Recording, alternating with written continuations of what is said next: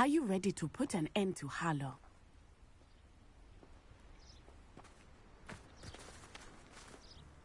I'm ready to do what's needed to take Harlow down. I know you have a plan.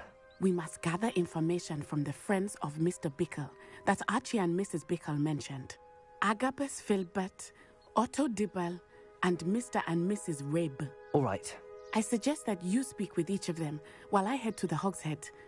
I saw some Ashwinders heading there. And as my mother would never go near the Hogshead, she is less likely to learn of my activities than if I were to wander the village questioning its residents.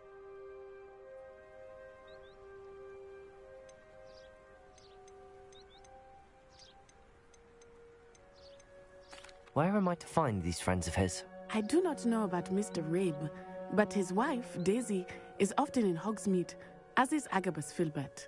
And Otto Dibble, he works at Gladrags, so you will likely find him there. Very well. I'll speak with them, see what I can learn. I knew I could rely on you. We need to know how they are being blackmailed by Rookwood and Harlow. Meet me here after you have spoken with them. Hopefully, by the time you return, I will be able to move a bit more freely.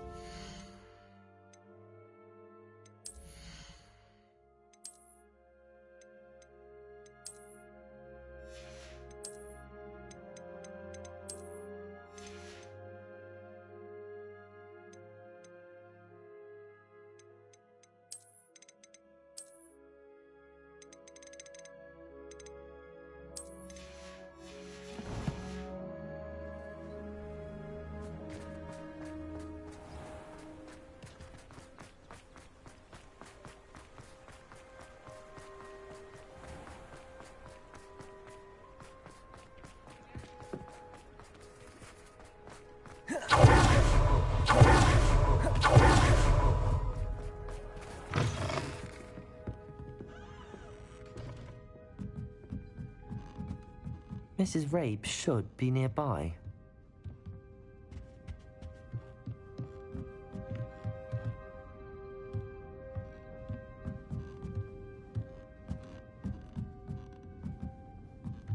Oh, Isco, what have I done? Mrs. Rabe, I wondered if I might speak with you about Theophilus Harlow. I'm a friend of the Bickles and I'm trying to gather evidence against him. Poor Joanna and little Archie. And now Harlow has taken my darling Isco. What do you mean? Why? I'm a security guard at Gringotts, and my husband is a curse breaker for them. Harlow approached me about helping him extort my colleagues into giving him treasures from the vaults. And you declined? Of course I declined. Repeatedly. I thought they'd given up, until I came home one night and found my husband gone, and a note affixed to my door with a knife. The note stated that I only had a few days to reconsider helping with some banking needs, and that my husband would appreciate it if I acted quickly. But the help Harlow wants is help that I cannot give, and my dearest Isco is paying the price.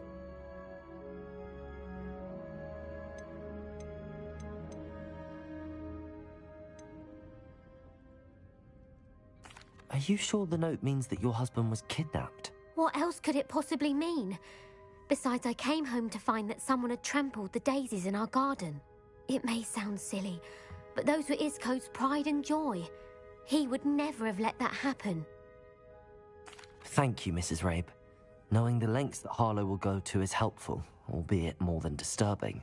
Mr. Bickle was trying to help us, but now he's gone. I don't know what to do.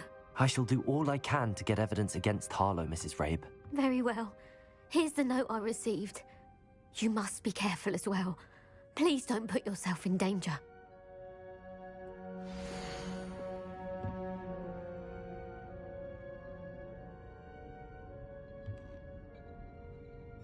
Some evidence worth hanging on to. Thank you. I hope it's not too late. Now, to find Mr. Bickle's other two friends.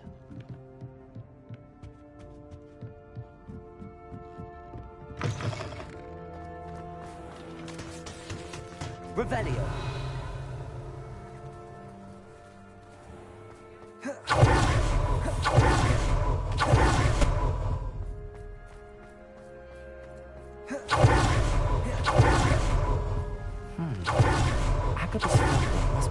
here somewhere. Hello there. Excuse me, Mr. Filbert. I wondered if I might speak with you about your dealings with Theophilus Harlow. I hope to ease Mrs. Bickle's mind by gathering evidence against him. Oh, tragic what happened to Bickle. He wanted me to speak out against Harlow for an act of violence committed against me. But I feared Harlow's retaliation, and so I refused.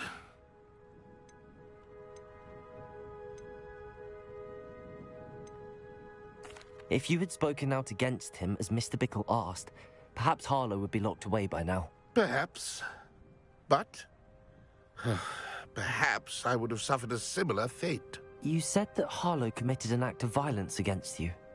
Could you tell me what happened? Before my extraordinary wife, Dulcibella, passed away, she had just completed a small book of poetry. As a surprise for her birthday, one she never had the chance to celebrate, I had the book beautifully bound and plated in gold. One day, Harlow came calling to punish me for having spoken out against the Neanderthals that comprise Rookwood's lot. Before I knew it, I'd been petrified, and Harlow was rifling through my home. He found the book of poetry, with its exquisite gold plating. I watched helplessly, lying there in my entranceway as he walked away with the book, laughing as he went. I was shaken to my core. Still am, to be honest. I imagine you fear Harlow retaliating again, but do you mind if I share this information with Officer Singer? I suppose I have no choice. This extortion can't go on forever. You can pass it on to anyone who may be willing to help. Harlow does not like people talking. We're on the right track. Now to find the last of Mr. Bickle's friends.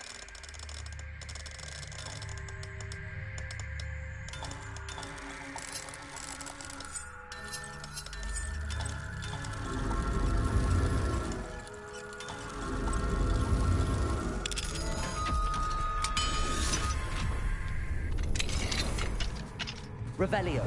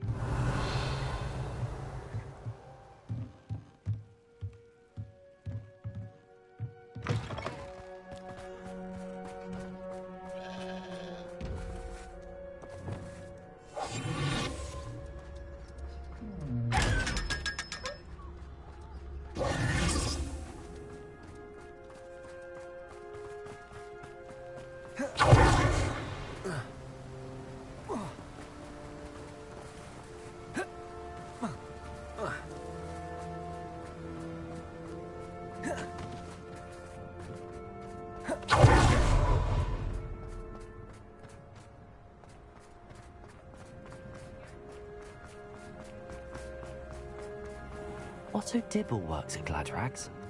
I should check there.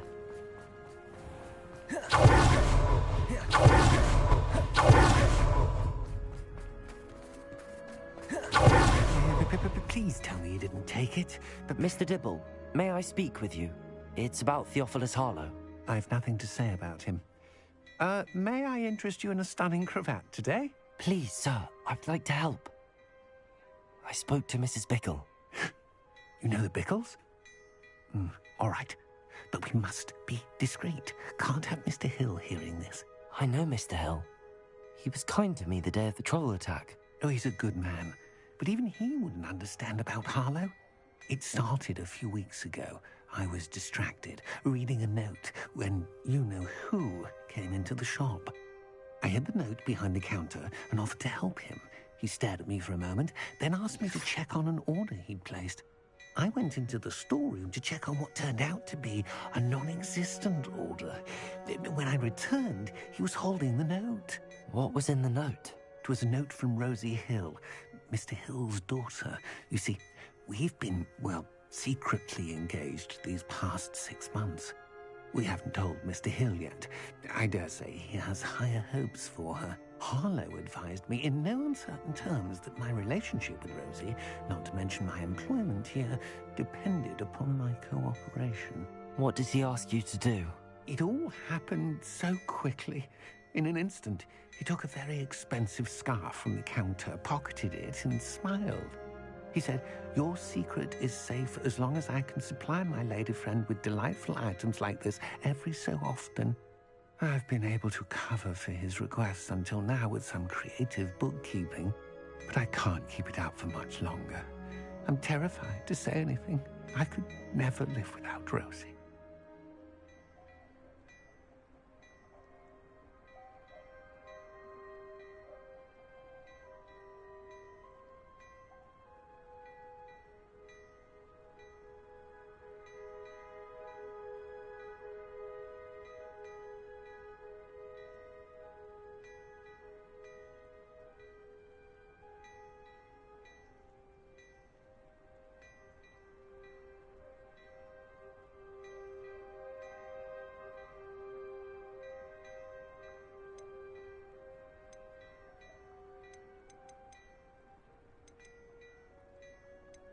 Thank you for telling me. I'm gathering evidence to take Harlow down. I would love nothing more than to see him rotting in Azkaban, but be careful. He's an awful man and incredibly dangerous. As for Rosie's letter, should you happen upon it, I have committed it to memory. You may destroy it immediately. Understood.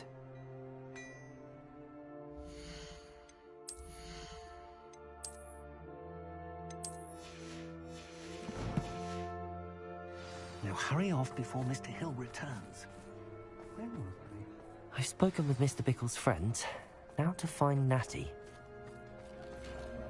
It's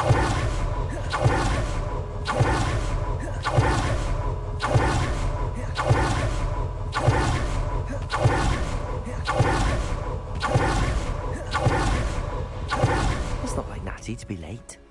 She said she was going to the Hog's Head. Perhaps I'll find her there.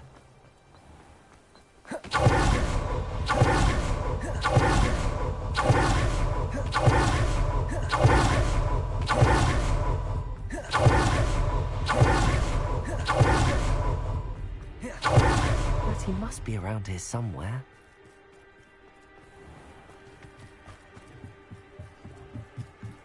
Natty's wand. She can cast without it.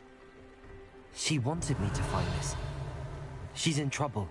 Revelio will show me where she was taken.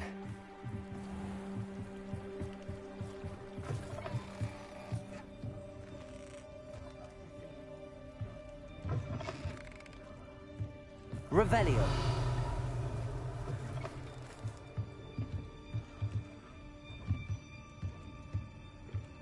Nosy little students get what's coming to them.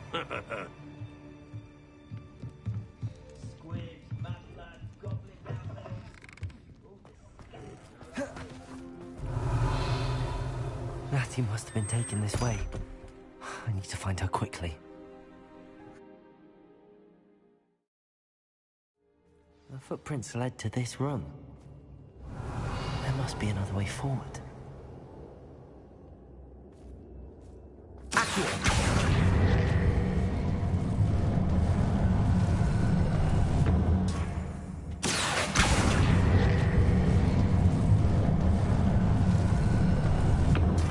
Door. Natty must have been taken this way. I need to find her quickly.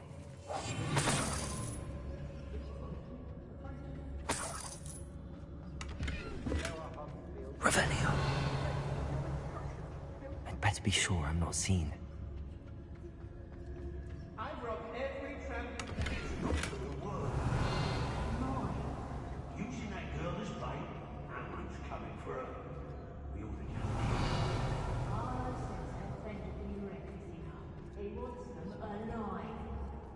Only a Hogwarts student would be arrogant enough to come in here alone. Just keep an eye out. I may go to Hogsmeade later. There are some trouble. They need to be reminded that we have the running things. Revelio. Everyone in Upper Hogsmeade shut it when they see me coming, and rightfully so.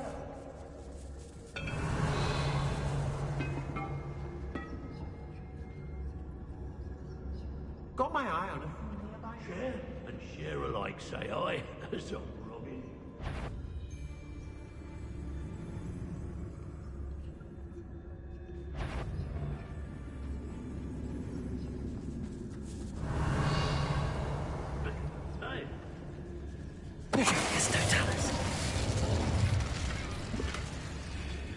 Revelio.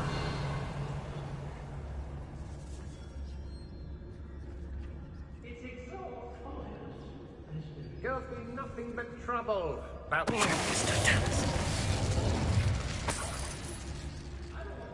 Revelio.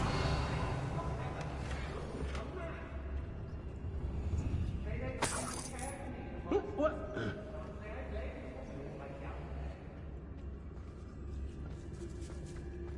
Be on the lookout for the girl's friend, if they're daft enough to try to come through here. I raided Rockborough more times than I can count. They're incapable of defending themselves.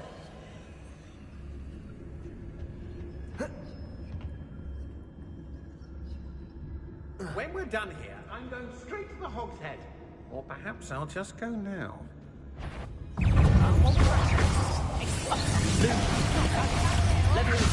Bombarder.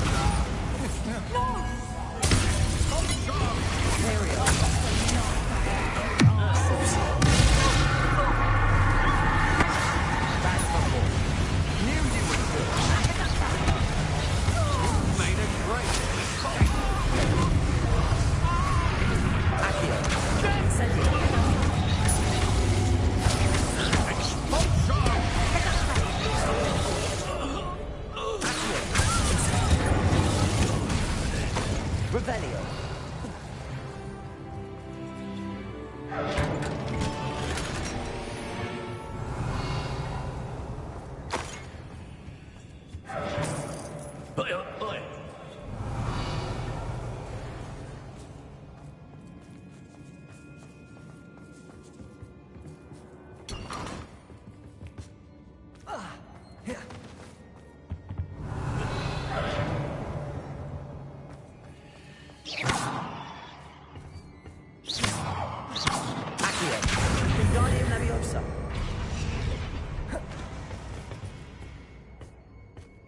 Revelio.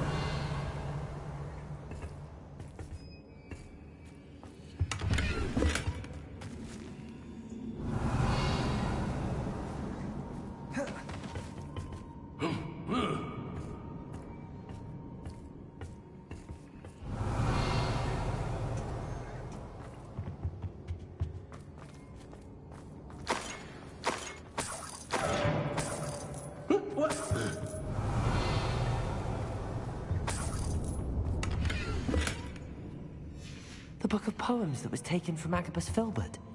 He'll be thrilled to have this back. Hey! Bombarder! Revelio.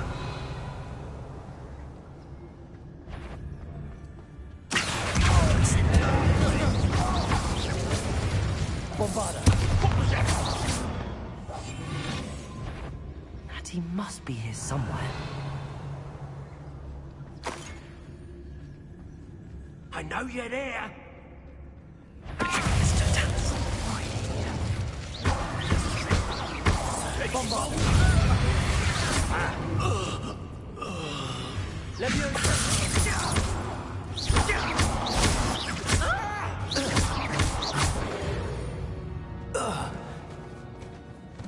Revelio.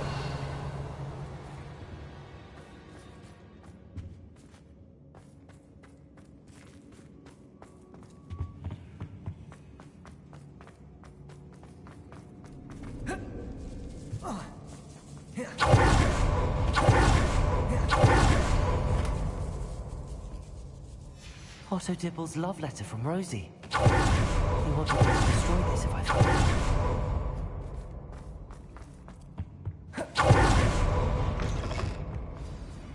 Bombarder! Revelio. You found us. I knew you would realize I had left my wand for you. Over here. I need help.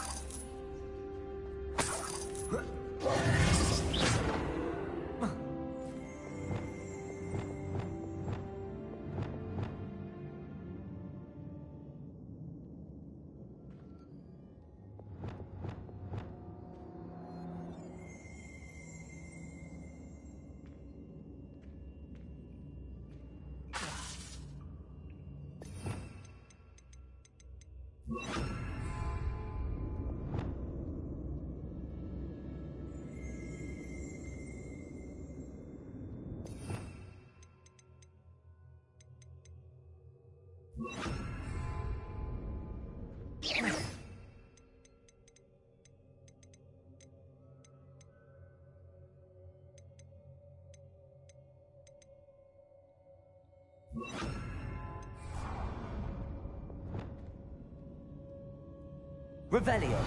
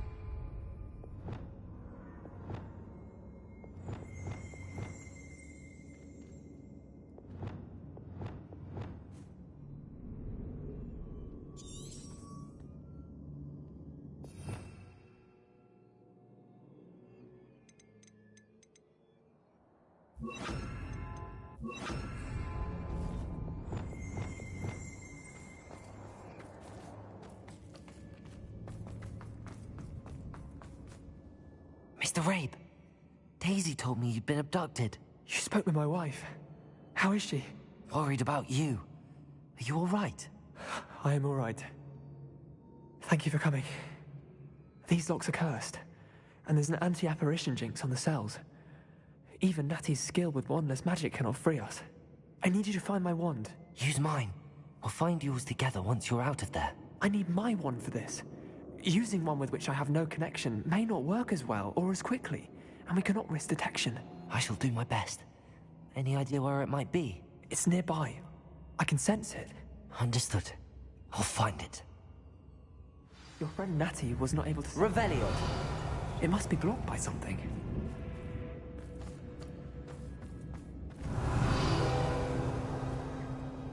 Mr. Rabe's wand could be in there.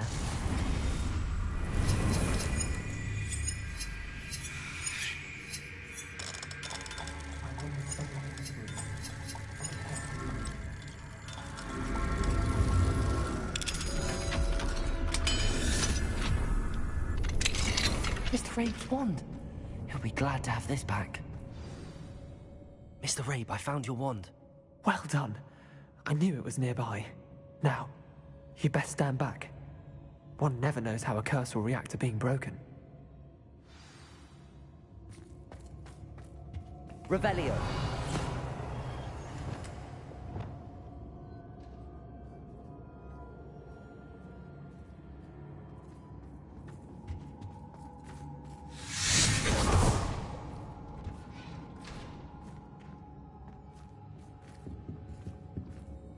Thank you, Mr. Isco. My pleasure. And thank you, my friend. We owe our lives to your bravery. I may be too weak to disapparate with you both, but I can try. You go ahead. Find Officer Singer. We will get out of here on our own. Very well. But be careful. Thank you, my young friends.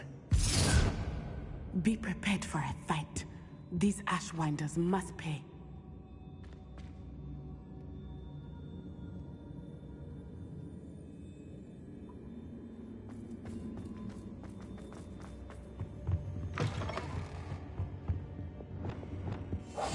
I understand.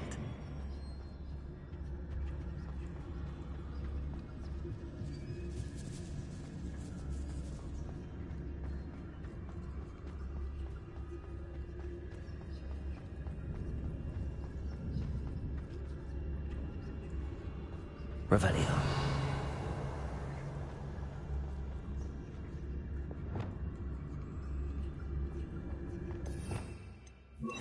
Lumos.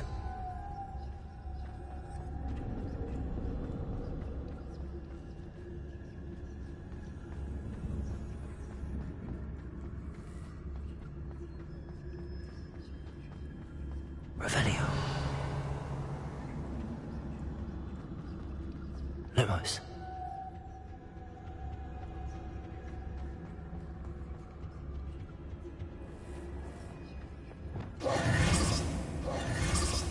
Let's find Officer Singer and put an end to Harlow once and for all.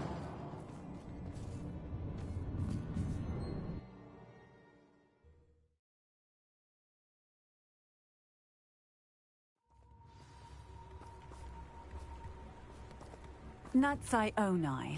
I should have known. And you, the troll dispatcher. Oh, thank goodness the two of you are safe. Isco Rabe told me a couple of students had rescued him. Should have known it was you two. Is Mr. Rabe all right? He is. I sent him home to his wife, Miss Onai. Your mother will not be pleased to learn that you're still risking your safety pursuing these dangerous men. Actually, Officer Singer, Natty and I learned of several Hogsmeade residents who've had their lives threatened by the Ashbinders. In addition to abducting Mr. Rabe to blackmail his wife and Natty, Rookwood and Harlow have also extorted Agabus Filbert and Otto Dibble. I will look into all of that.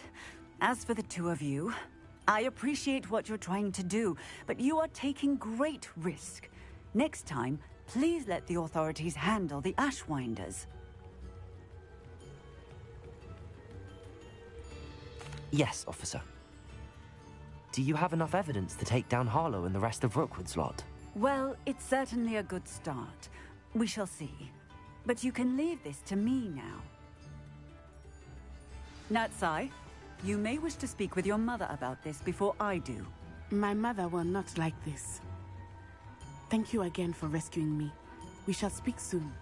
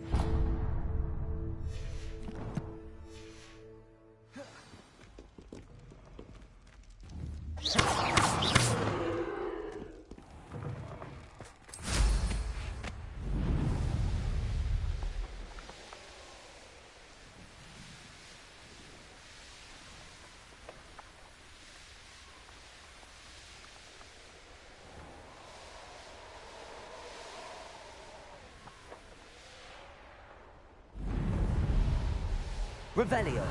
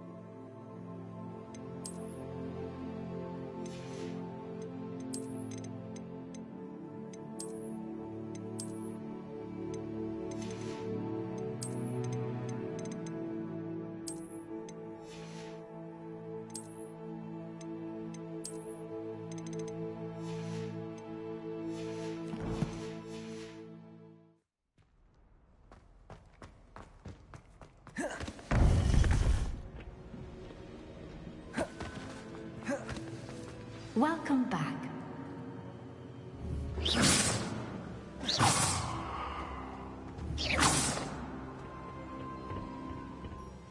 Hello, Professor. I have news. The goblins are looking for something. Another repository. They've built drills to help with their search. Most troubling. Are these repositories like the broken container I found at Rookwood Castle? They are. I fear we have no time to lose. Have a look at the map. Fortunately, the next trial is fairly nearby. It's Hogwarts.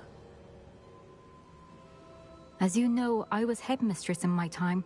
My portrait hangs in the headmaster's office. In fact, I witnessed Professor Black learn of your arrival. And I'll confess that I wondered about you. Wait, is the next trial in the headmaster's office? It is. I had hoped that when the time came, the occupant of that office would be of help to us. Unfortunately, this headmaster seems wildly unconcerned with anything but himself. You'll need to access the office while he's away. I understand. Very well. I'll find some way to get in. Good. I shall meet you in my portrait there. Until then.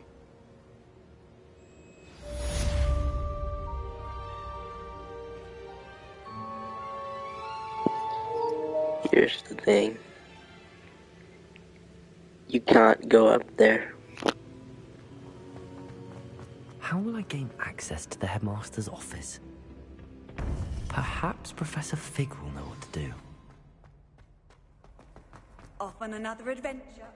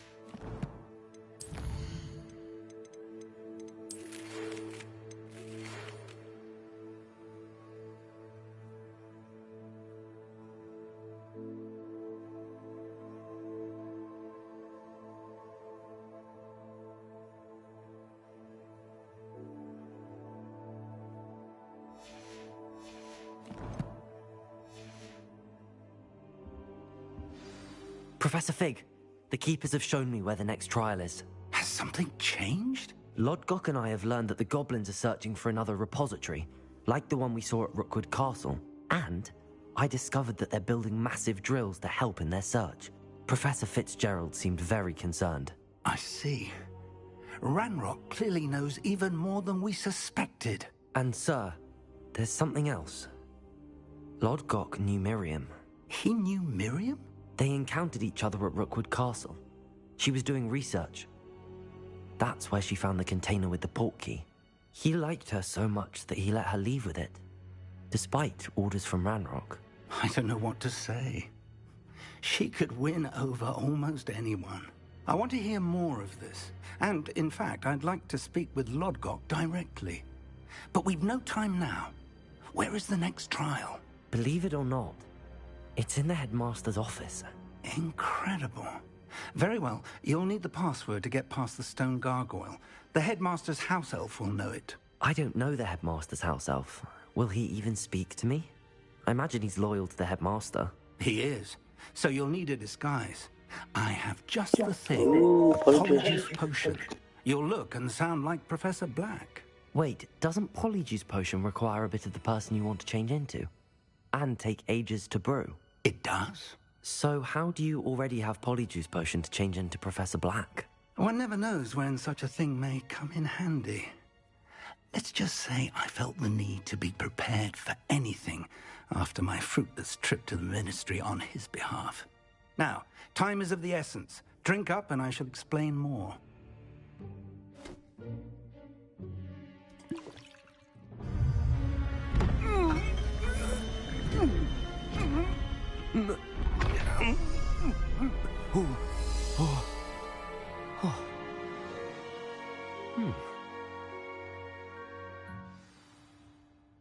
How do you feel? Incredible.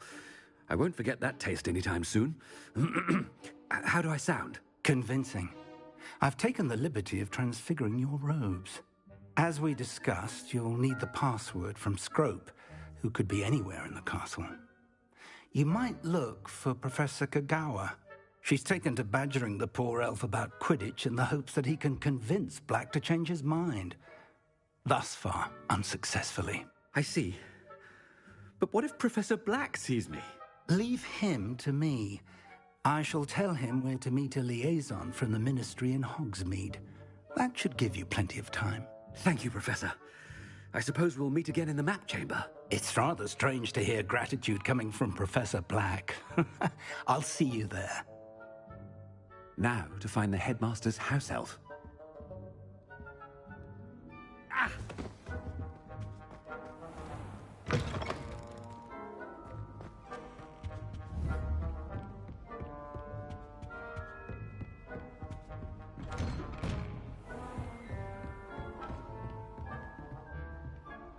Professor, a moment.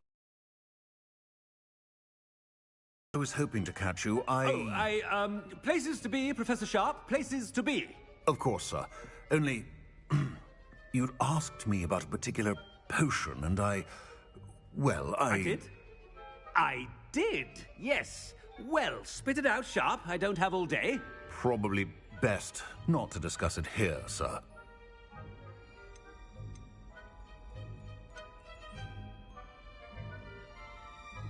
Really? Why can't we talk about potions here? Seems fine to me. Very well. I've brewed the cure for boils you wanted. I can drop it by your office when it's convenient.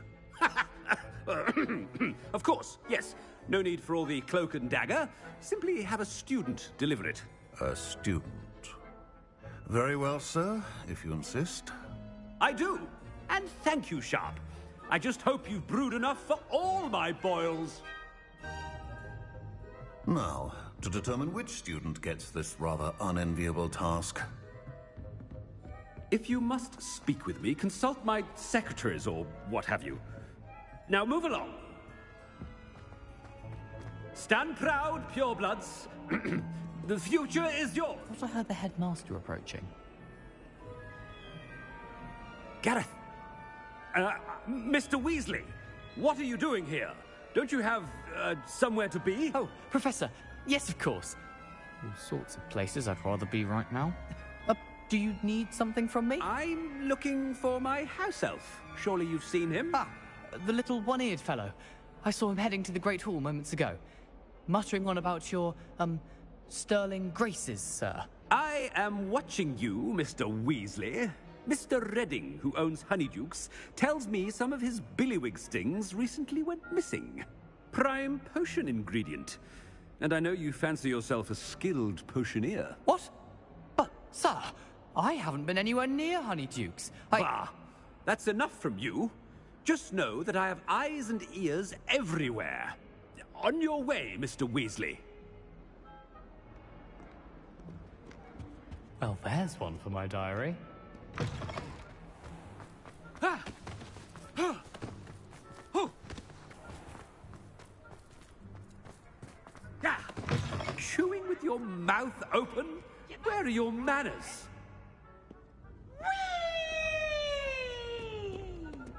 Headmaster, here, what could you want? Mr. Gaunt, where do you think you're going? I beg your pardon, sir. I'm simply on my way outside. Taking the day off, eh? Typical student, wasting the hours away. I have to write 20 inches on Dittany and its uses. Was heading to the greenhouse. Ah, yes. Mixed with bubo tuber pus makes a fine mustache paste. Yes, mustache paste. I find. Are you feeling all right, sir? You don't seem yourself. I assure you I am quite healthy, Gaunt. If I need a medical diagnosis, I shall head to St. Mungo's. Something is very wrong with Professor Black.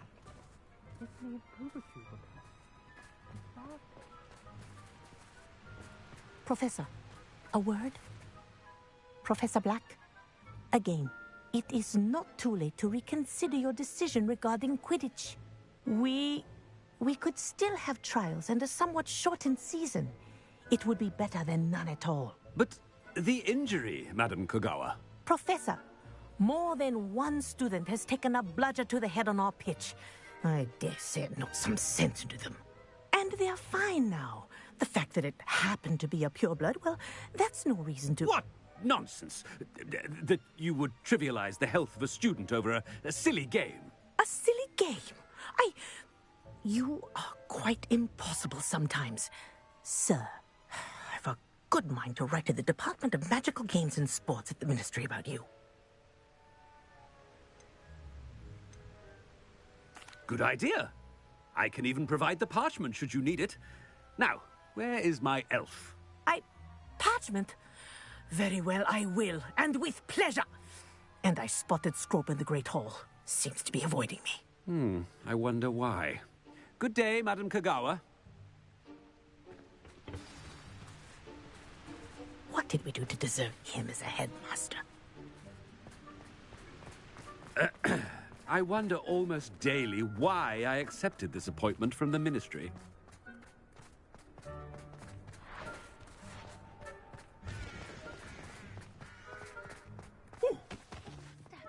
I hope it's not about anything I've been doing.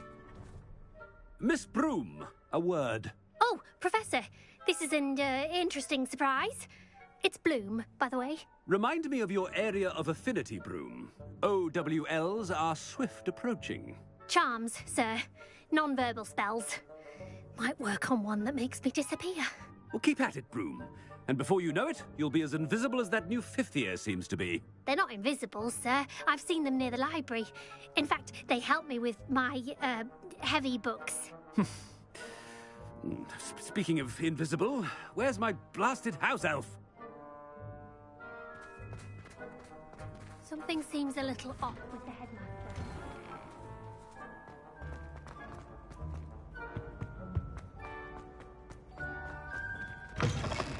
I haven't time for any of you at the moment. None. None at all. Move aside. Professor, I need to speak to you. Hello, Professor Black. Ah, Professor Weasley. How delightful to see you. Sir? Since I have you here, I wonder if I might, speak with you about Professor Fig. Oh, Very well. I've decided to give him a bit more leeway with his time. Leeway, Professor? Are you sure that's wise? I confess I do worry for his students. He's rarely here as it is.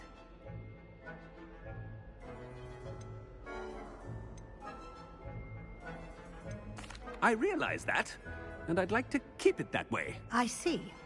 But, sir, if I may, I am wary of how much time the new fifth year seems to be spending away from the castle, supposedly on Professor Fig's behalf. I've heard unsettling rumors of their escapades.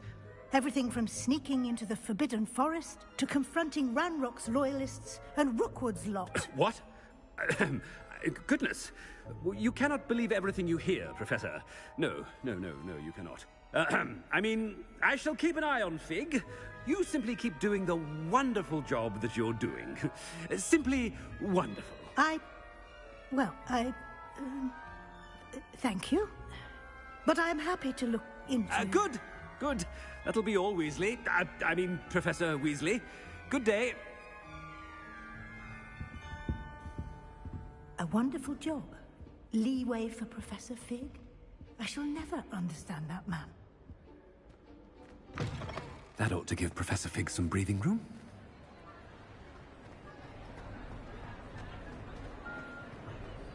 Wait until Master sees what a wonderful job Scrope is doing. Attention, Scrope! Oh, greetings, Master. Remind me of the password to my office. Oh, but Master made Scrope swear never to tell anyone, even Master himself. How dare you question me? I've a mind to give you a matching set of ears. Yes, sir. Of course, sir. Scrope begs forgiveness. It is the Black family motto, Master. Right. Of course. Master does remember it.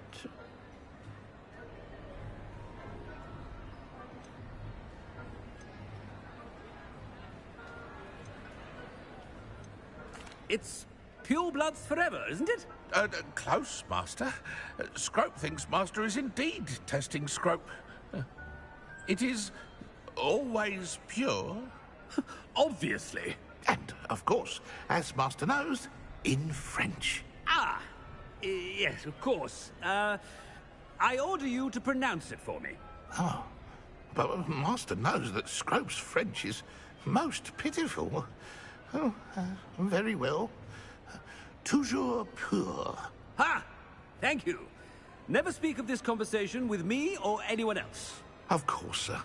Scrope shall try his best to keep out of Master's way. The polyjuice potion's wearing off. I best get out of sight.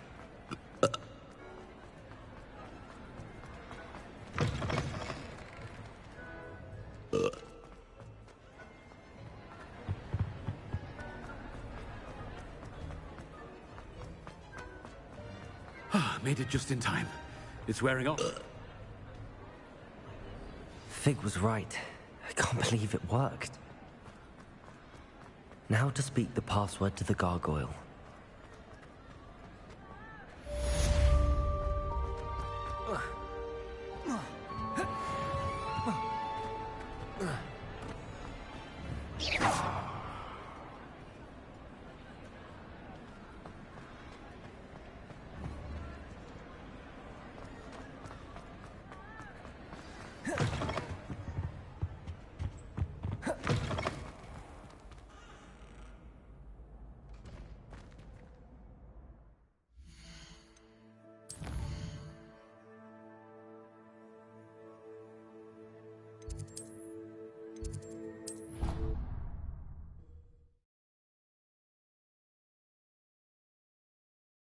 What are you up to now?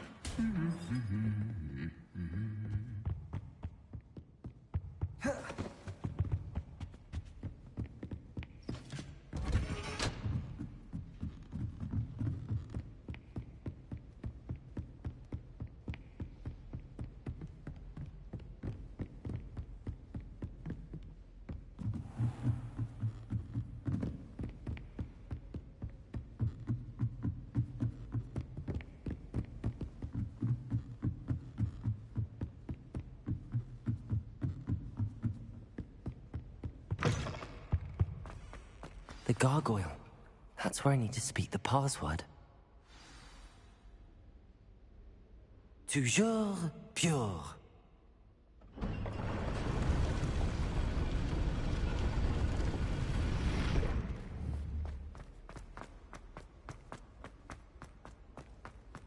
I wonder if all the elite wizarding families have a motto.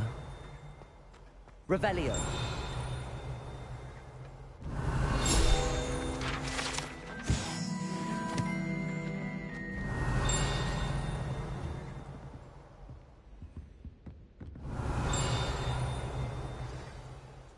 It's good to see you. All thanks to Professor Fig's quick thinking. Now what? Approach the pedestal in the antechamber and read the book that appears.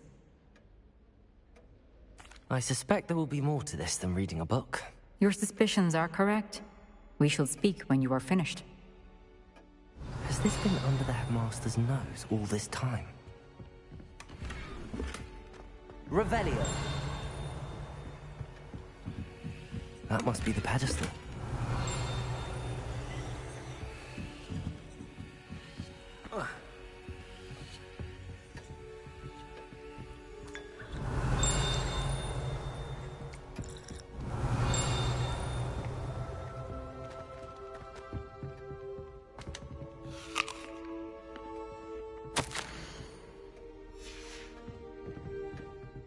Revelio.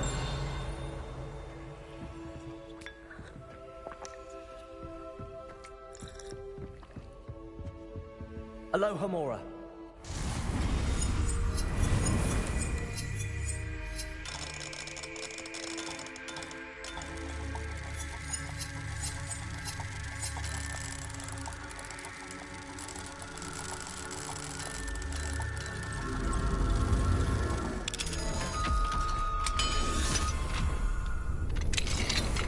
Revelio.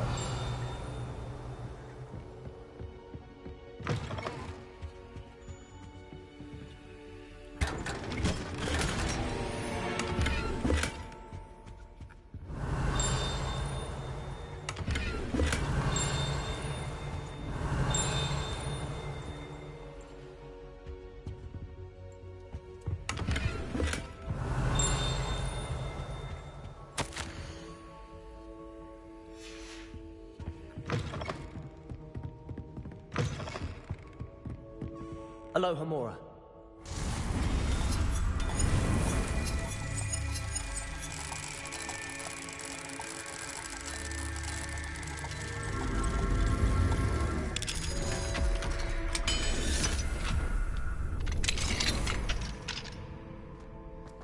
Revelio.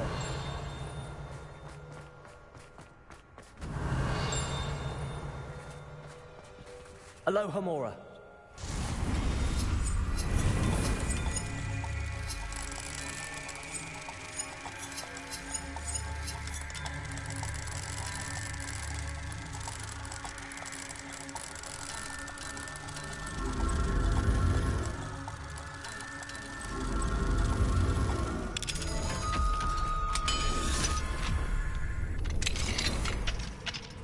Revelio.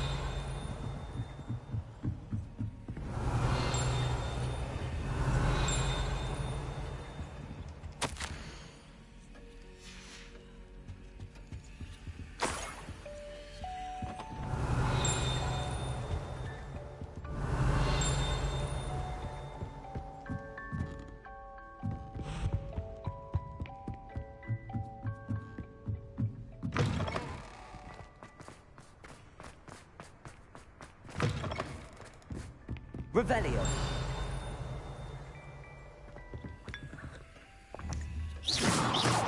Revelio.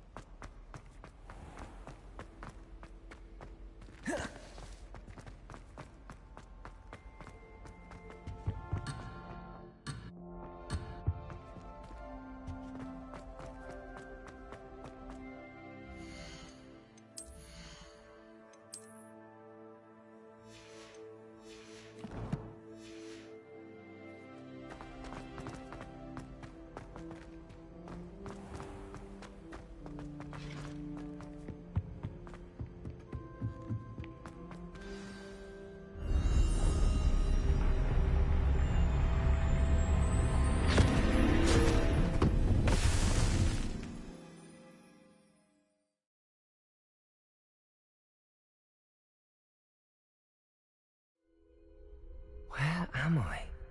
Professor Fitzgerald? Can you hear me? I am here. In this place, you may call me Neve. You shall be witness to a fable. Pay attention. Things are not always as they seem. You must move swiftly and cautiously. Use the tools you encounter to find me.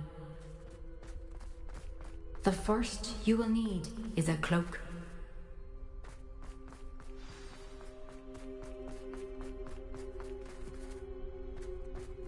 Ooh, it's a Deathly In Hallows, this grace pretty as in sure. life, death takes many forms. Avoid each of them at all costs.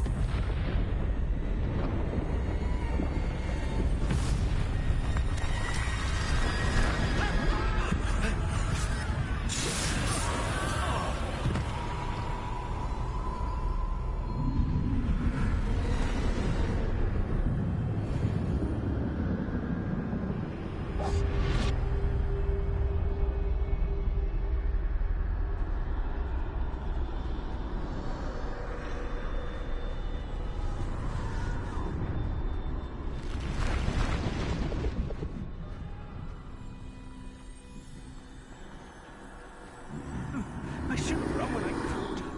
I'd be free by now.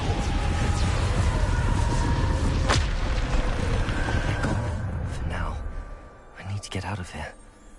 Where could Neve be? I need to time this just right.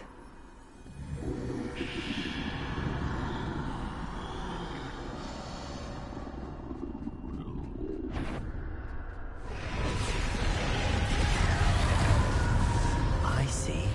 A staircase straight ahead.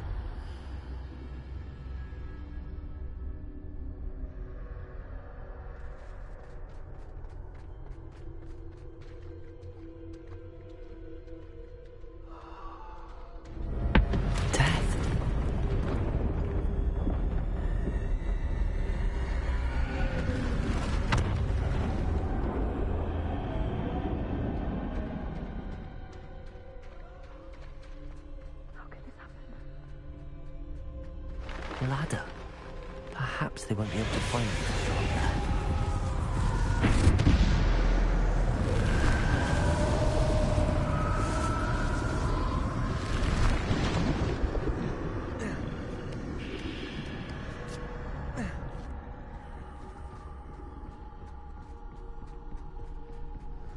I'd best move while I can. Neve must be here somewhere. Too many. I must cross this road as fast as I can.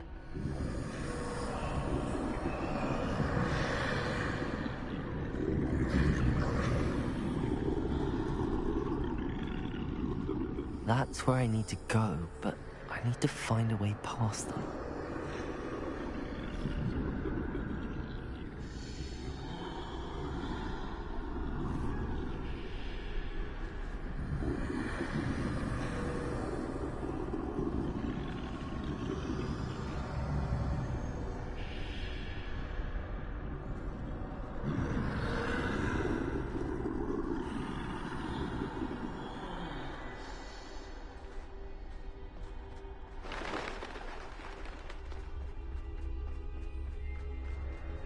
Nothing this way, but no danger. There must be another way to find you. I need to turn back. There's no getting past them that way.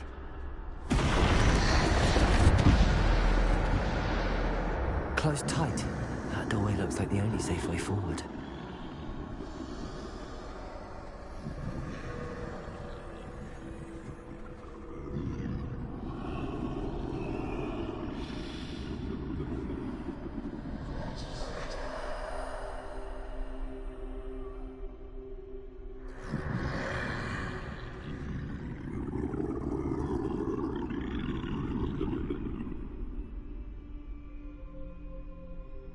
Now's my chance.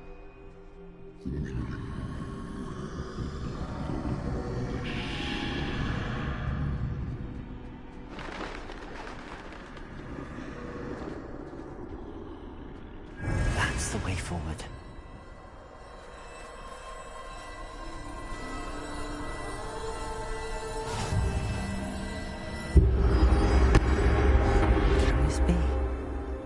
think I'm invisible. Yes, Death cannot see me no more.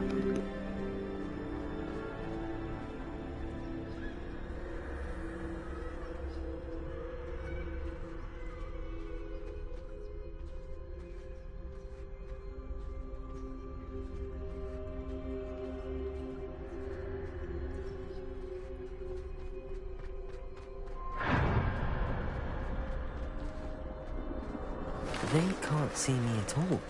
I can get closer to them. This is the way forward. Finally free. Now where are you, Neve?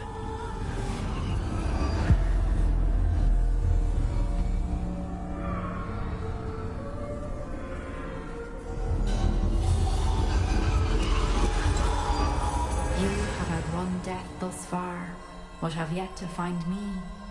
Keep searching, but this time you will be unable to hide. Wield the wand. Ooh, Elder Wand. Do not squander its extraordinary power.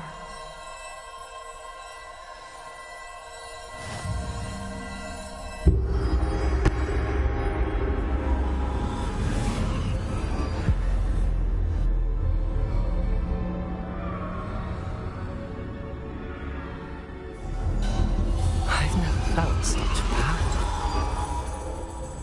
Revelio.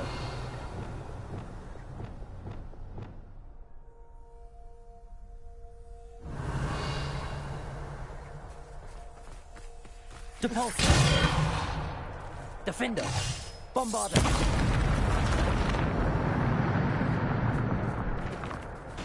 Revelio.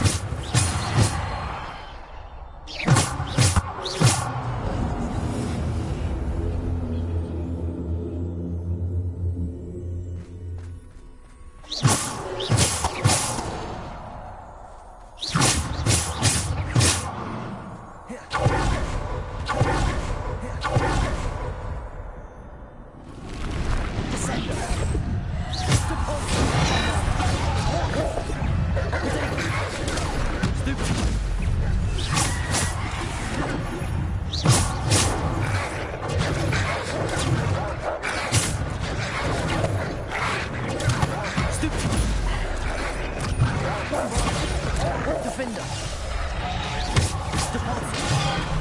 Descender. Defender. Bombarder. Descender.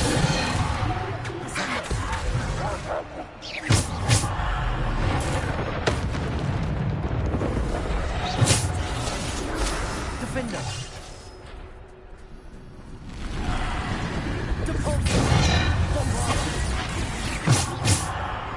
Defender. Protego. Stupid.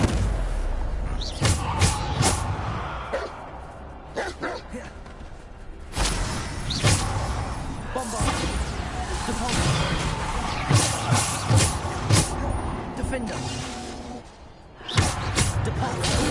Descender.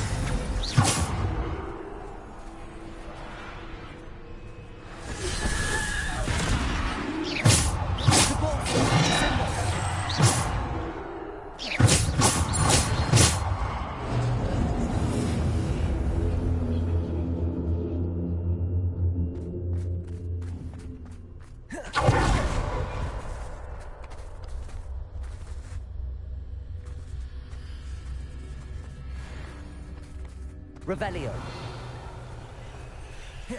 Descendo. Depulso. Bombardo.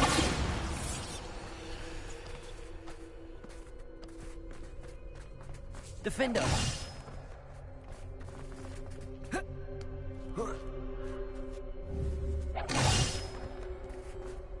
Descendo!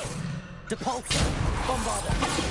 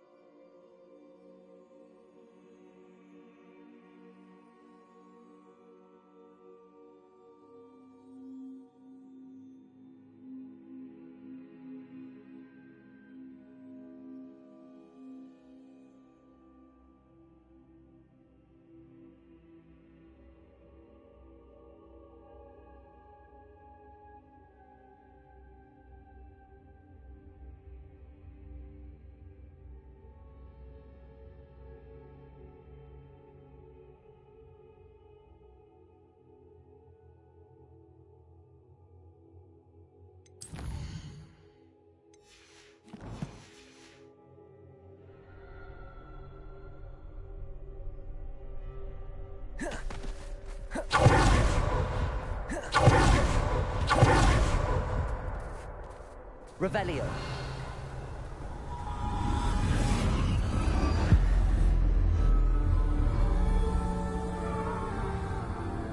See, the next one is the stone. A simple stone. This must be for me.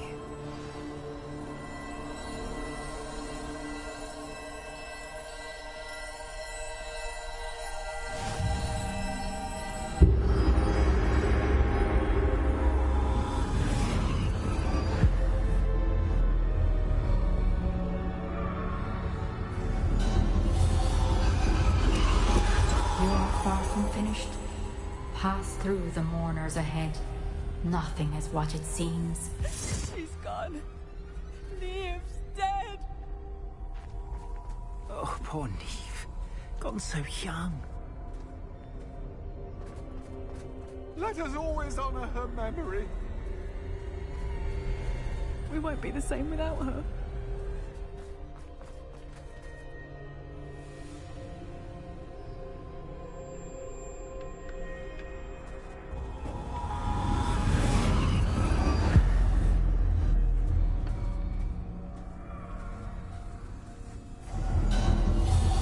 You found me, but you cannot undo what has been done. The magic of the stone can only conjure a shadow of my former self.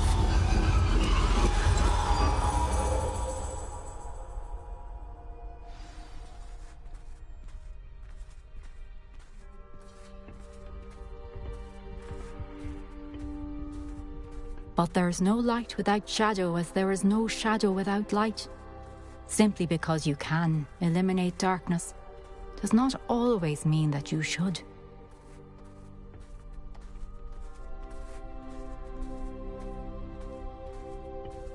Remember that as you witness my memory.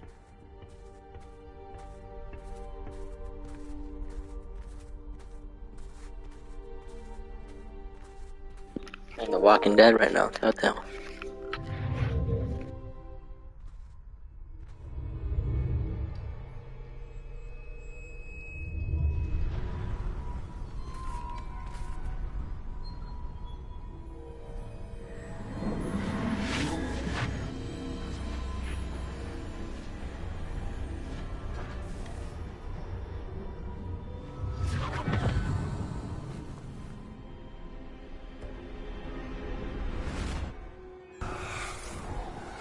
Isadora, what you did for your father was remarkable. Well, wasn't it? And Percival needn't worry about the strands of emotion or the traces that this magic leaves. I found a way to contain all of it. You haven't stopped. Goblin Silver. You spoke to a goblin about this. Don't worry, he has no idea what we're containing. We don't know what effect any of this may have. The emotions, the dark traits. You sound like Percival. And as it happens, I do know. It is a source of strength, of focus. Somehow it enhances my ability to wield magic. I don't follow, Isadora. I think we can harness it. Power like this is not to be toyed with. In the wrong hands, You saw what I did for my father. Oh, Neve, imagine the good we could do. Everyone is in some kind of pain.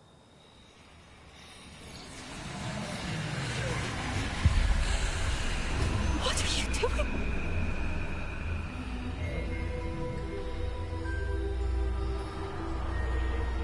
Breathe it in. Can you feel it? Oh, Isadora.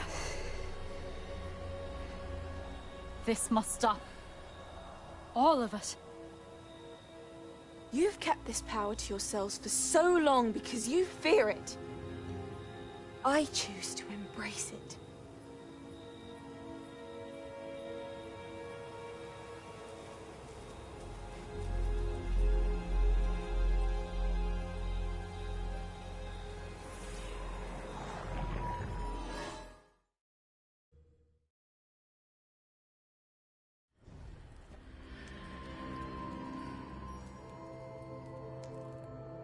Revelio.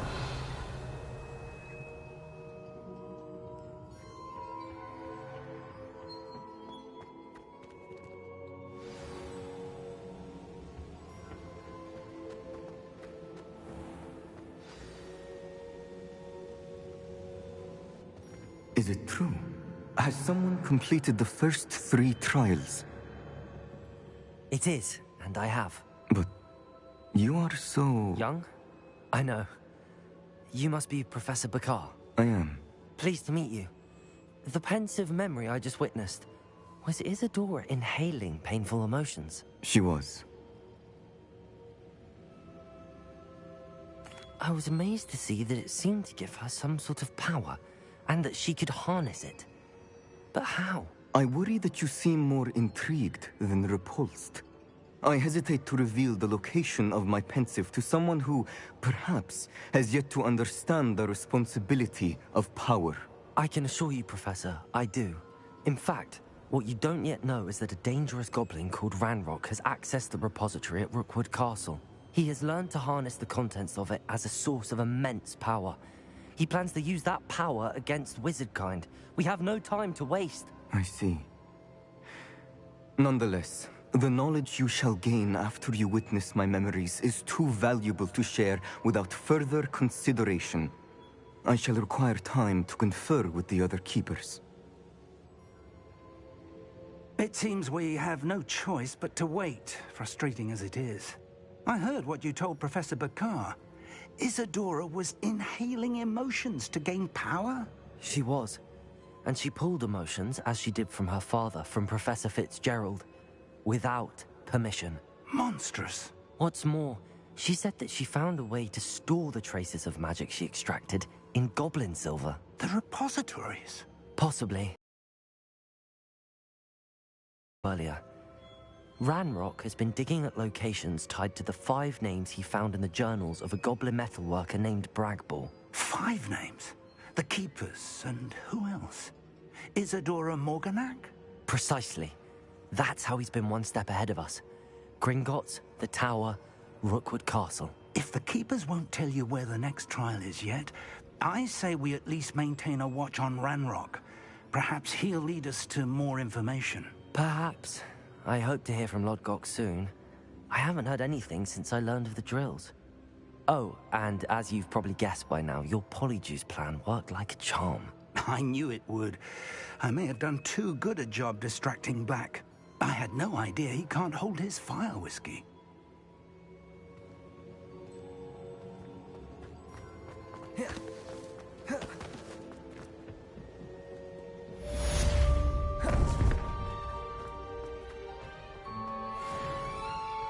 You can't imagine.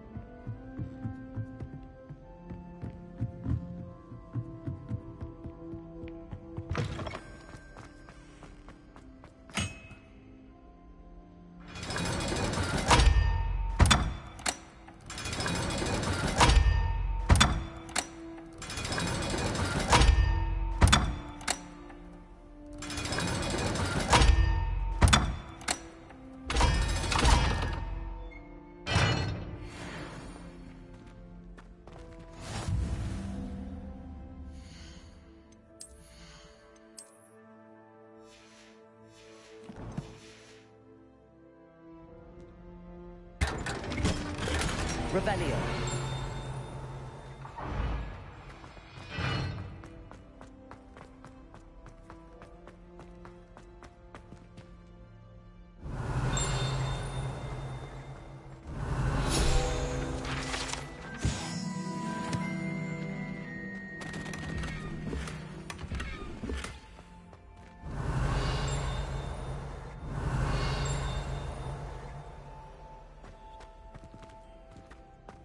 Revelio.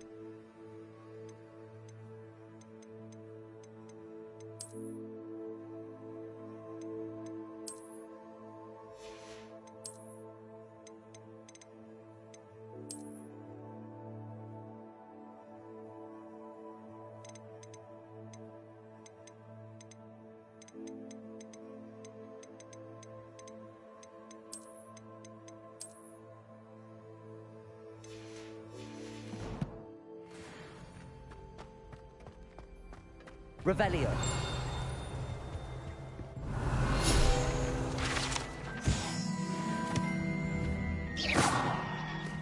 Revelio.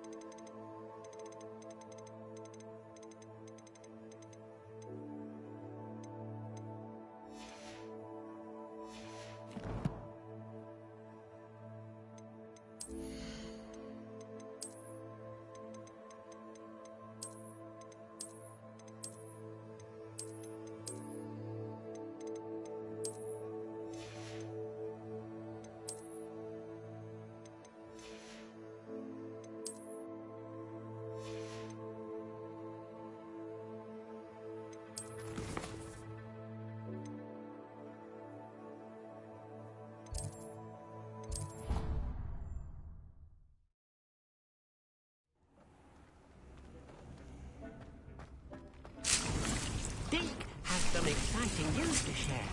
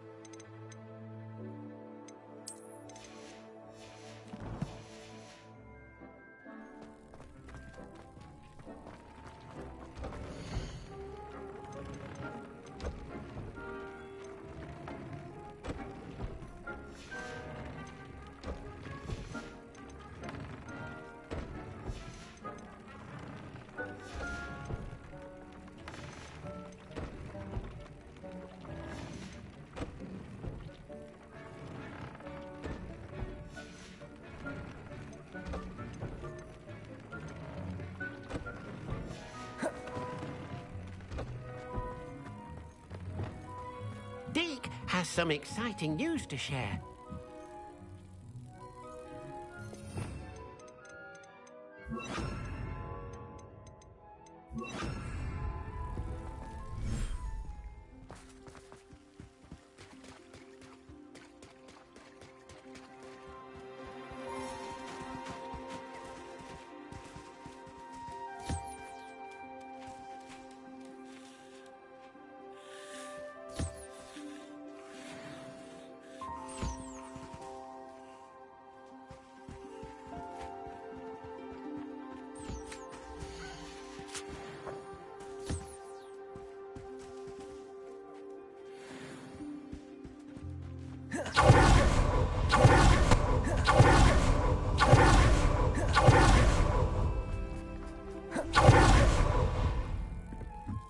Deke has some exciting news to share.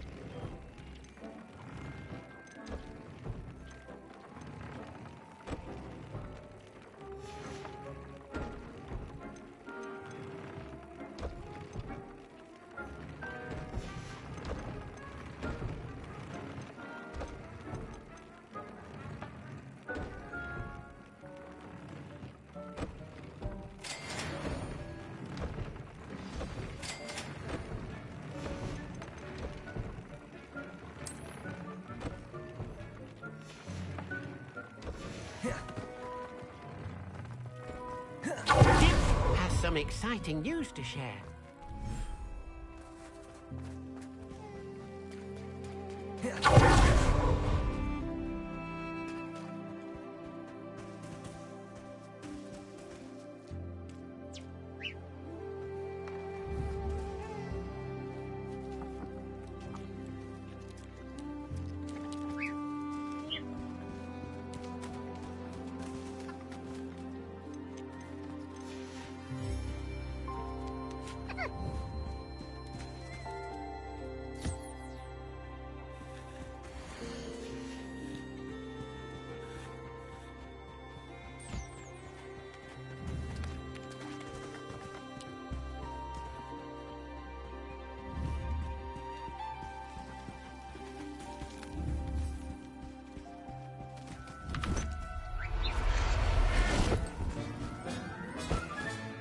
Professor Howard will never believe this.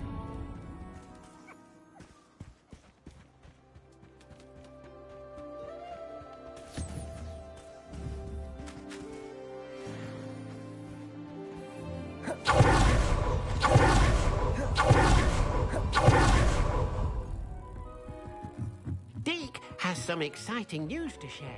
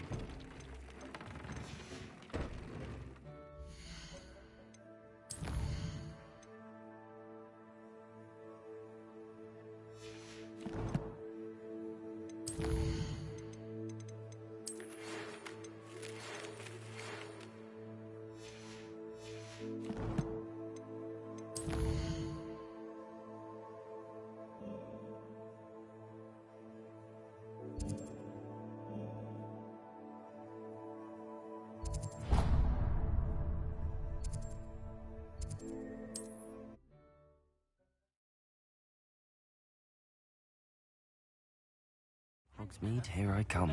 Certainly never revealed the charm of my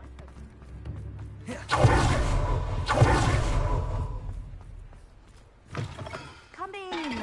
Sorry if there's a smell. New batch of toad-hide. You could never go wrong with those. Good choice, I'd say.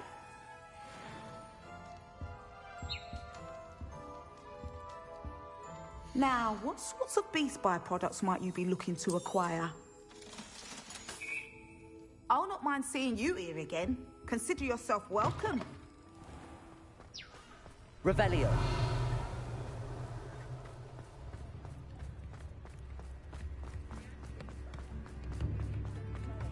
Why, hello again! Come and listen. I've acquired marvelous, isn't it?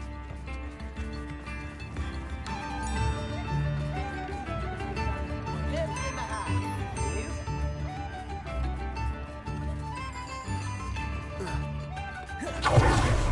Wingardium Leviosa makes life work.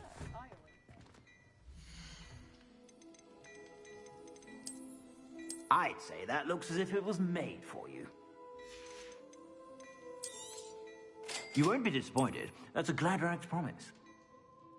Now, I've heard that our dear Clementine drew you into her butterfly as... I'd say that looks as if it was made for you.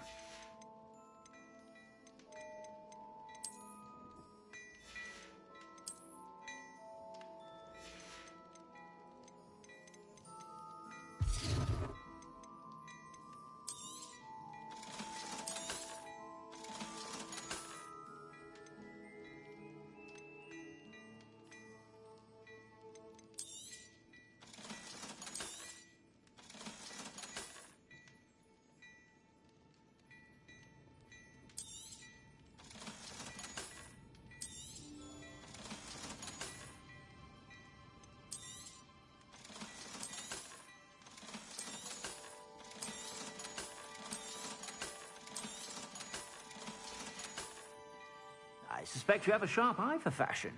Be sure to stop by whenever you're about.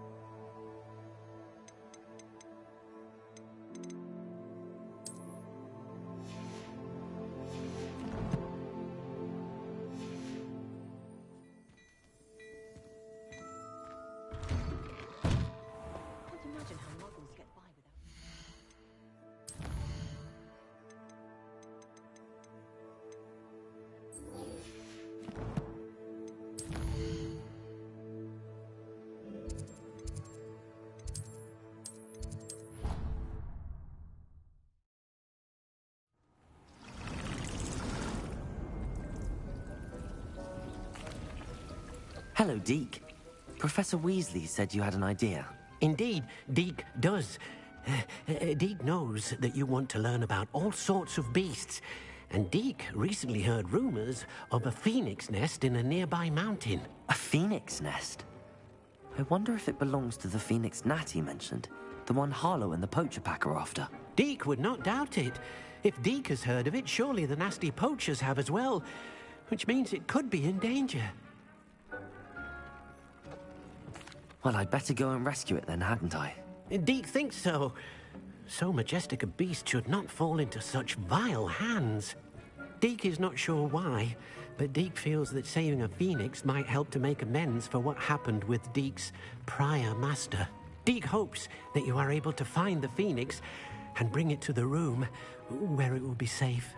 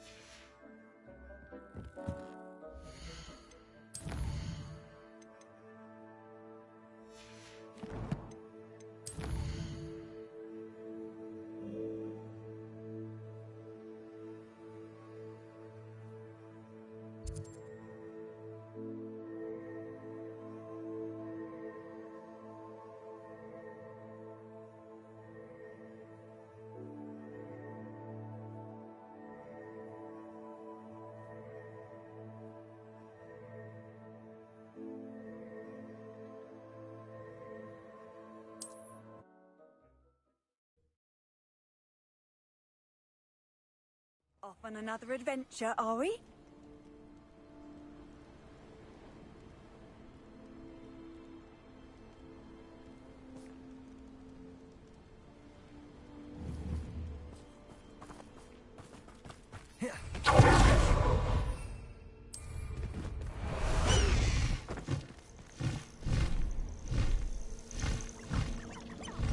Time to go a little quicker.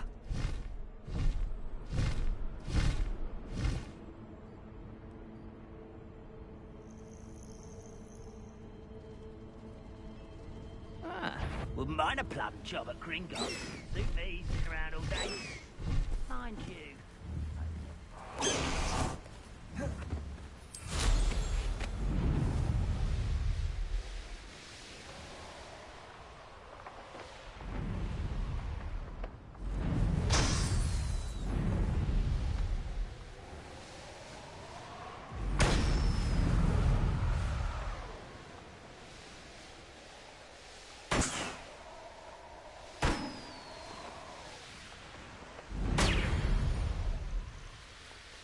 Revelio.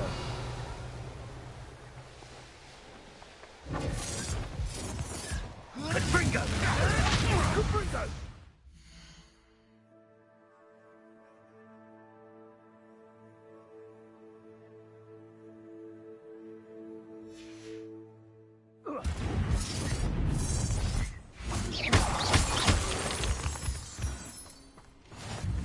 Revelio.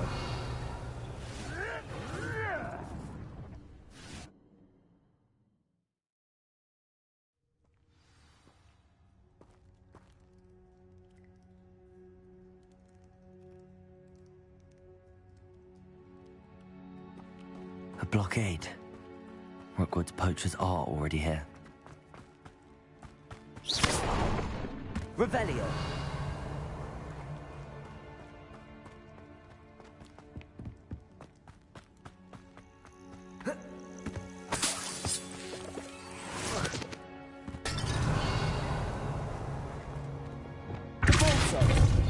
Bombarda.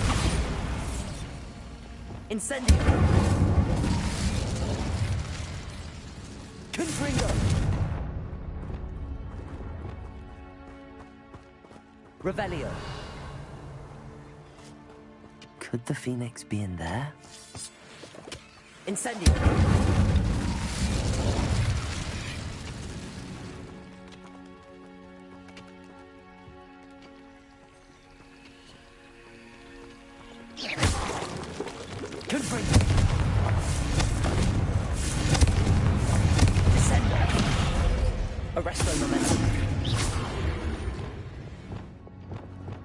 Not my fault you're a deadly great spider.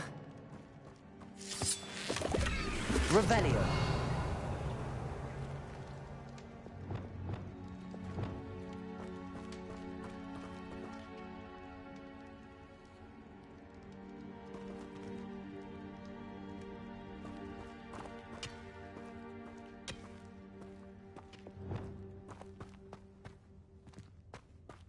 Incendio.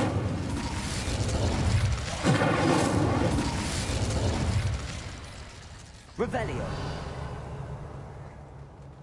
Whoa. Oh. Here.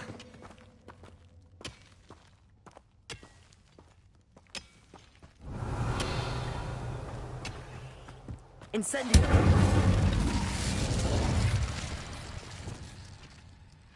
Compulso. Bombarda.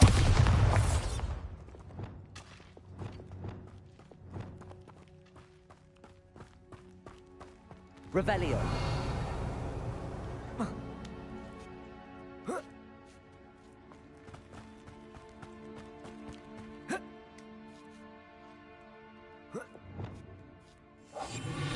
You don't think Phoenix is content?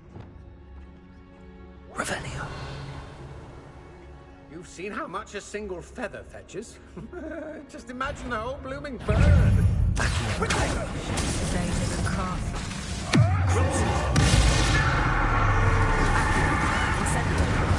Thought we could get him, that goblin hell you nick. Incendio! Even when you stop in the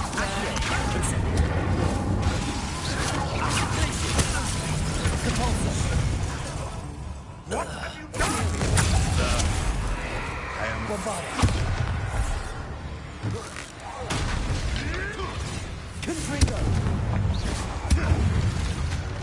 Revelio.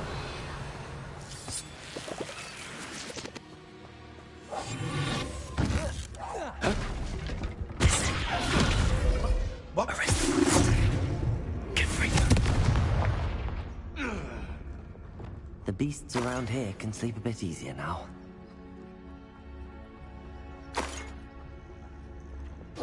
Revelio.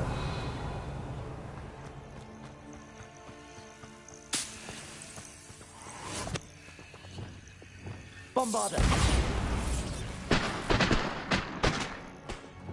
Descendo. Revelio.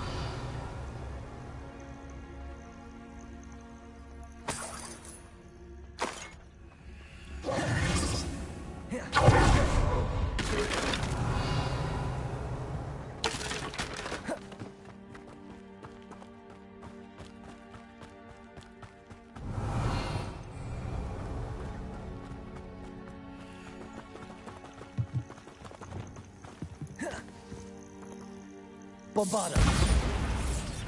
Confringo.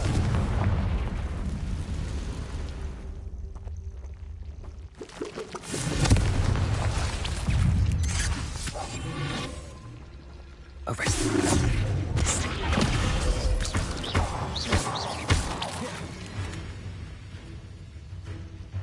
Confringo.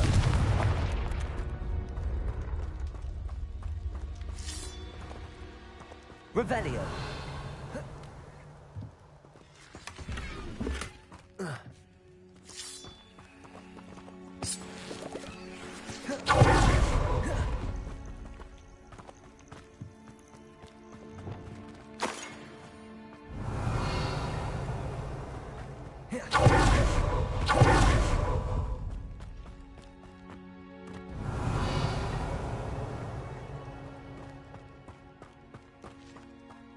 Revelio.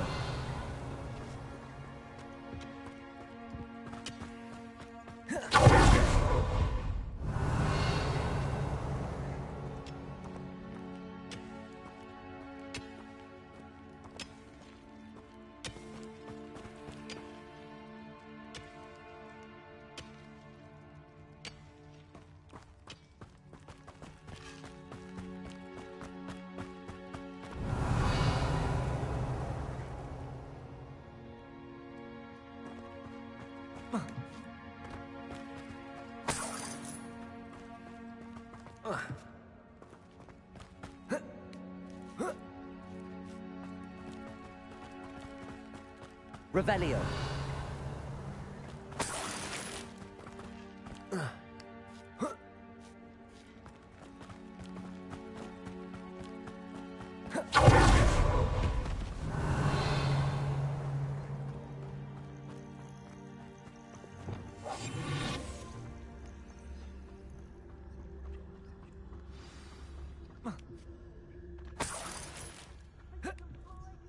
Revelio.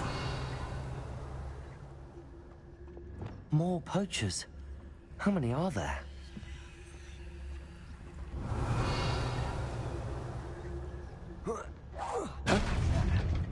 Someone over there!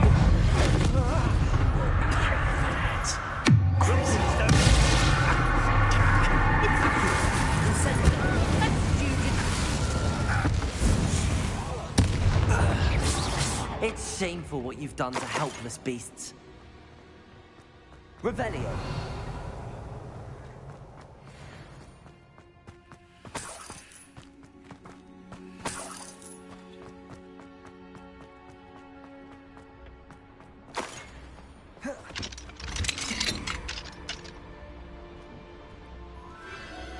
The Phoenix.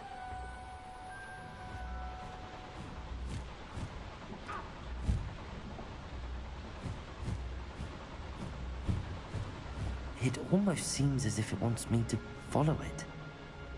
I need to find it before the poachers do.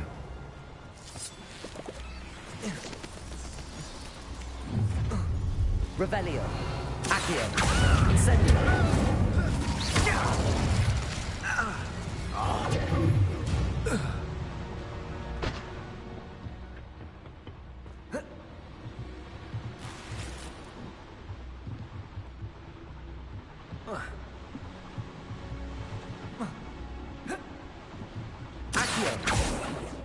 Bombarda!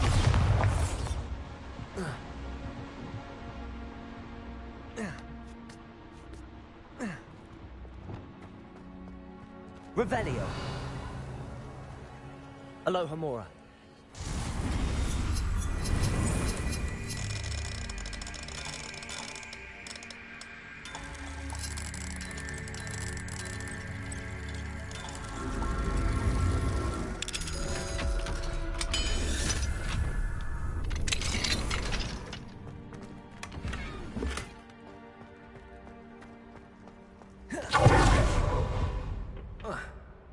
Revelio.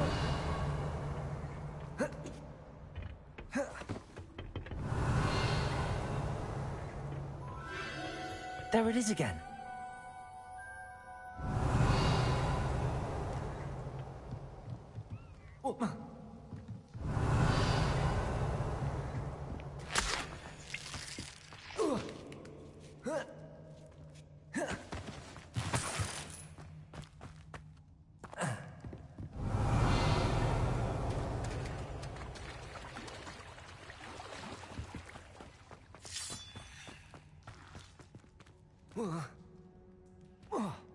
Revelio. Incendio.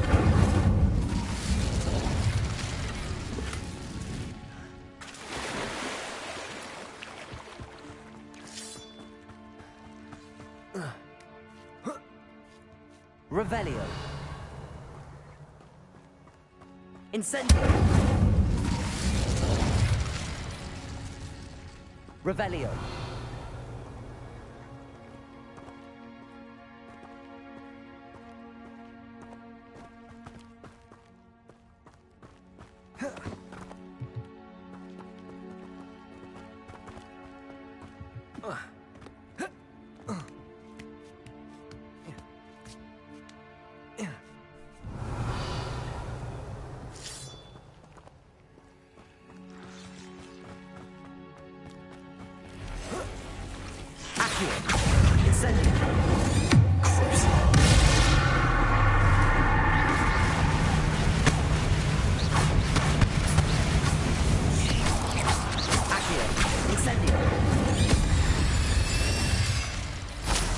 Cursed fiends.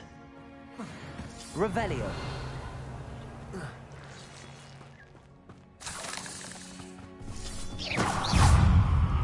Accio. Incendio. Confringo.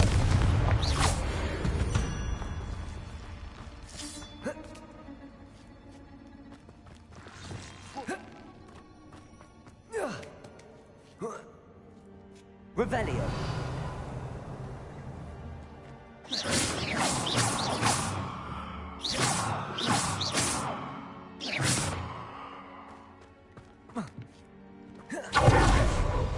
Revelio. A little hypocrite.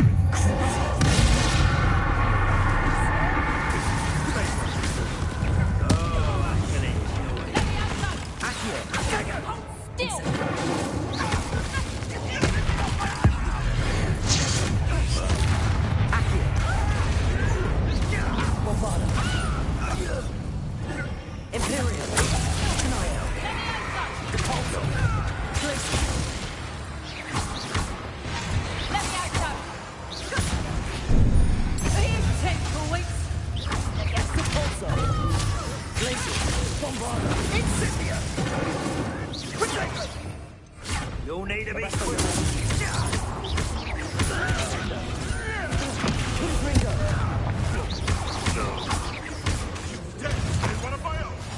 You will fall!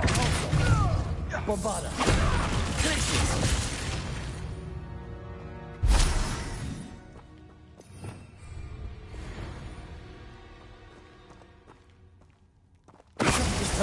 That was for highway. You're poaching. Revelio.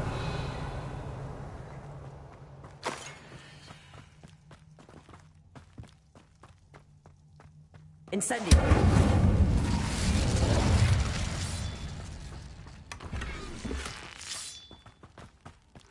Revelio.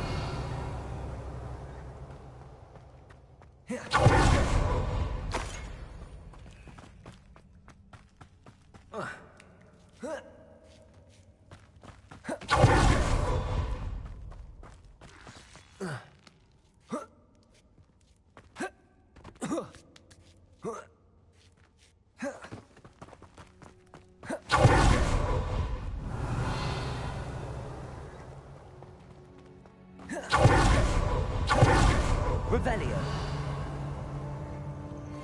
Hello. I'm here to help. I can take you somewhere safe.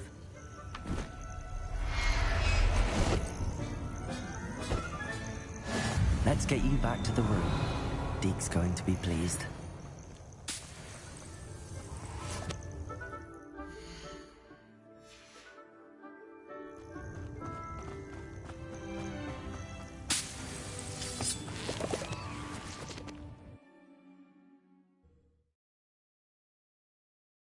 I should investigate.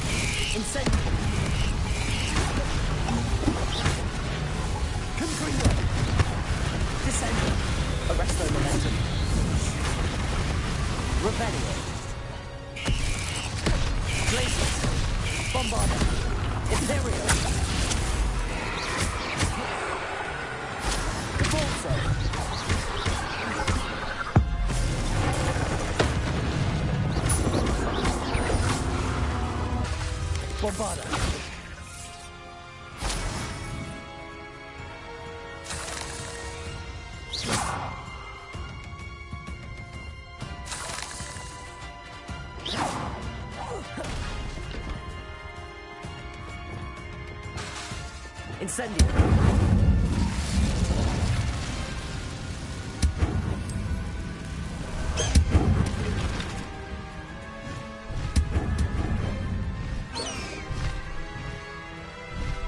Faster!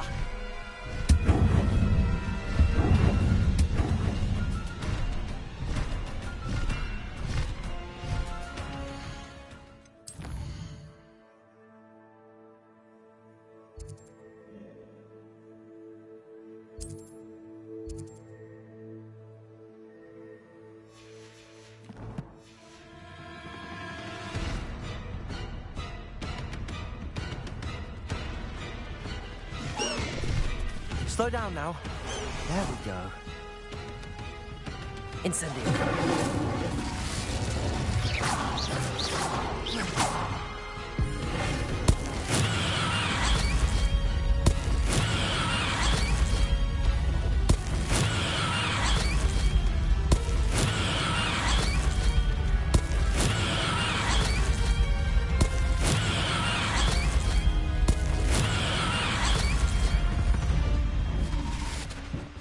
Ugh.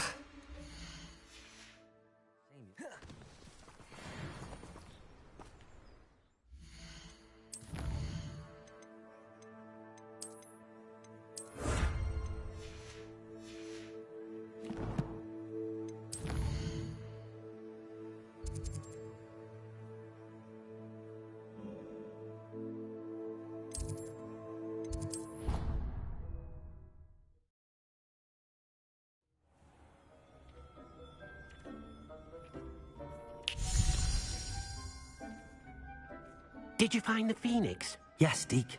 And I rescued it from the poachers. I have it here. It's safe. Remarkable! Well, what are you waiting for? Deke cannot wait to...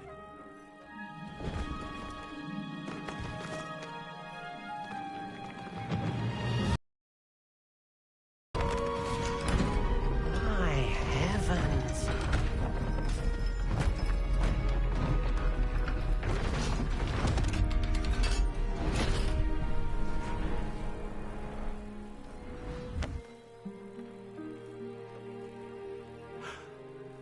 What a beauty.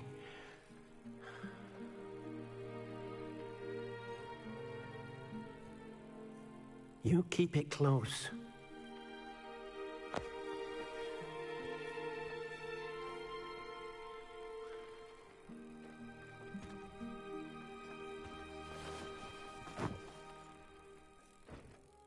Professor Weasley and Deke were right to tell you about the Room of Requirement.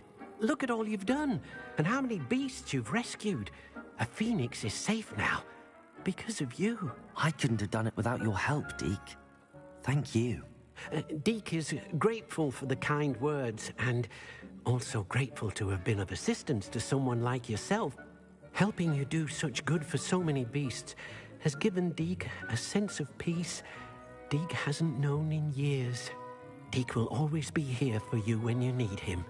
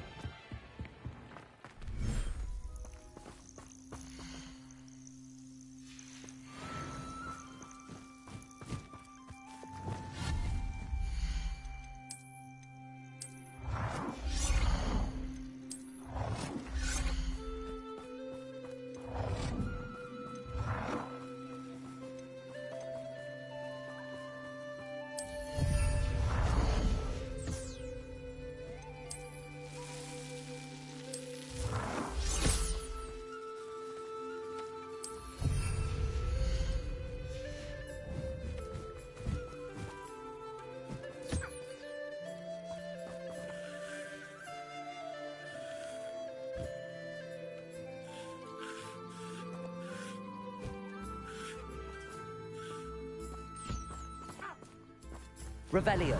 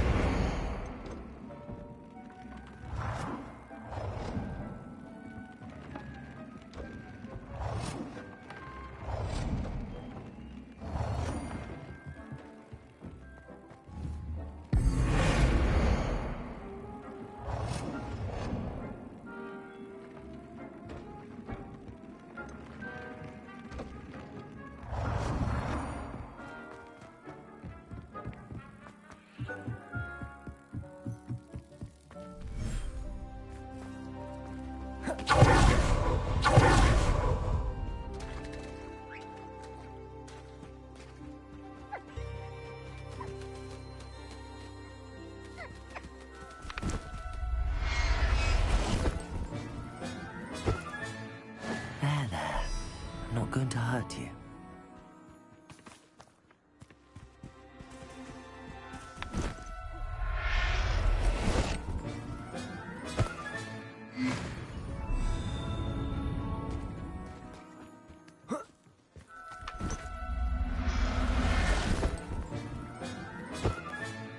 I'll look after you.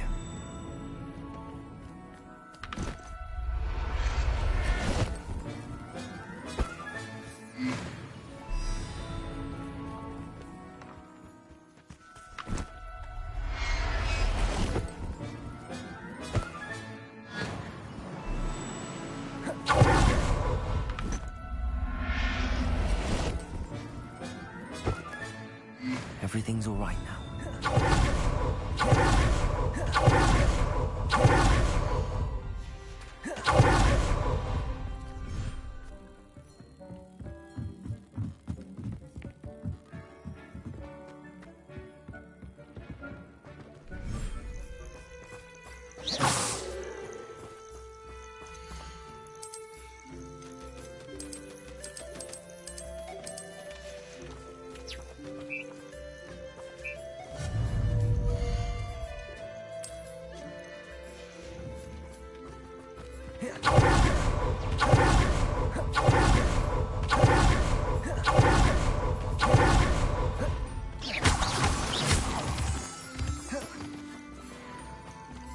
Revelio.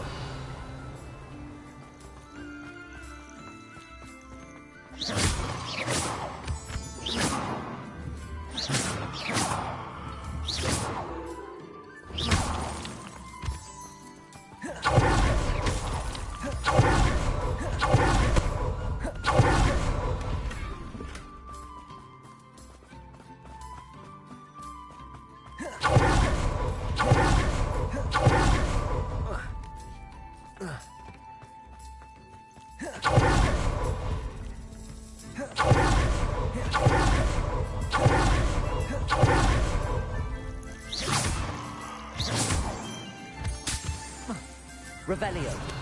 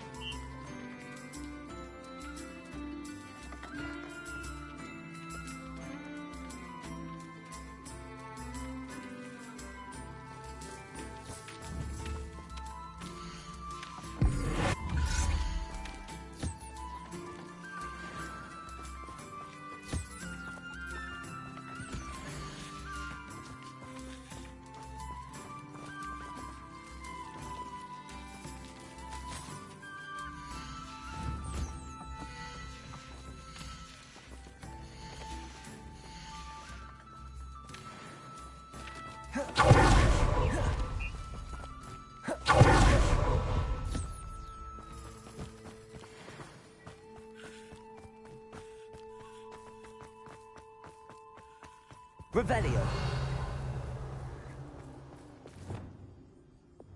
Confringo. Revelio. Confringo.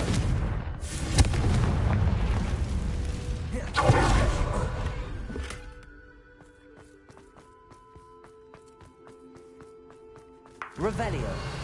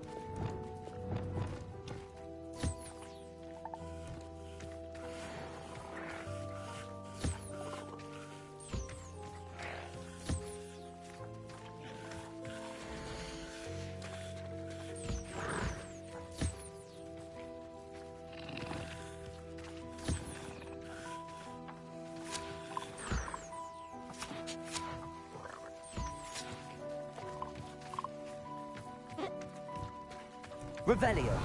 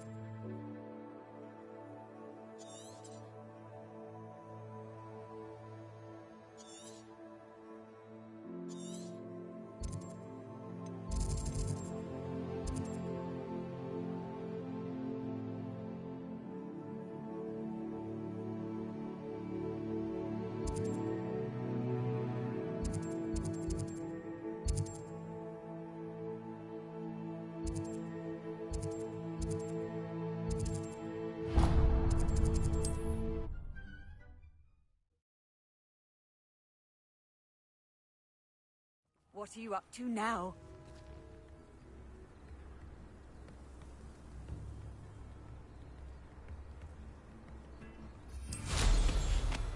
Wonder who lives here. This looks intriguing. Revelio.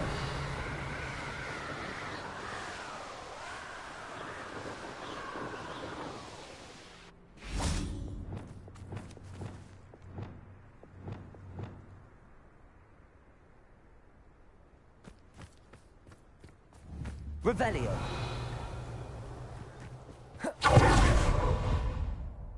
Turn my back for 1 second and what happens? Calamity. The very moment I don't have every one of you standing in my line of sight, it's a disaster.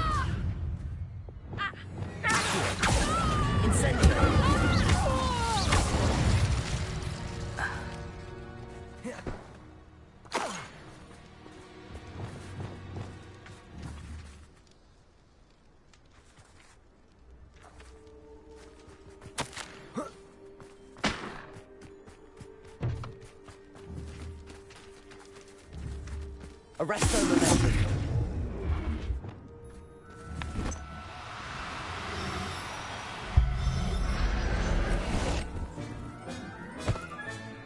Settle yourself. I mean you no harm.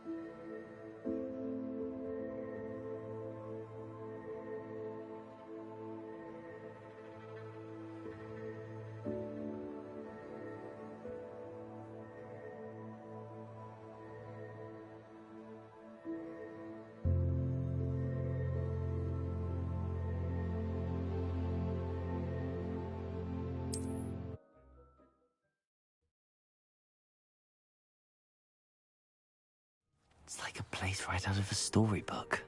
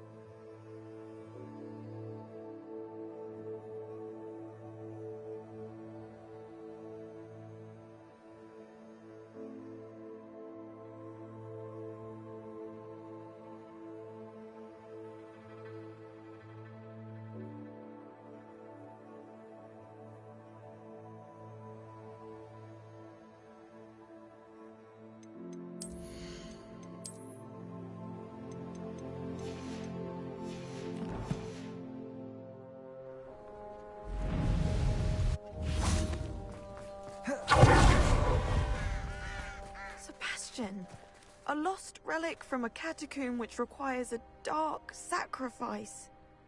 I know how it sounds, but if this can help you, it's worth the risk. Does Ominous know about this? He helped find the scriptorium where we discovered Slytherin's spellbook. Very well. If Ominous will be there, I'll meet you. We don't have much time. Solomon wants to leave Feldcroft. What? Leave? Never mind. You need to stall him. Buy us time, Anne. Please. I shall do my best. I'll be in touch. Solomon can't take Anne from Feldcroft. Where would they go? When would I see her?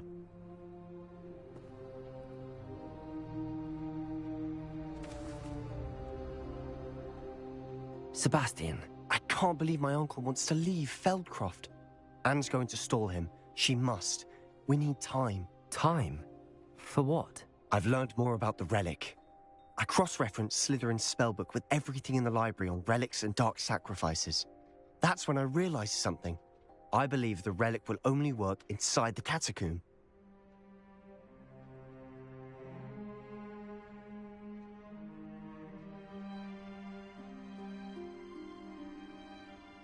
So we have to get Anne to the catacomb and then conduct a sacrifice. Seems risky. It'll be worth the risk. Our biggest hurdle may be convincing Ominous. And we'll only give this a chance if he's on board. And we have to keep all of this from your uncle. If he goes to the headmaster, he could be expelled. Let me handle Ominous this time. As for my uncle, he's not an Auror anymore. What he doesn't know, well, won't hurt us.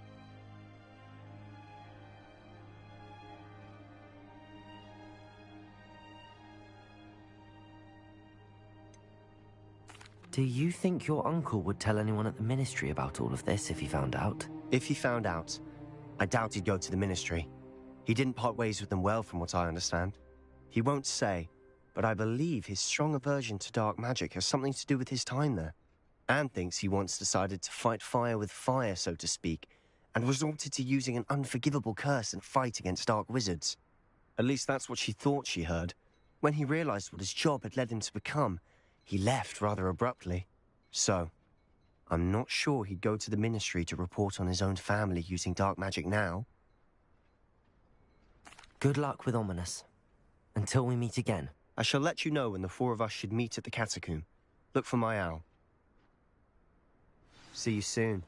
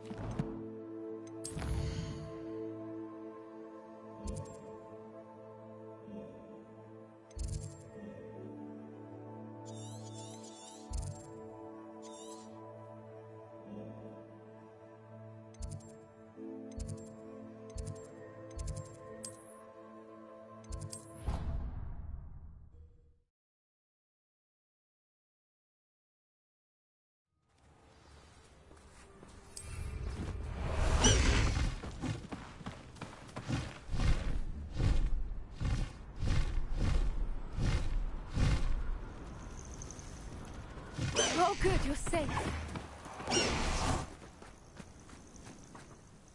There you are. You were in such a state when you left. The poachers got to my gran. Someone recognized me in Horntail Hall and they got to her. What do you mean?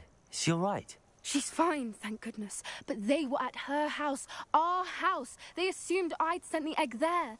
She said they took the whole place apart looking for it, screaming that we'd cost them everything.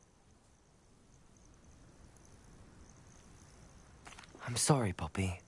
I'm glad she's all right. I don't think either one of us could have anticipated that. I should have known. I underestimated the poachers. And now another creature's in danger. What do you mean?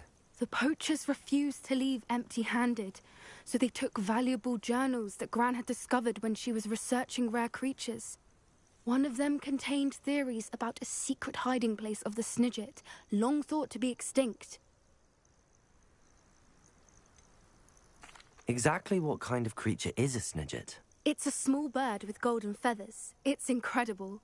It has rotational wings that allow it to dart quickly in any direction. In fact, the golden snitch in Quidditch is based on the Snidget, which barbarically was actually used in the sport hundreds of years ago.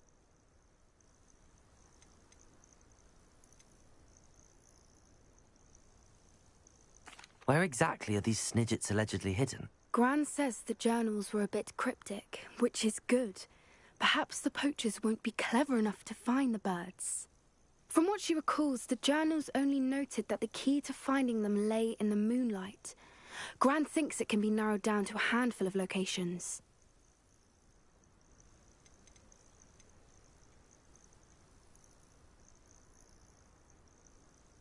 Why would Snidgets be valuable to poachers? They could make more money with Snidgets than they ever would have fighting dragons.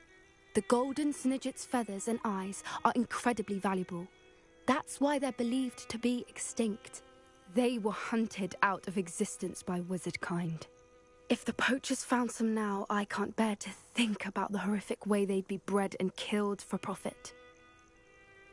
I take it you aren't going to let the poachers anywhere near the Snidgets. Gran wants me to stay out of it, but I know she's devastated that poachers might go after the Snidgets, if they still exist. We had the element of surprise on our side when we saved that dragon, but the poachers will be watching for us now. We need allies. Others who hate the poachers enough to help us, who value creatures as much Merlin's beard! You're a genius! The centaurs! They'd want the Snidgets protected at all costs. Sounds as if we need to go and talk to the centaurs. We'll need to be careful in how we approach them. Tensions with them are high. Still, I think they may be our only hope. Let me think on it. I'll let you know as soon as I have a plan.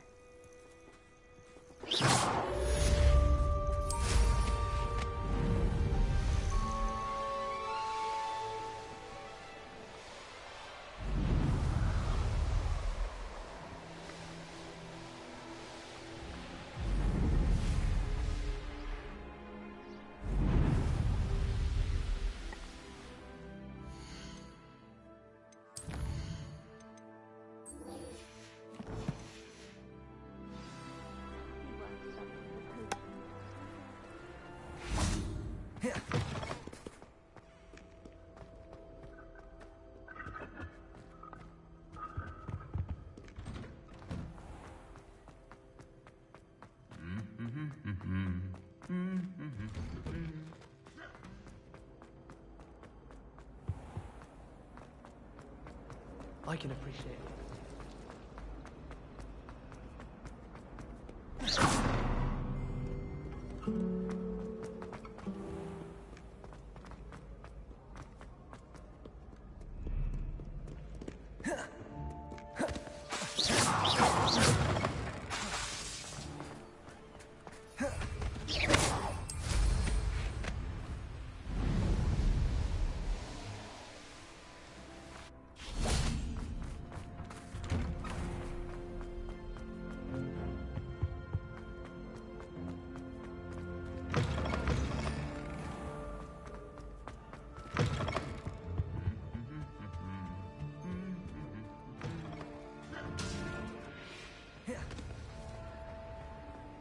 I've been meaning to speak with you. I still can't believe we escaped the Ashwinders. You may not realize it, but you are the talk of the school since you saved me that day. I wonder how everyone knows about it. I told my mother in the hope that she would be more forgiving of what I have been up to if it came from me. She likely told other professors, and news travels quickly. Unfortunately, she might, in fact, have been even less forgiving than I'd hoped.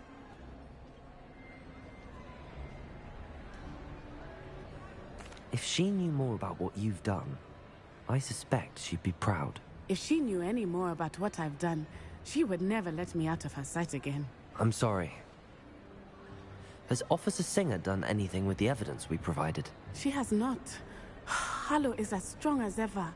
Someone needs to stop him, whether it is us or Officer Singer. If someone had stopped the monsters like him in Matabeleland, my father would be alive today. What exactly happened to your father? It was a beautiful day. My mother had gone to tend to a neighbor who was ill, and so my father and I were galloping in the savannah. Galloping? Your father was also an animagus, I take it? He could become the most majestic giraffe, and he would carry me on his back, my arms around his neck. We were on our way home when we surprised a group of bandits who had come from our village. One of them saw me just as he removed a scarf from his face. He shouted and then aimed his rifle. He didn't want you to identify him. Exactly. In an instant, my father bowed his neck to protect me and was hit. As he fell, my father changed back into his human form. When the bandits saw this, they turned and ran in fear. Magic terrified them, and then he was gone. And it was all my fault. Your fault? How so? He died protecting me. If I had been capable of protecting myself, he would still be alive today. My mother and I tried to go on without him, but it became too much for us there. A few years later, we left to come to Scotland.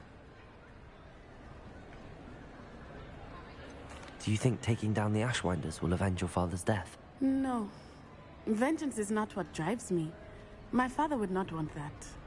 He and my mother raised me to believe that it is a privilege to be able to fight for those who cannot. I know there is risk involved, but I feel it is worth it. I am glad you seem to think so too.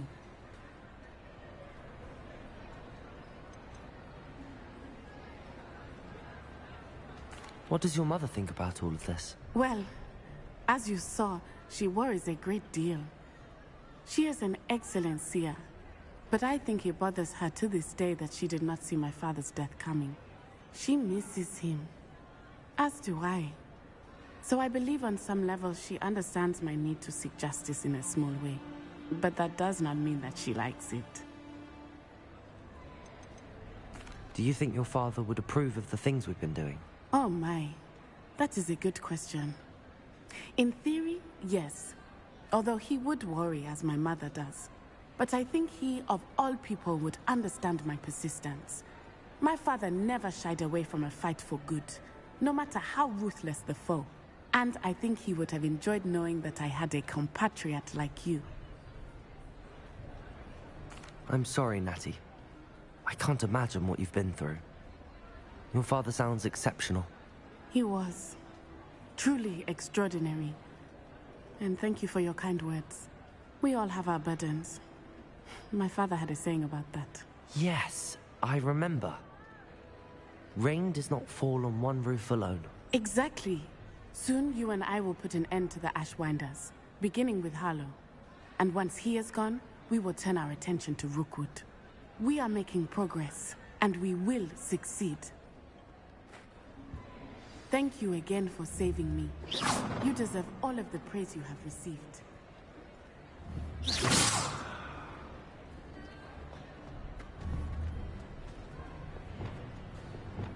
Bombarda! Confringo!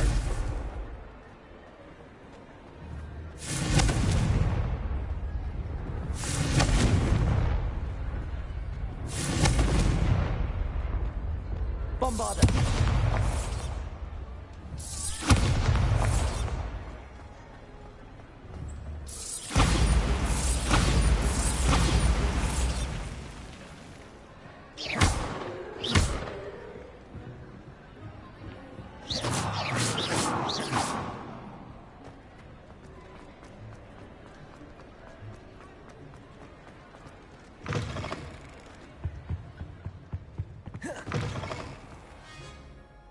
Revelio.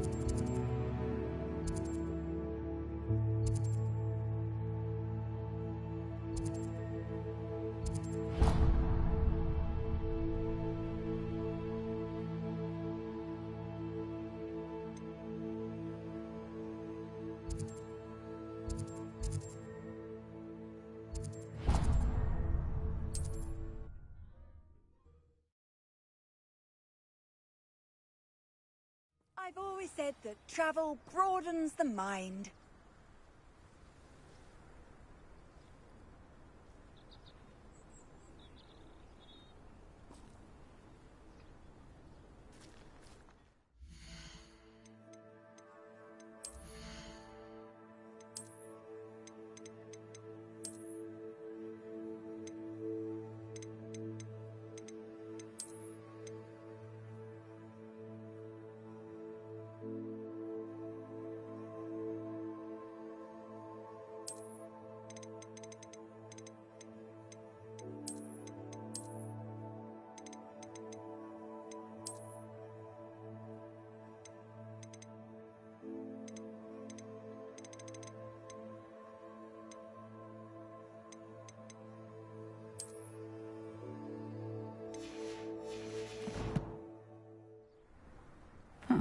Seems a pleasant enough little place.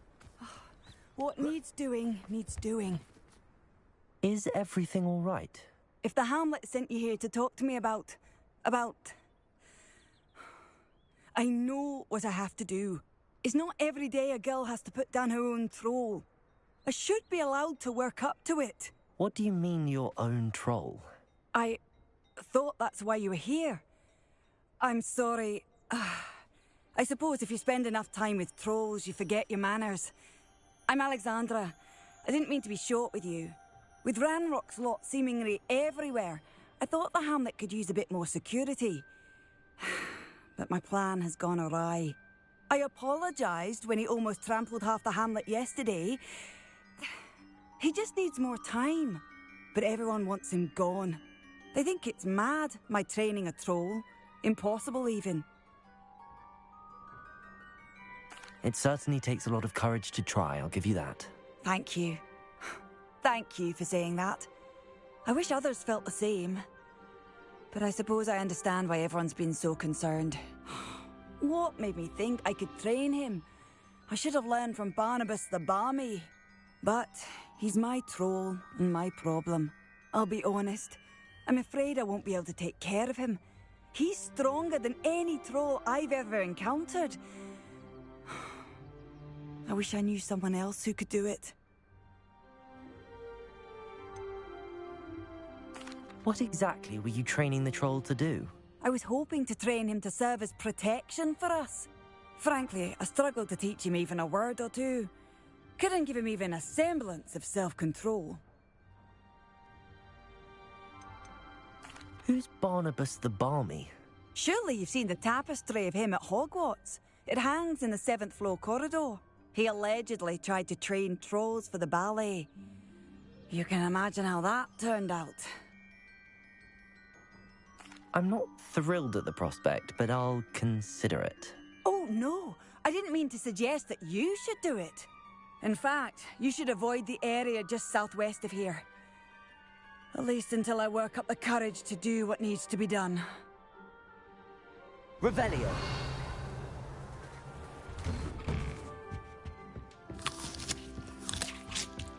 A troll on the loose near a hamlet. That could be devastating. Wonder who lives there.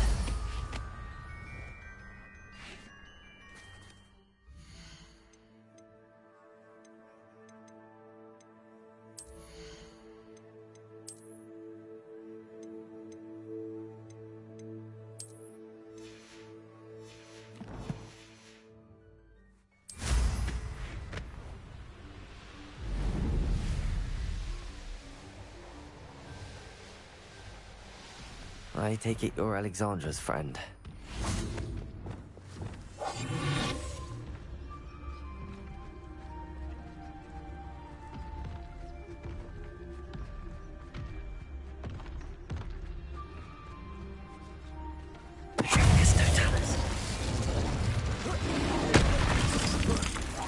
Arresto momentum. Freedom. Descendo. Crucible. Accio. Incendio. Revelio. Glacius. Capulso. Bombardo.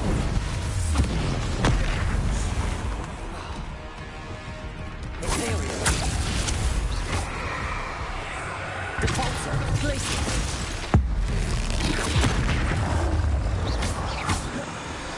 Bombardo.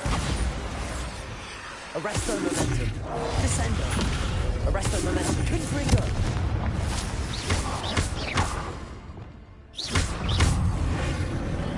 Crucial. Accio. Incendio.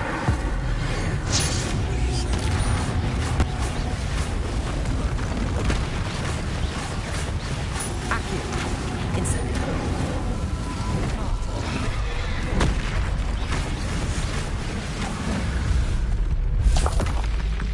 I feel awful for Alexandra, but the hamlet needed to be saved from that troll.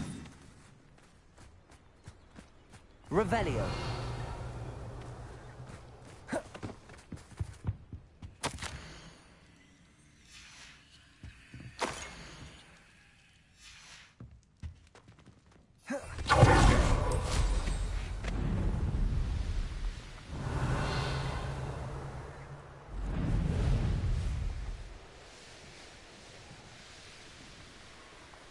It's like a place right out of a storybook.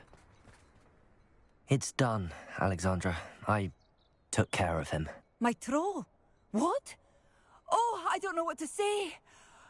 Thank you. I wish things could have turned out differently for him. There wasn't much you could have done. He was beyond training. Tried to kill me the entire time. Goodness. I'm glad you're all right.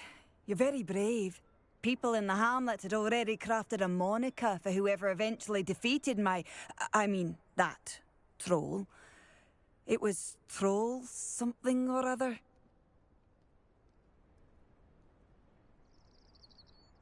Slayer? Yes, that was it. I suppose it's your title now. I need some time on my own. But truly, thank you for what you did. Revelio. The Troll Slayer. Has a nice ring to it.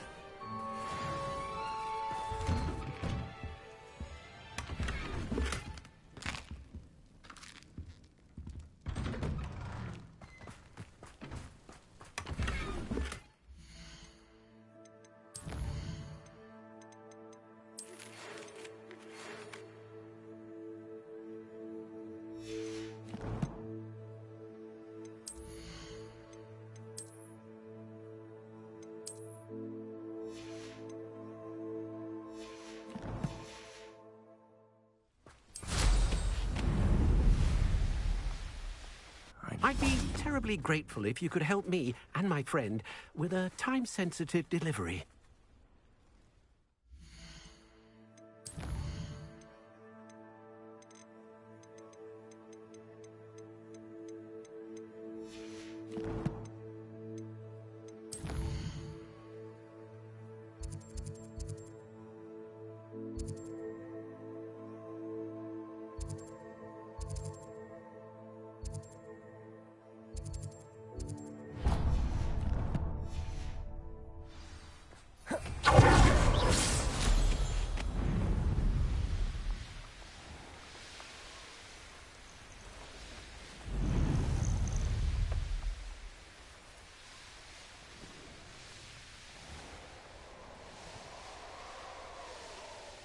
This could prove dangerous if I'm not careful.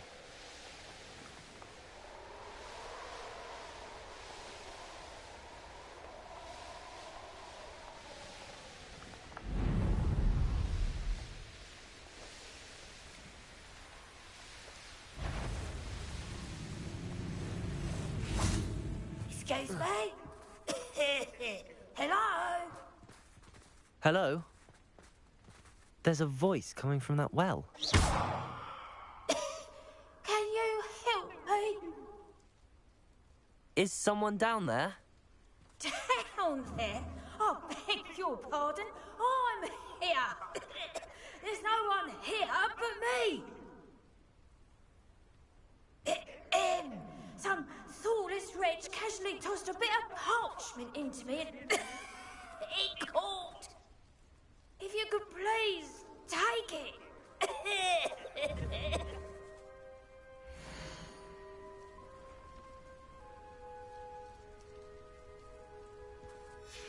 seems to be some sort of map. Revelio.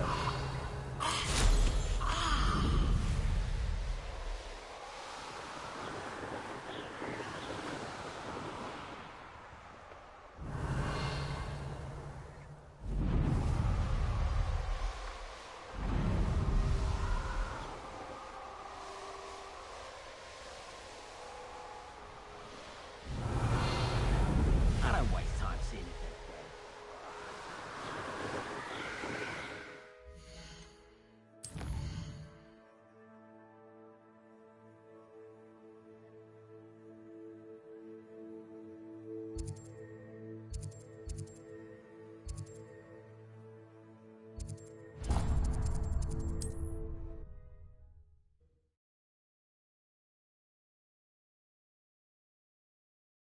Field guide. I'm most pleased to be included.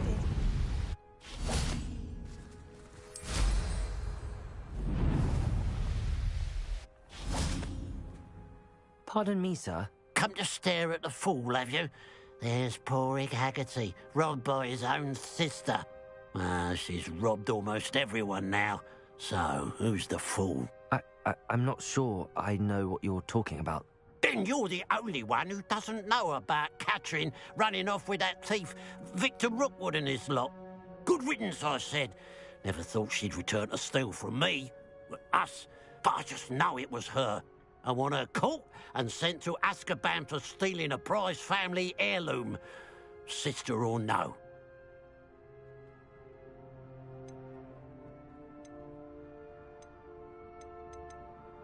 I could keep an eye out for the thief, sir. You? Ugh. Nothing to be done by the likes of us. This is a job for the fine officer Singer, or some such authority. Besides, the thief, my sister, only strikes at night. Coward. Long past your bedtime. What do you have for sale? Now that it's night, I ought to look into this thievery business for Mr. Haggerty. Thank you for your patronage. Glad you were able to stop by. A pile of gold. I must be on the right track. It looks as if the thief took more than they could carry. Revelio.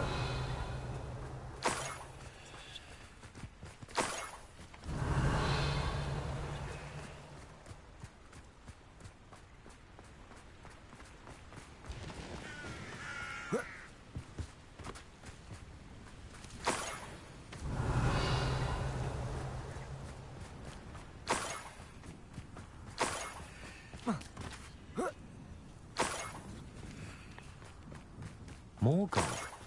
I must be getting closer.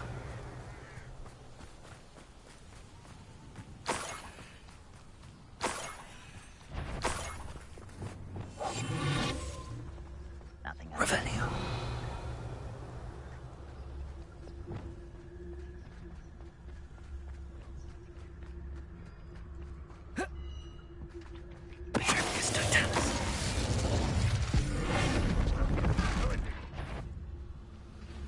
What's that? That student defeated our encampment in the... Ranrock is full. Revelio.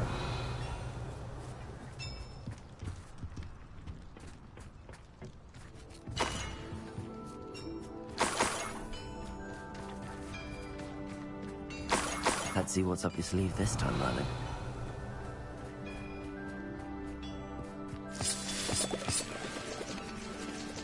I should investigate.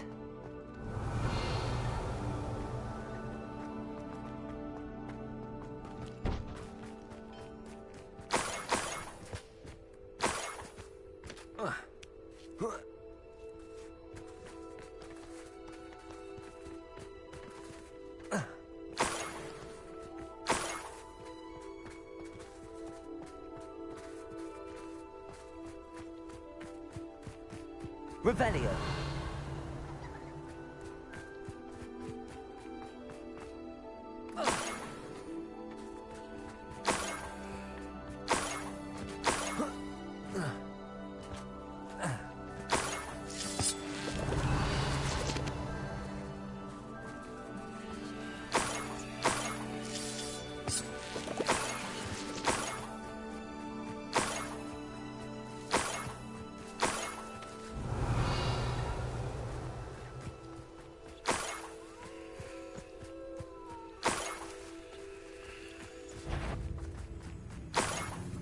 Revelio. Accio. Incendio.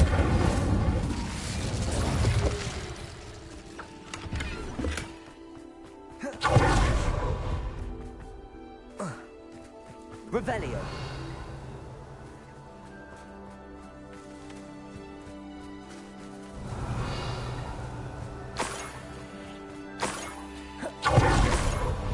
Enjoy suffering, do you?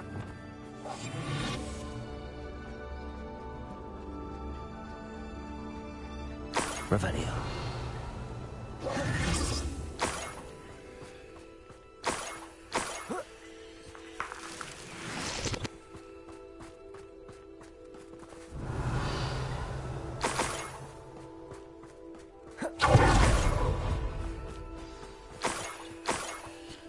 Niffler. It wasn't Catherine Haggerty after all.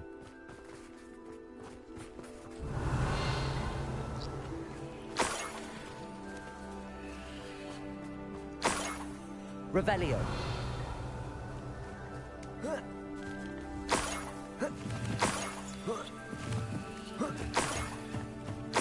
That must be the Haggerty family heirloom.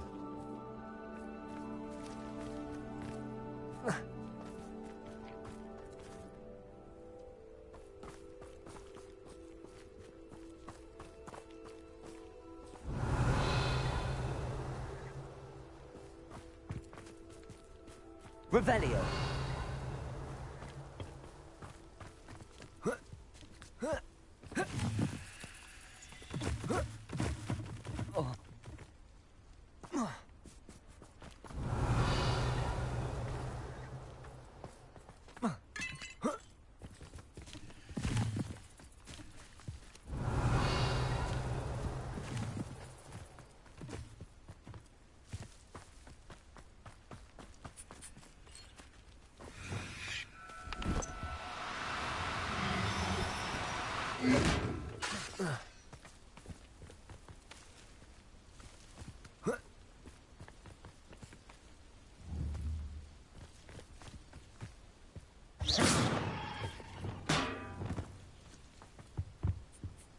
Arresto the vessel.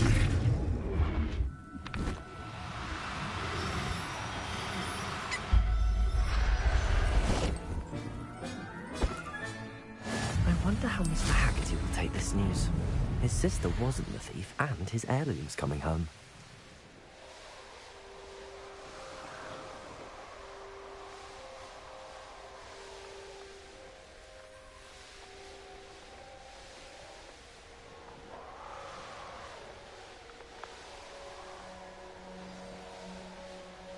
Mysterious and a bit unsettling.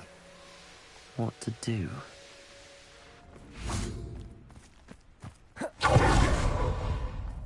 If one more person asks me about her... I have some good news, Mr. Haggerty. I unmasked your thief. Nothing to unmask, was there? We all know that the thief was my sister, Catherine. Actually, sir, the thief was a Niffler. A what? You know, small, furry, pilfering. I followed it to its lair. Catelyn was the only one who knew how to get into our homes, where to find our treasures. But, I suppose, mangy little blighter. Well, if you found the Niffler's lair, as you say, you must have found my heirloom. As a matter of fact, I did. Thank you. You don't know how much this means to me. Catherine's a disappointment for certain, but I never wanted to believe she was behind this. Now, thanks to you, I won't have to. What a strange world we live in. Suppose they can't send a Niffler to Azkaban.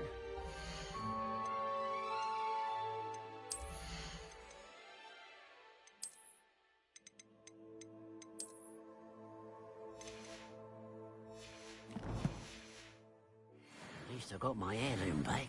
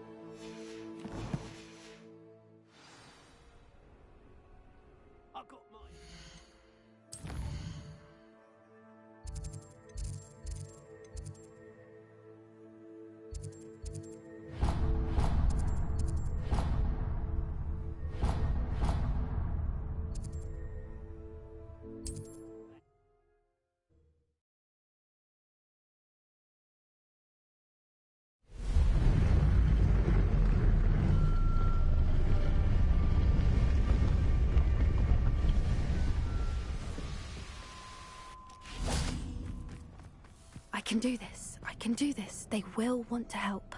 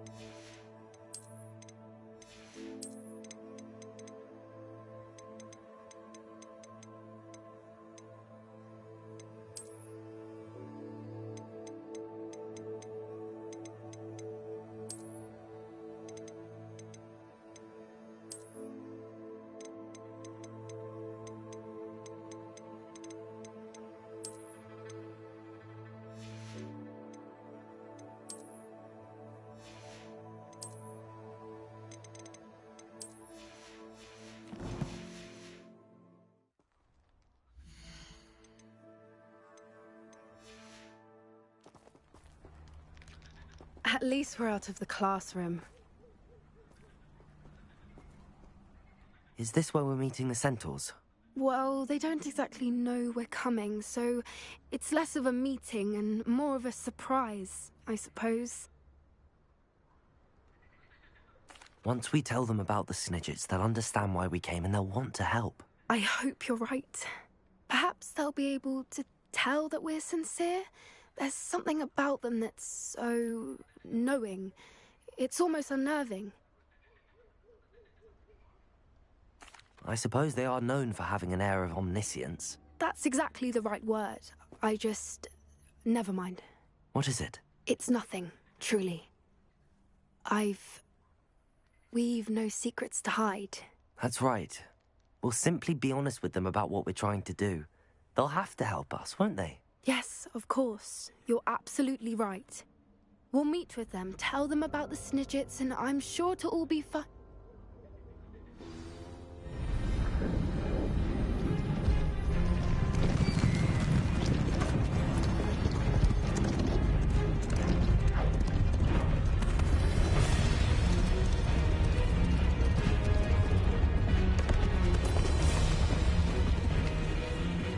What do you think you're doing here, humans? Please! We were hoping to speak with you. Ah! I suppose you'd like a tale for your friends of the time you spoke to a centaur, and it spoke back. No! Never! We're here because we need your help. Enough! You made a grave error in judgment in coming here, little witch.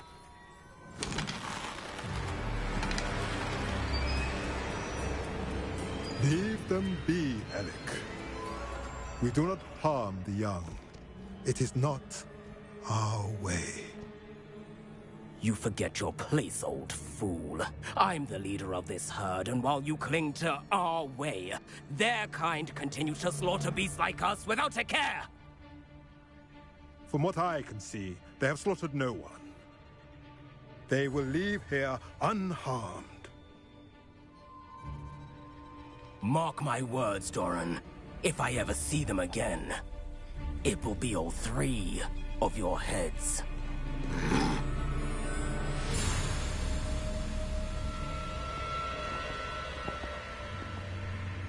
Foolish children. Do you know what happens to wizards who wander here? Now, follow me before Golden Snidgets are still alive, and the poachers are after them. They know that the key to finding them lies in the moonlight, but they don't know what that means, yet. Please, help us find the Snidgets before the poachers do. Could it be?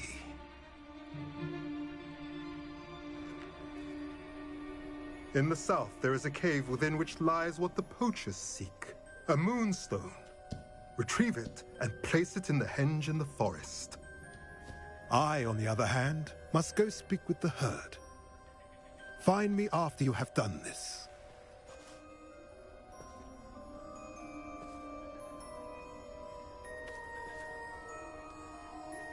I don't understand.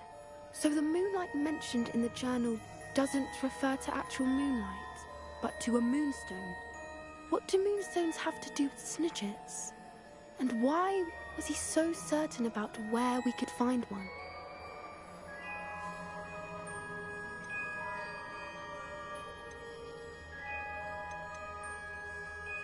I don't know, but I am inclined to believe him, what with his being a centaur and all. I am too. It is a shame how quickly he left.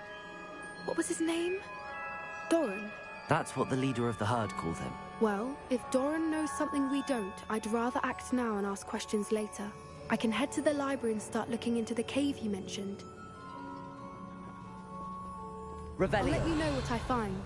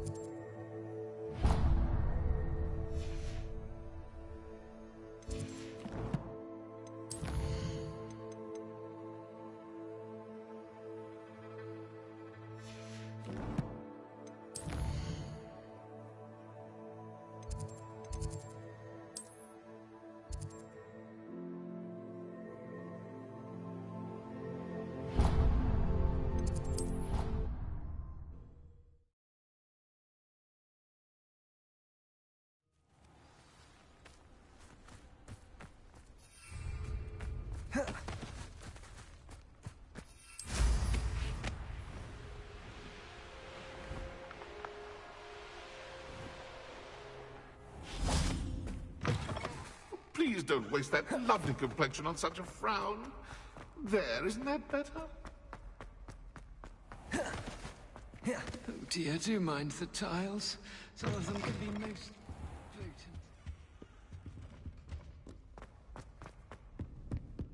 That young'un's now a teacher herself. It's a wonder she's not...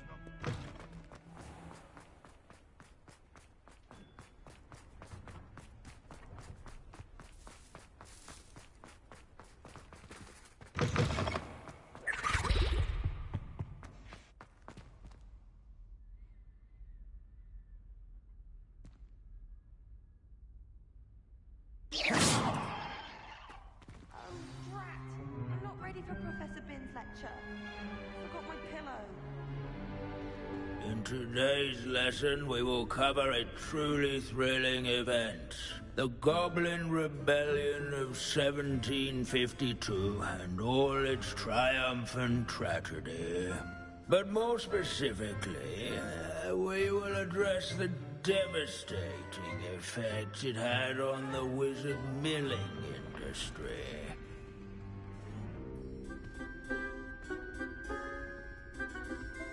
Actually, we do know the number. 632. But history occurs outside the classroom. And look, it's time for my constitutional. One can practically osmose the history flowing through Hogwarts. I think the professor wants us to follow him. And now for a stroll to the bell tower entrance hall. Along with the rest of the castle, it was completed in the late early Middle Ages. The hall and the bell towers that loom above it contain myriad interesting artifacts. I've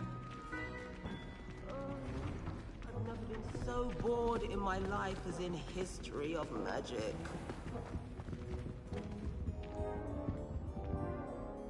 Good to see you again. Recovered from that nasty bout of dragon pox, have we? That wasn't me, Professor. I'm new here. Are you? Well then, welcome. No doubt you're eagerly anticipating my analysis of various wizarding councils, codes, statutes, and of course, goblin rebellions. Not all goblins are rebellious. Some venture into wizarding politics, such as Irgit the Ugly. Some are talented artisans, such as Bragbor the Boastful.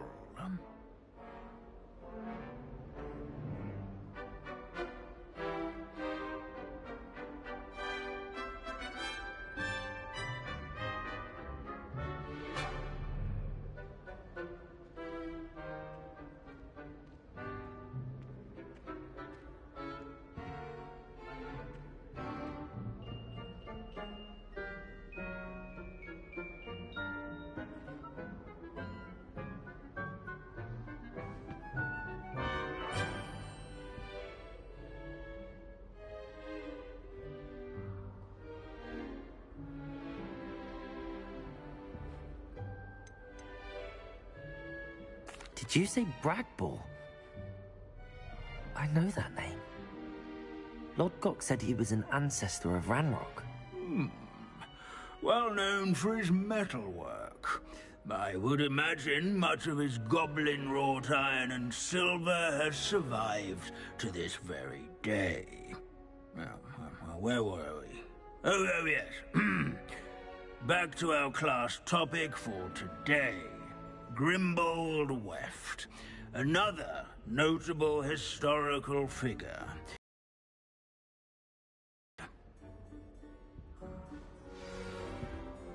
Curious students can find him on display here in the Bell Tower entrance hall. Can you tell me where I might find Grimbold Weft? Oh yes, Grimbold Weft. Quick with a needle and thread, that one. He's a fascinating artifact of the Goblin Rebellion of 1752. At any rate, he can be found nearby, perched in his case.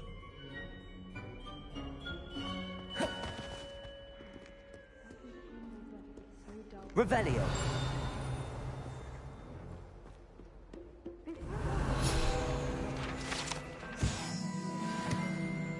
Oh yes, I see you found Grimbold Weft. Yes, I rather enjoyed seeking him out. The thrill of the scholarly pursuit. I know the feeling quite well. Now, let's turn our attention to the agreeability and general good nature of Sir Afpuddle. He's also nearby. See what you can learn from him for your next assignment. Standing in eternal but symbolic watch over the bell tower is a retinue of loyal knights. Revelio. Rather, statues of knights, I should clarify. Keen-eyed students will spot the statue of Sir Afpuddle of the cheerful countenance nestled among the ranks. His fame was not...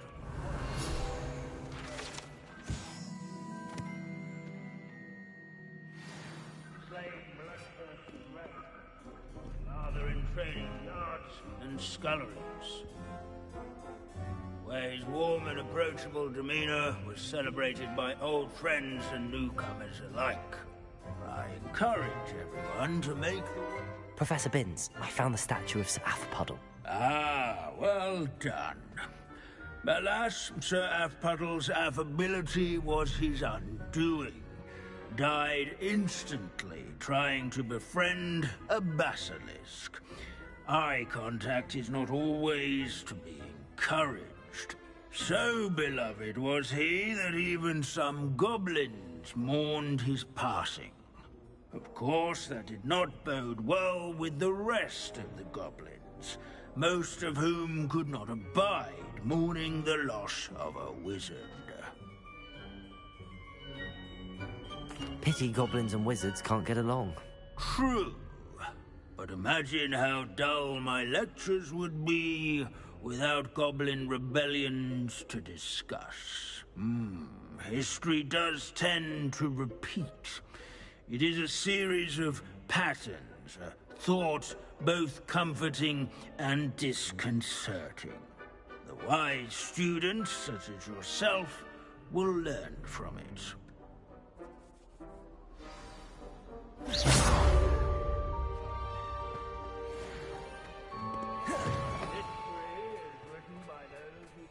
Revelio.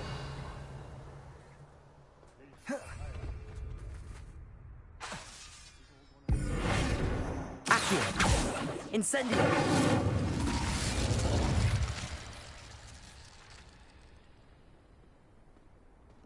There you are. A cross-bronze duelist to beat. Impressive flying for a relative.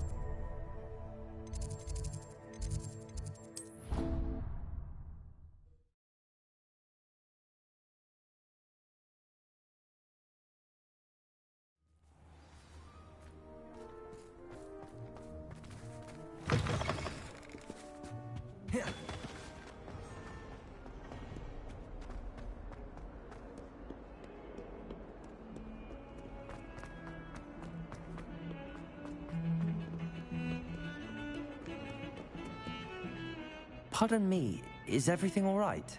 No, it's not. We only had 2 bells to go, but she just had to go and spoil things. I'm afraid I don't follow. Who spoiled things? Also, what bells? Professor Black ordered Mr. Moon to take down the bells in the bell tower. Said they were giving him a headache. Those bells are a part of Hogwarts. I wasn't about to let that happen. So, I asked my friend Adelaide to help me put them back. We've always been a duo of sorts, Adelaide and Evangeline. Addie and Evie. Anyway, it was going swimmingly until Black started asking questions. Then she wasn't comfortable with our rule breaking. Now I'm stuck, unable to tell which bell goes where.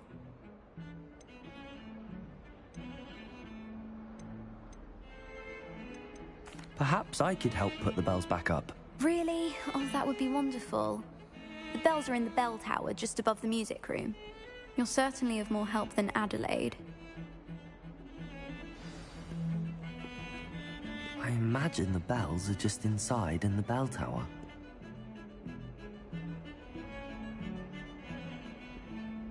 The bells are back up, Evangeline. Ah, you're a credit to the school. I can't wait to hear them. I can't wait for the headmaster to hear them. I wish I could see his face. Future generations may not truly appreciate what you've done, but I do. And I hope that you do as well. You don't know how much this means for me and for Hogwarts.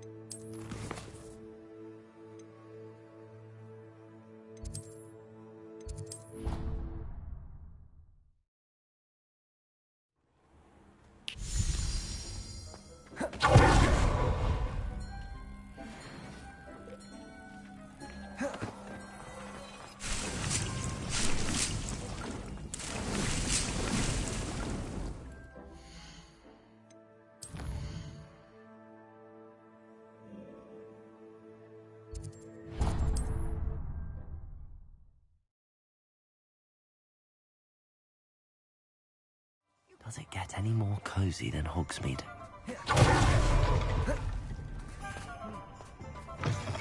You're back. Nice to see you again.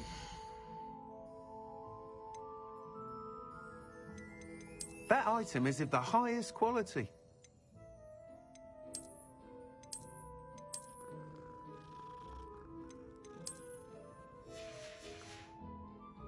Thanks for stopping by. Hope to see you again.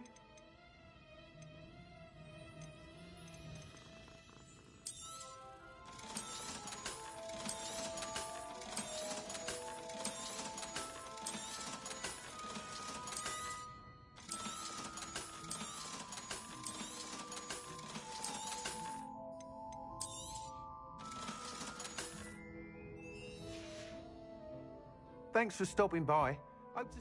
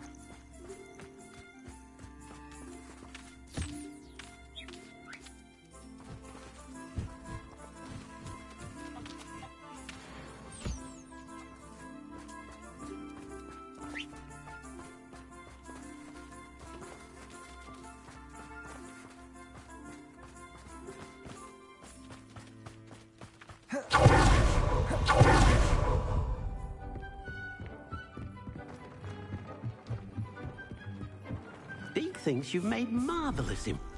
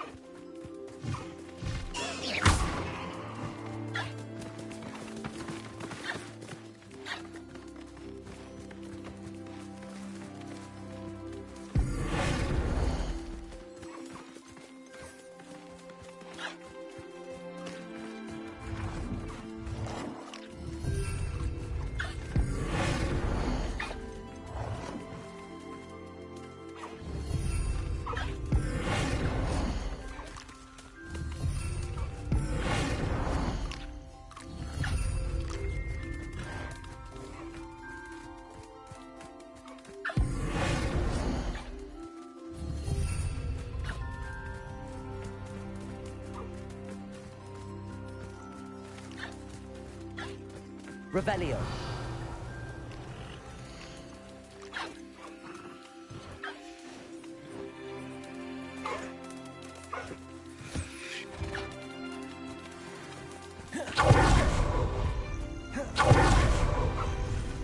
Deke thinks you've made marvellous improvements here.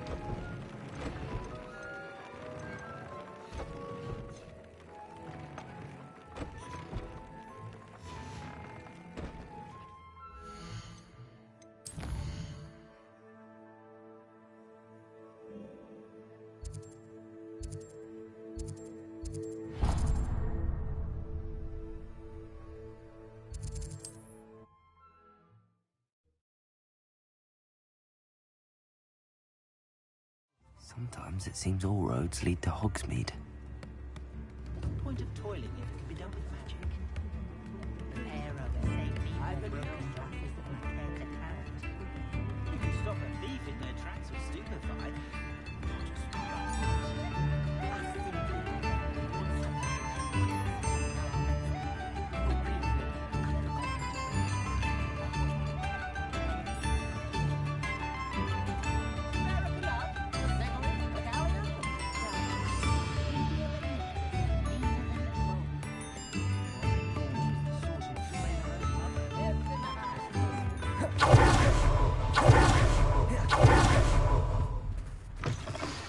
Come in.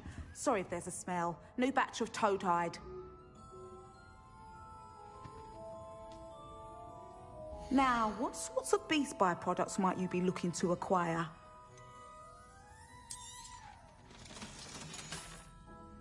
I'll not mind seeing you in. Revelio.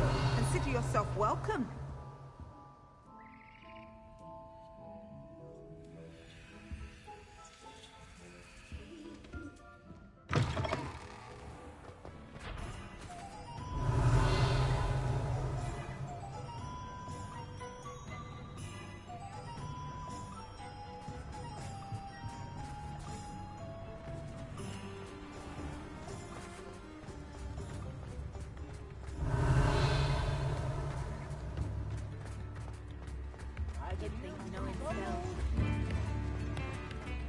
Revelio.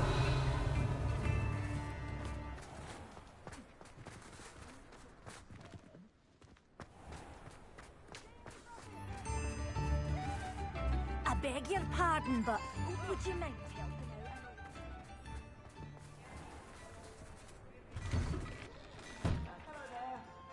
Ready for a little change in fashion, are we? Plenty to choose from here, so take your time.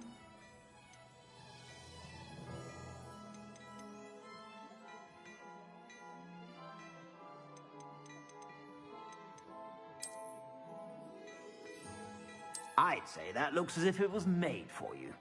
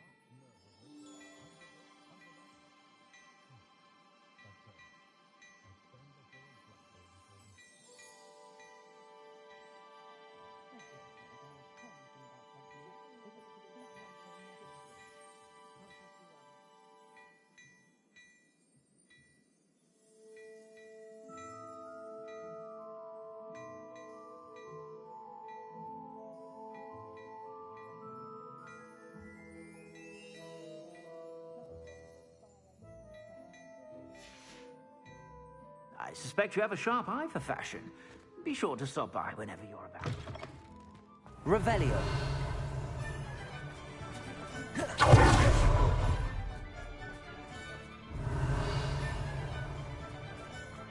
He'll see it was a mistake parting ways with me.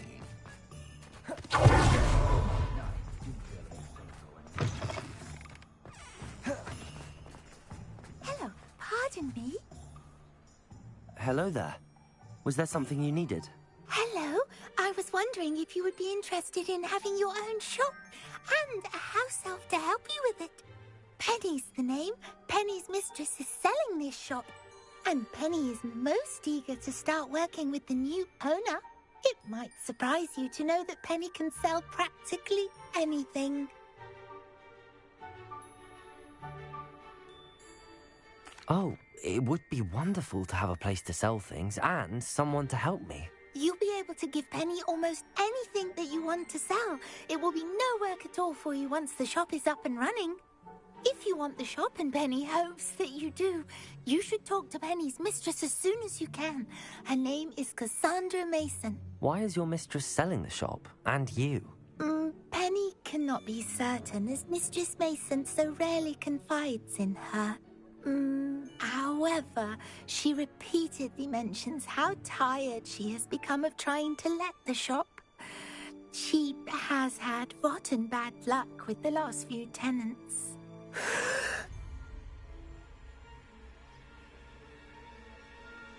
Are you all right?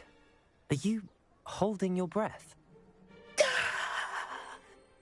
Penny's fine. Sometimes Penny simply needs to remind herself to stop talking.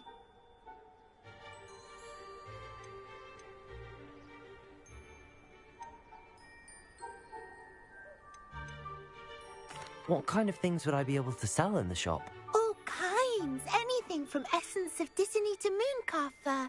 If a buyer exists for something, then Penny can sell it and get the best price. Just ask Mistress Mason. All right. I shall go and find Madam Mason. Oh, this is splendid news indeed. You won't be sorry. You can find Mistress Mason at her home on the north edge of the village. Penny does hope she gets to work with you.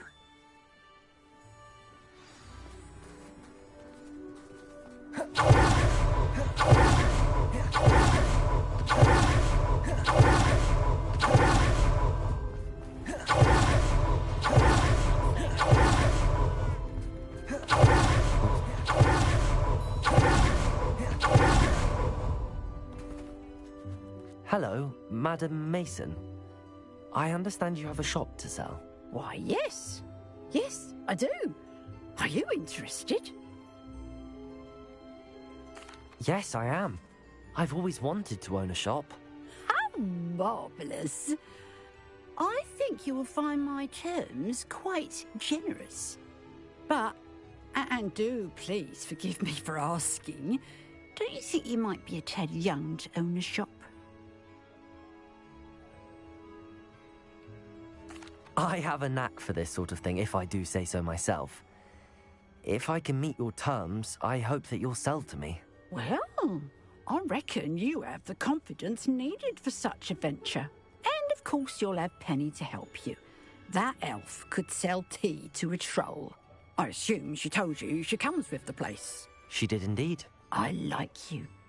Tell you what, I shall sell you the space for an exceedingly fair price. I think you might just be shrewd enough to make a go of it. An exceedingly fair price for a shop and an elf. What's the catch? Ah, you are wise to be wary in business dealings. No catch, really. I simply ask that you allow me to do you the favour of buying the shop back. At a discount, of course, should your efforts fail. The last thing we need here in Hogsmeade is for one bad apple to spoil the barrel, if you get my meaning. Yes. An unsuccessful shop would be bad for nearby businesses, I'd imagine. Quick one you are. Do we have a deal? It does sound intriguing, but I need to consider my finances first. I'll come and find you if I'm interested. Very well. But I won't be able to keep the shop available for too long. If you do want the shop... Aloha, Mora. I advise you to return.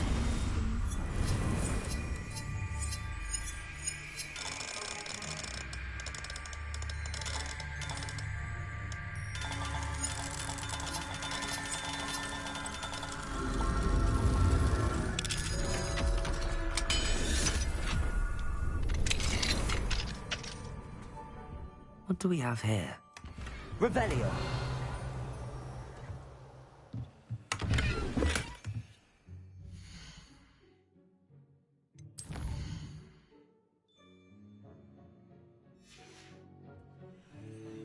Mine now, demi-guys.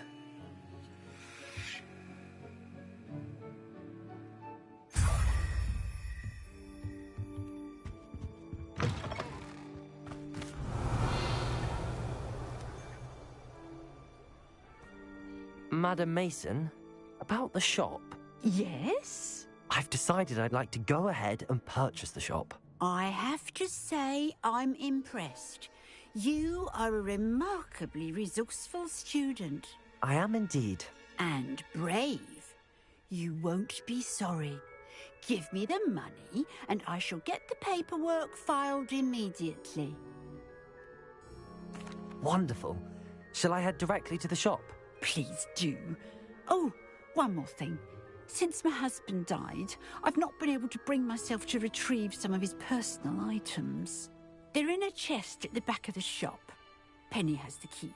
As you get organised, I would be terribly grateful if you could help an old widow and gather his things for me before you open for business. I wish you the very best of luck in your endeavours. Penny will meet you there. Revelio.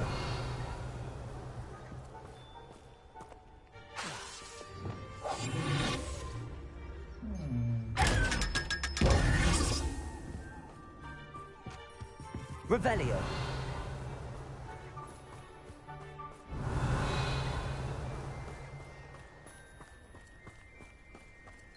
Aloha Mora.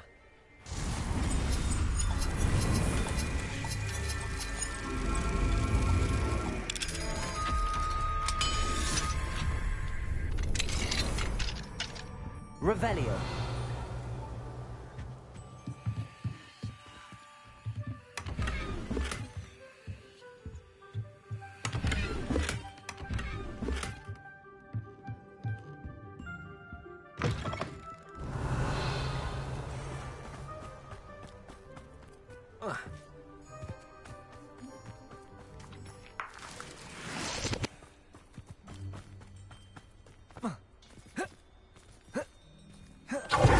Revelio.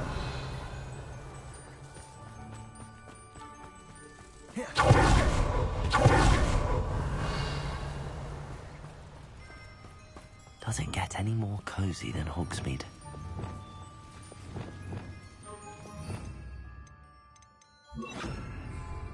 Lumos.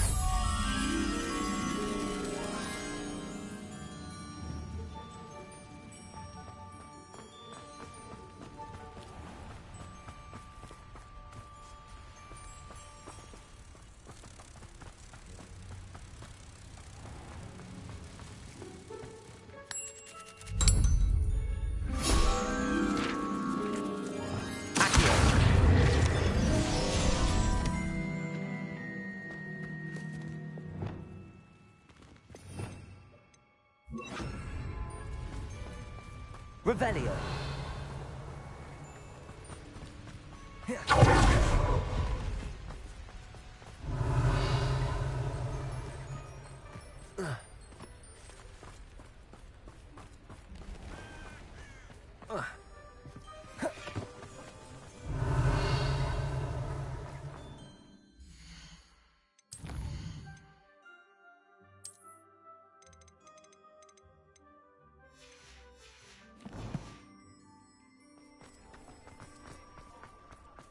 Revelio.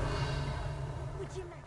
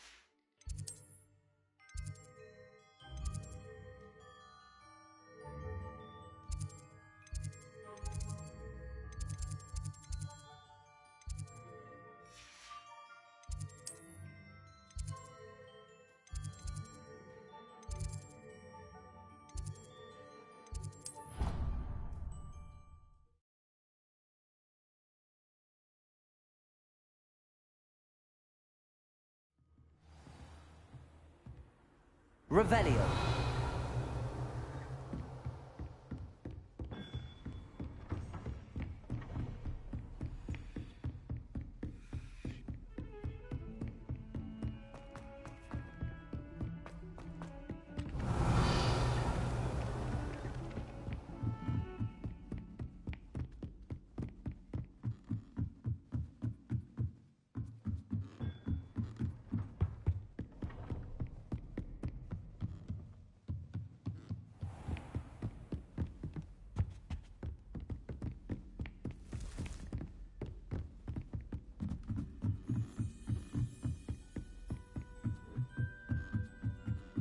Revelio. Off on another adventure, are we?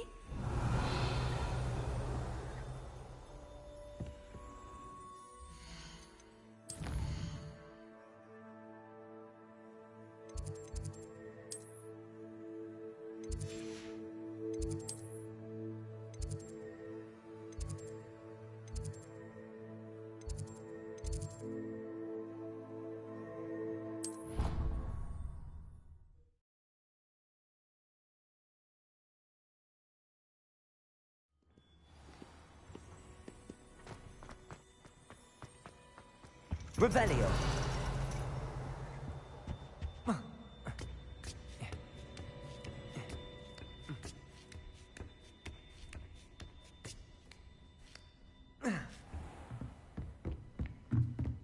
Mine now, demi-guys.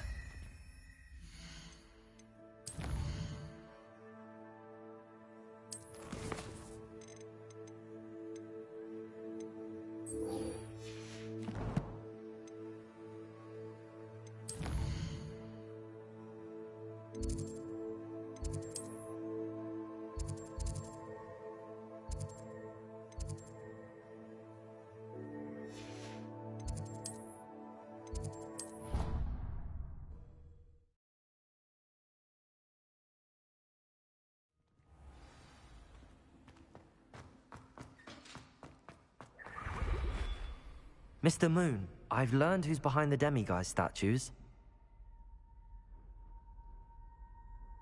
It was a classmate of yours that you bullied, Piers Pemberton. Oh, I might have known.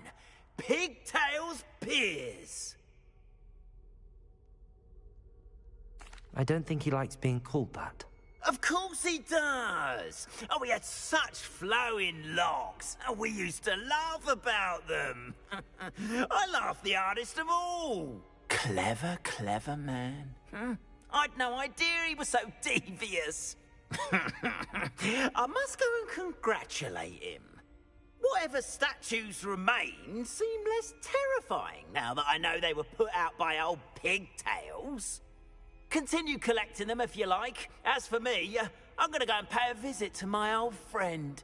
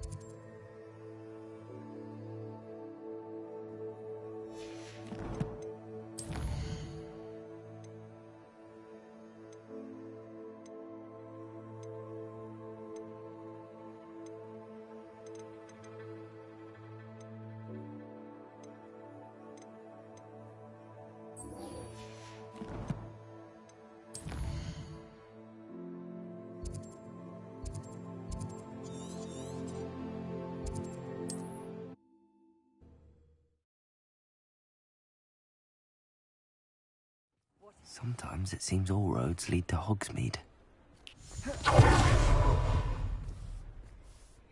Well, I've done it, Penny. The shop is mine.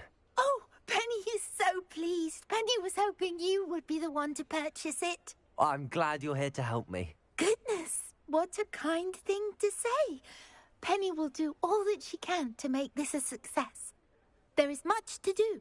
The last tenant left in a bit of a rush, so we'll need to clean up and do some repairs. Well then, let's get to it. Penny is ready. Between the two of us, we should have this place up and running in no time. Revelio.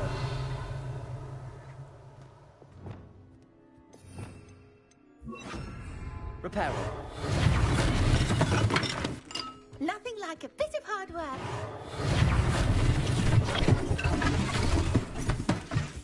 Oh, Penny can already see the potential. Mistress Mason wanted Penny to be sure and give you this key. It opens a chest in the back room of this shop. Oh, yes. She mentioned it to me. It contains some of her late husband's belongings. Penny wonders if you should open the chest. Are you holding your breath again? Penny must get back to work now. Revelio.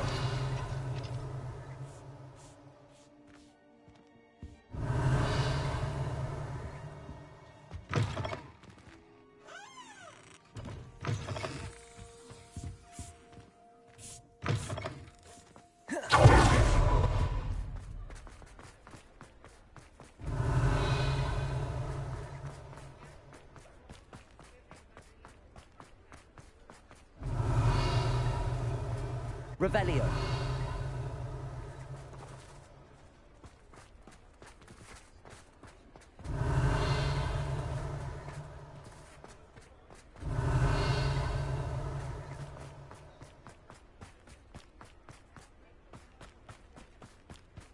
Hogsmeade, here I come.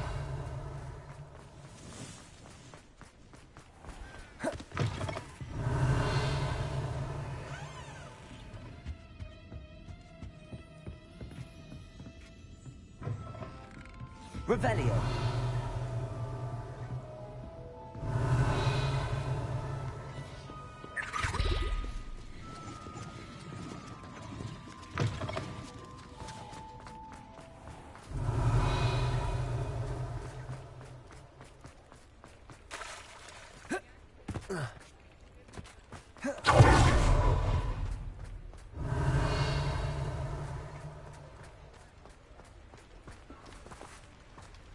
Revelio.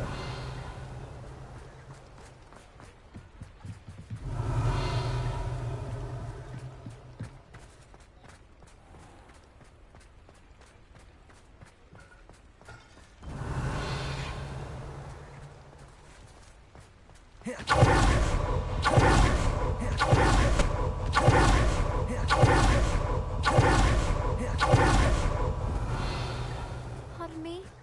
Might I ask a favor of you? Revelio.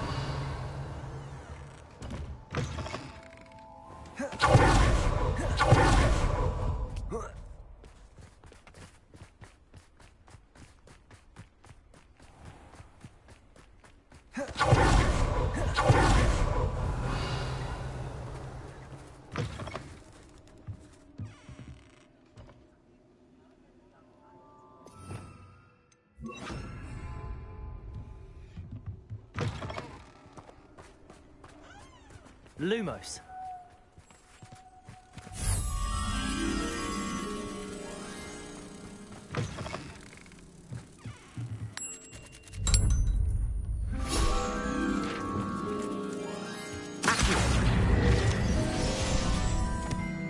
Revelio.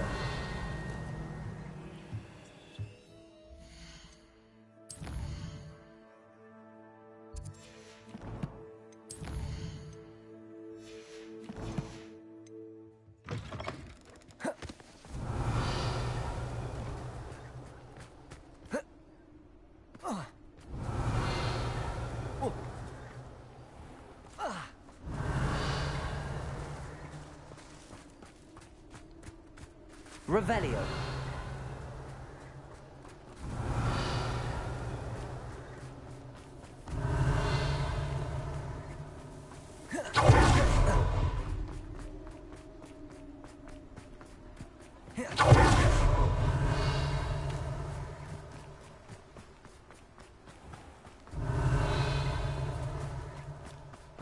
Welcome. Come on in. Accio. Right. Oh, yeah.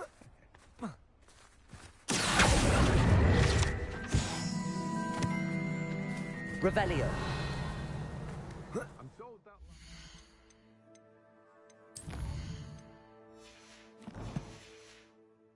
I had you chasing butterflies all through the forest. She's quite a one, that girl.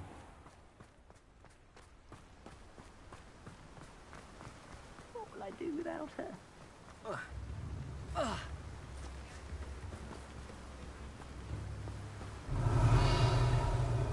Does it get any more cozy than Hogsmeade? Revelio.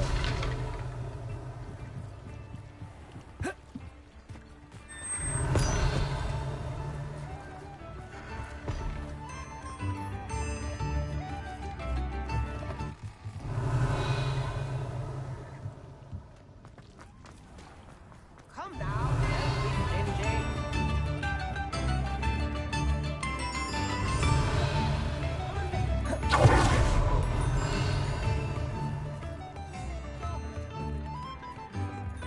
Revelio.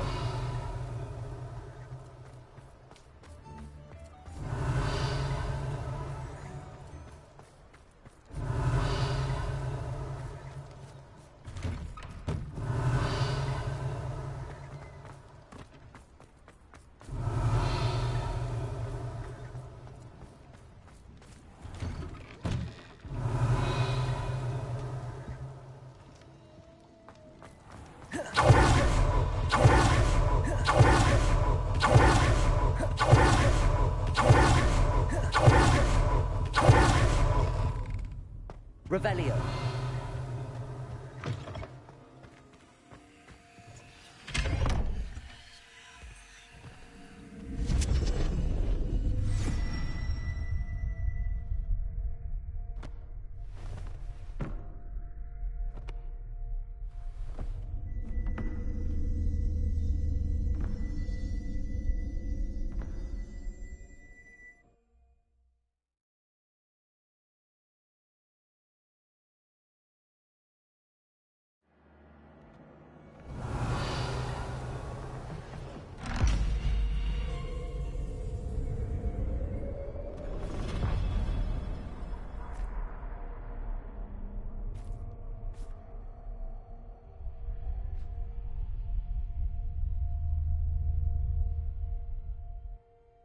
Revelio.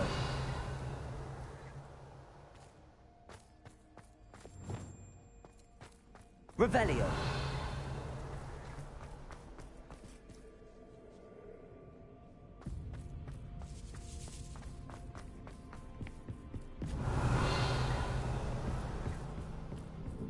That's odd. Why would someone store one hat in here? Compulso!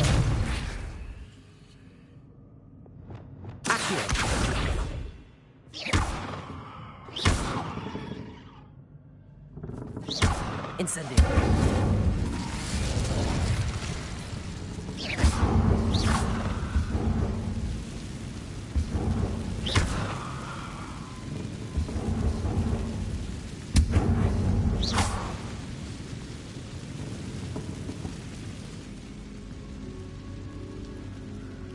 Revelio. That's not very hospitable. Oh, goody! Someone to play with. You seem to have your wits about you. What fun this will be. Revelio. For Lumos. at least.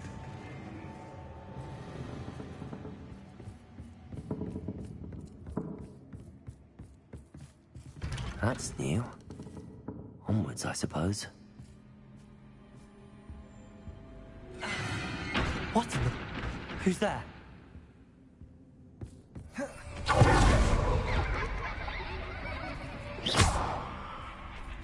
Revelio.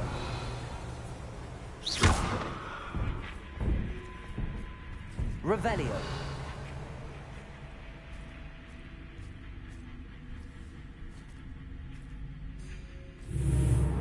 Lumos.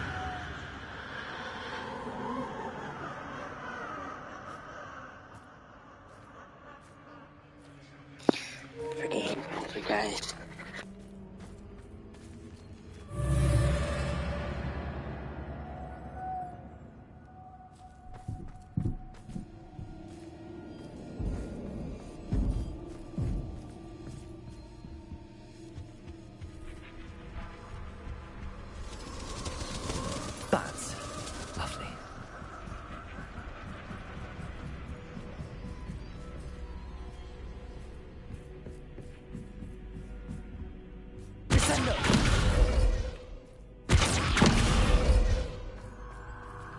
Lumos. Incendio. Seems as if I should hang something there. Revelio. Accio. Wingardium Leviosa.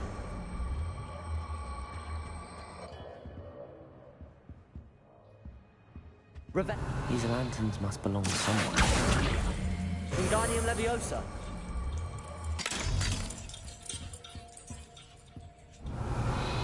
Lumos. How enlightening! You might survive a bit longer than the others.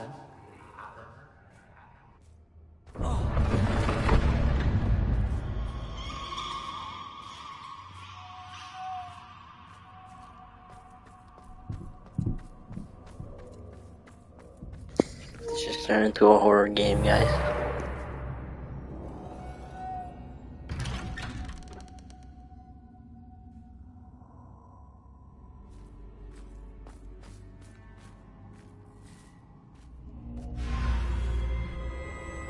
Oh, you've come so far so quickly.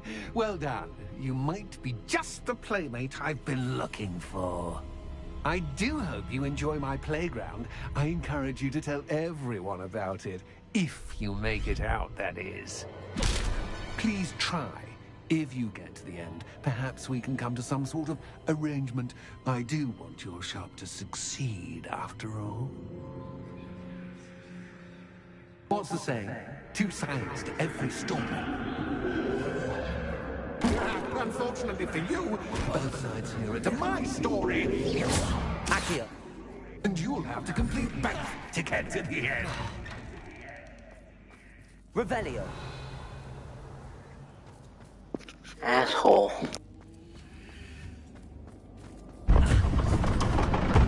Lumos. Ah, you've chosen the scholarly route.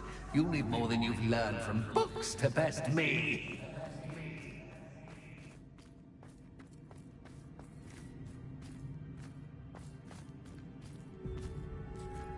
Revelio.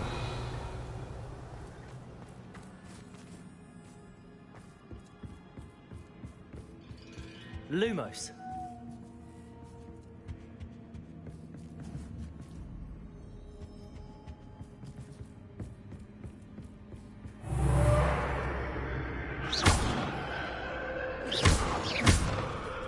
Lumos.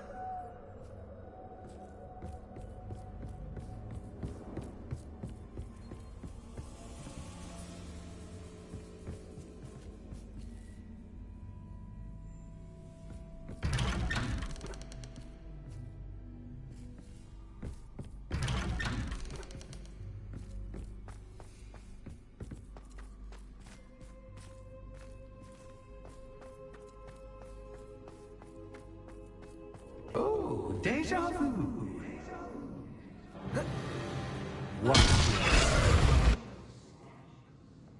Lumos.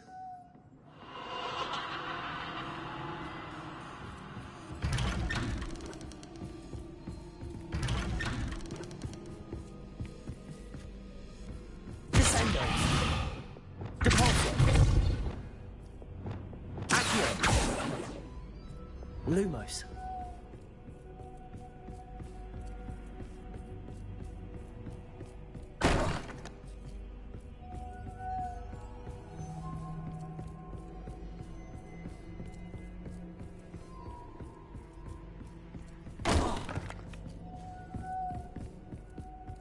Protego. Descendo. Lumos.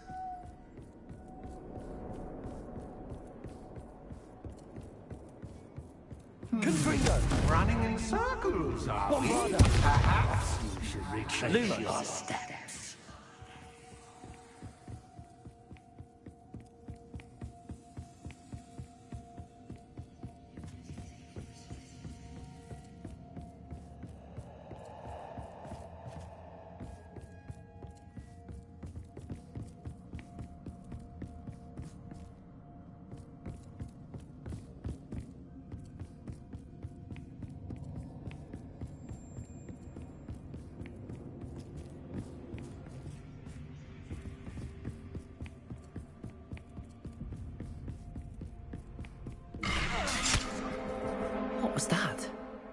Lumos. Confringo. Lumos.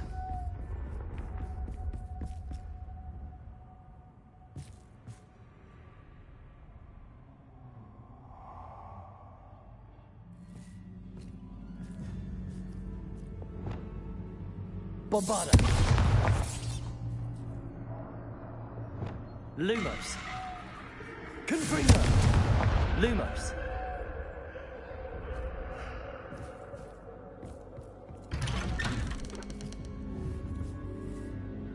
Arresto momentum.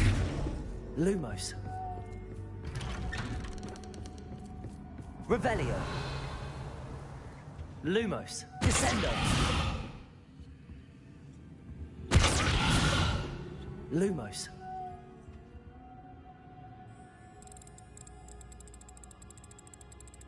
Oh, how nice of him to pop in. Bombarda. Lumos.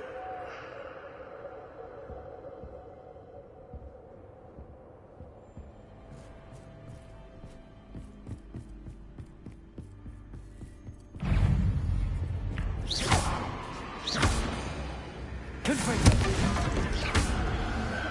Descendo. Revelio. Incendio.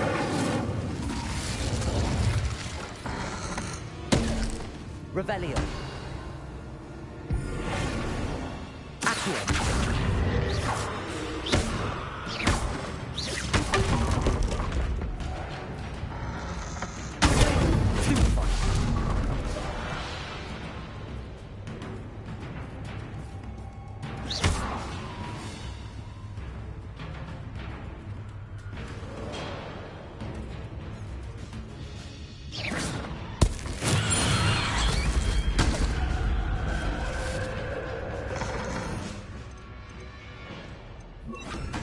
Levioso.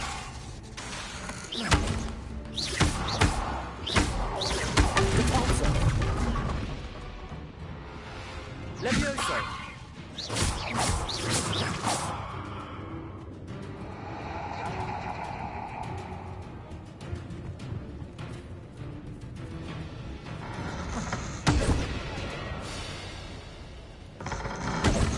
Revelio.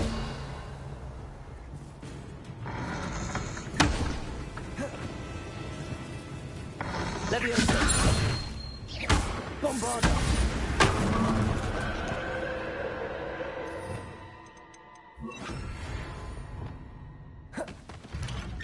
Lumos.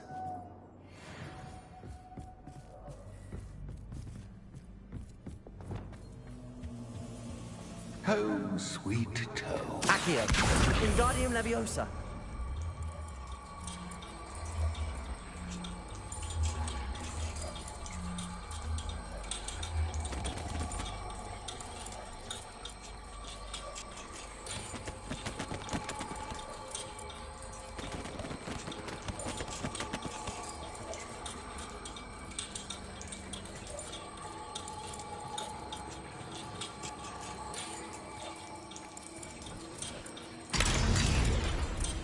Revelio.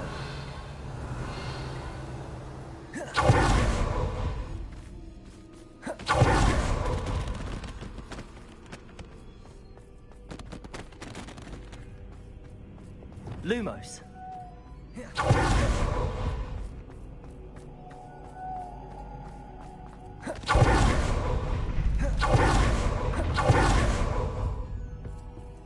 Revelio.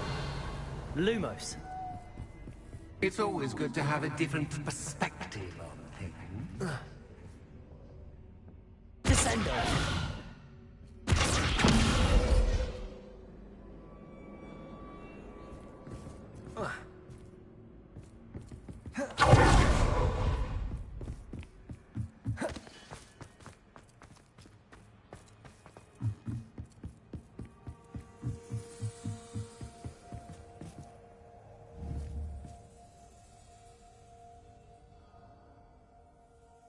Confringo.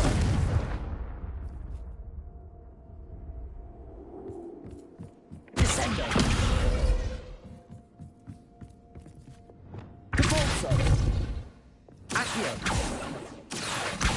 Wingardium Leviosa.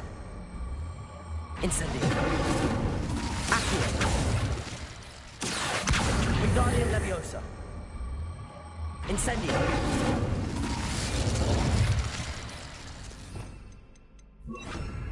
Levioso.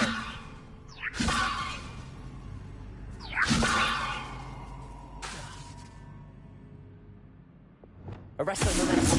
Descendo. Arresto Momentum. Descendo.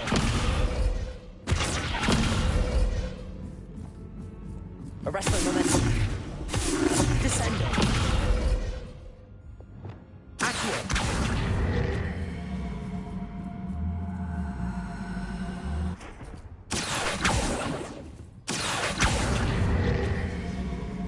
Wingardium Leviosa.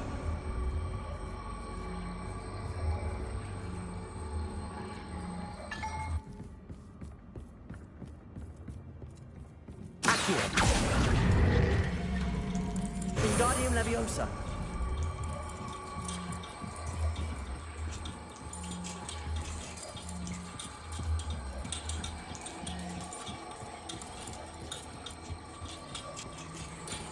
So much fun to be had. My head Revelio. is spinning. Accio.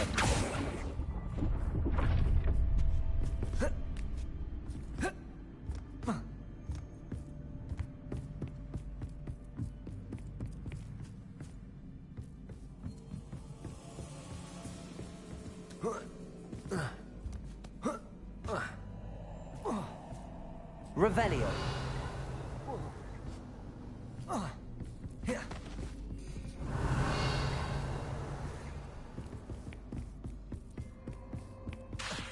Lumos.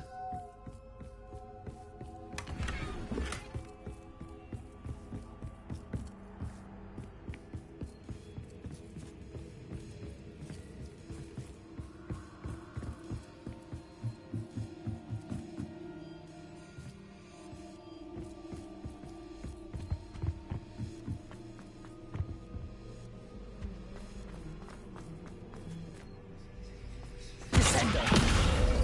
Depulso. Accio. Wingardium Leviosa.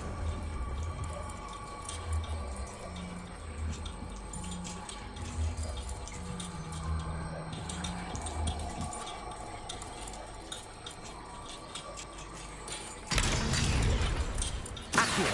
Wingardium Leviosa.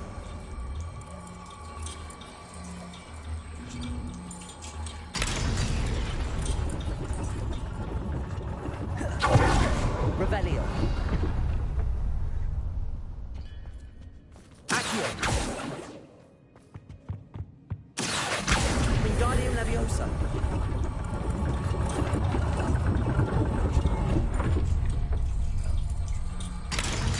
Revelio.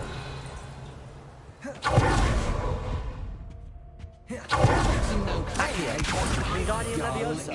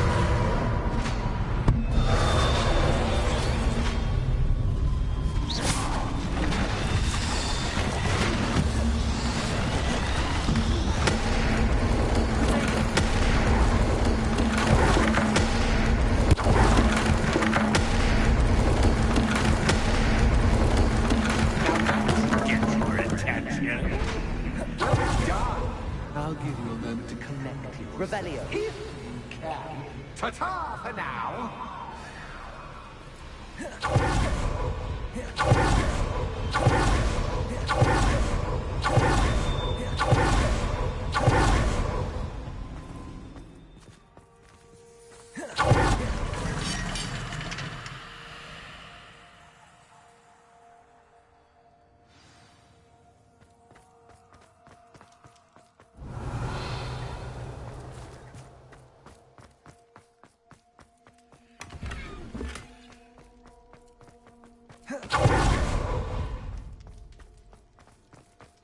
I simply adore this blooming place. Don't you? Revelio. You know, foliage, like most living things, won't survive for long in the darkness.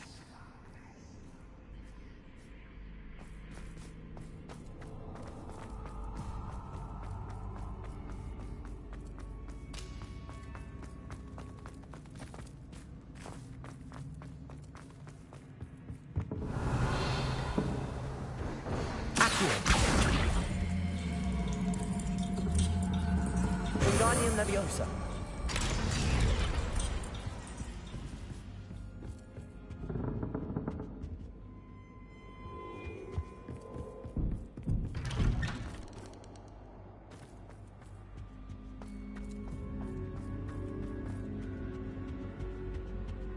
Revelio.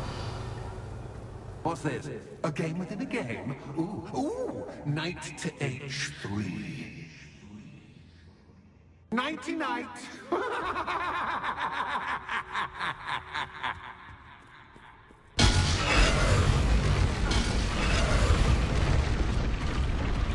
That was the wrong square.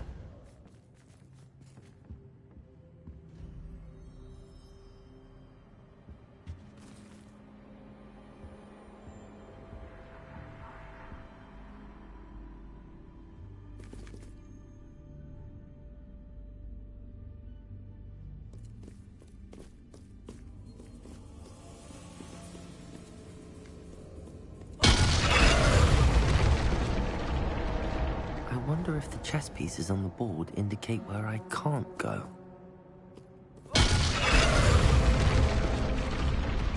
Perhaps I can find a way to reveal the path. Revelio.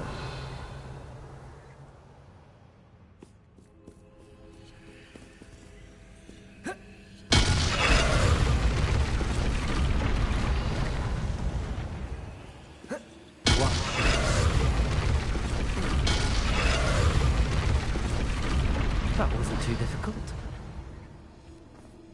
Oh, goodness! I do hope you're having as much fun as me. Incendio! I think I'll keep you around a bit longer.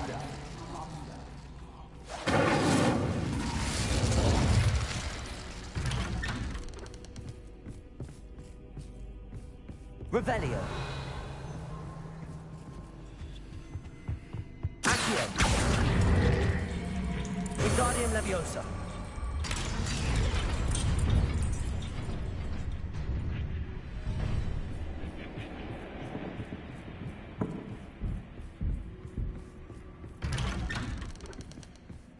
Accio. Wingardium Leviosa.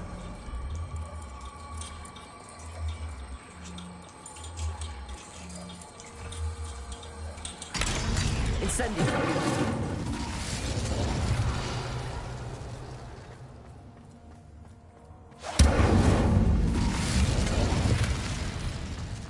I wonder if I need to place lanterns to open these doors.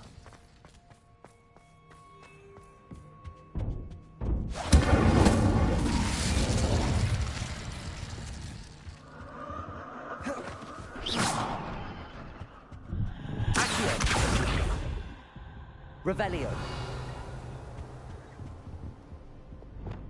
Bombarda.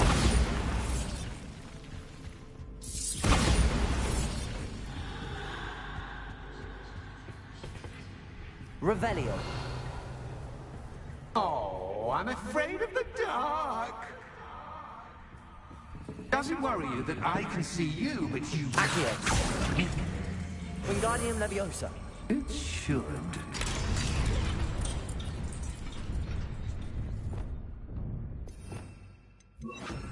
Reparo.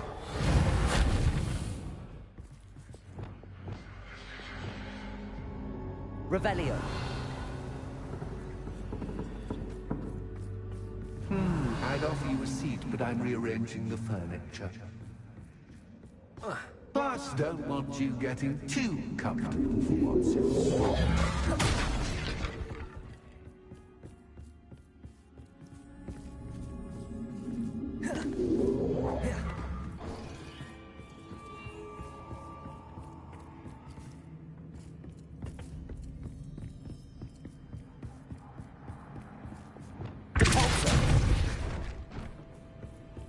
Bombarda!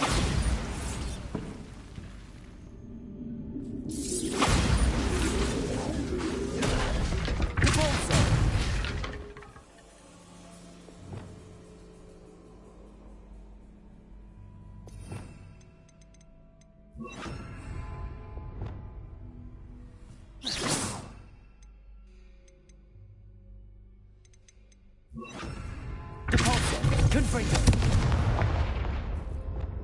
Accio. Wingardium Leviosa.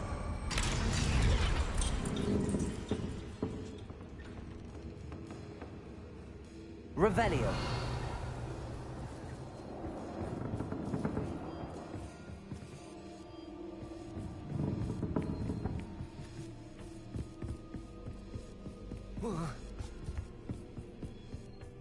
Accio.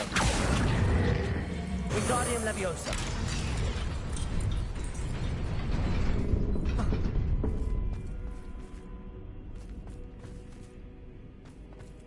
Accio.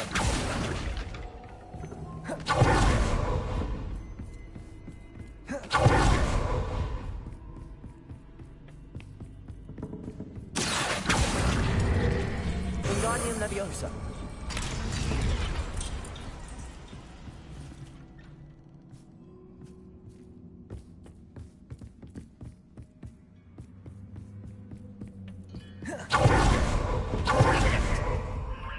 Revelio.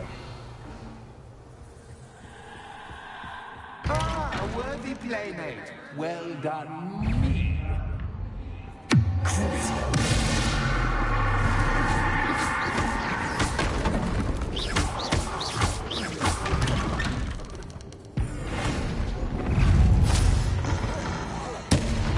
Incendio. Revelio. Imperial. Confringo. Leviosa.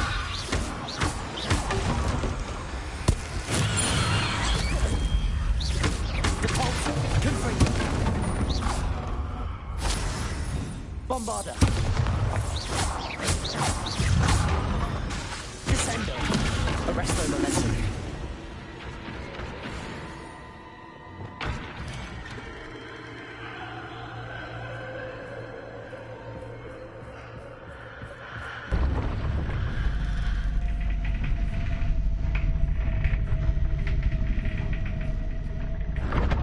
Reparo.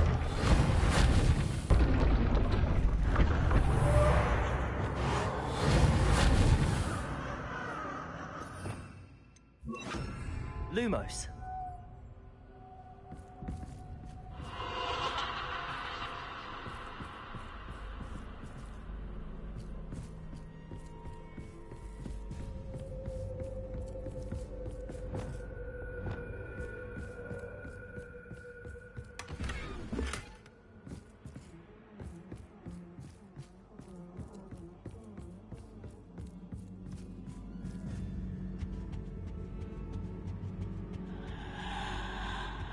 Accio. Wingardium Leviosa.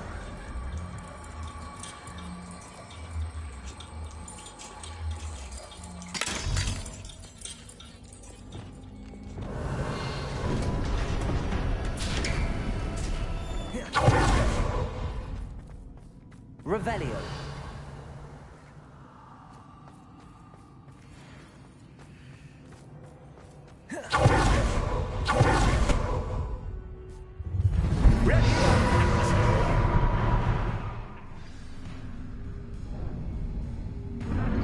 Time to raise the stakes, so to speak. Where shall I put this?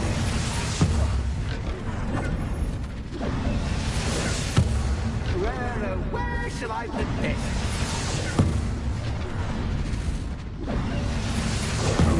Where shall I put this?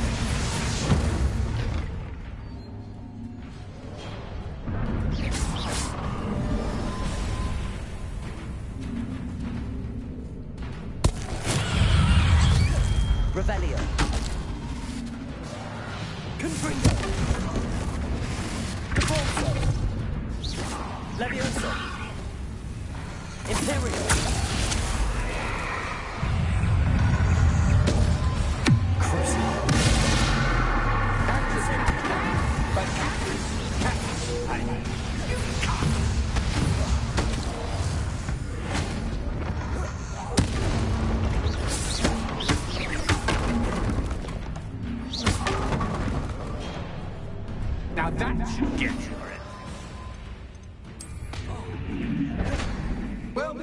been fun. Much to do, much to do. See you in a bit.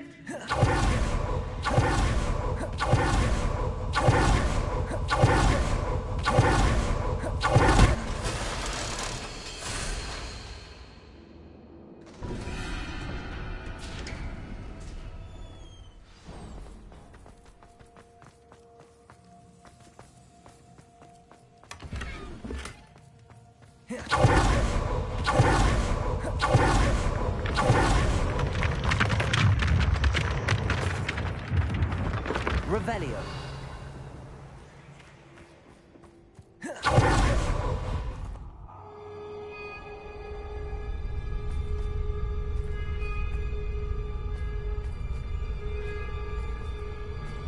Aha! Finally! You, my inordinately clever friend, appear to have traversed this seemingly never-ending dungeon relatively unscathed. And now I suppose you'll want to go. Everyone leaves me, usually in a straitjacket, never to return. I'm starting to take it personally. I'm tired of having no one to play with. Ooh. Ooh. Tell you what, I'll make you a deal. If you can match wits with me now, and agree to give me unfettered access to the shop for, say, 1 day a month to have a little fun, I'll sign a contract. Pursuant to which, let me see, I will blah, blah, blah, blah, blah, blah. Oh, yes, leave you and your customers alone at all other times, etc., etc. You get your shop, I get my chaos. Sound acceptable? Excellent! Let the games begin!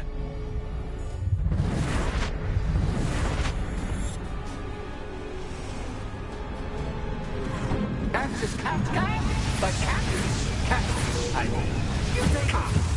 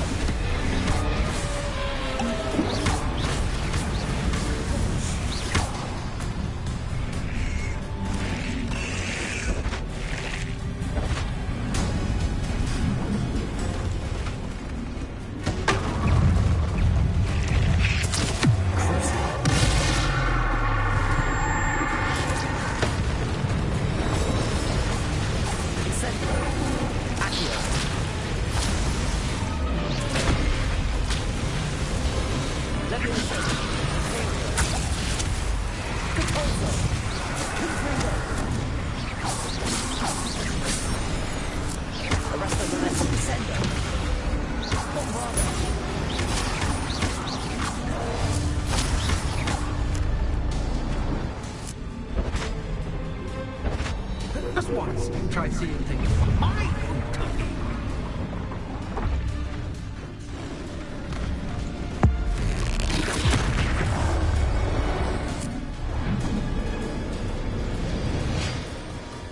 Well, well, finally, someone deserving of the playground I so meticulously crafted. Such a treat to have fun again in my little dungeon. I must say, I enjoy a good challenge. Ah, a kindred, dare I say, spirit. So, about the contract. I am a poltergeist of my word.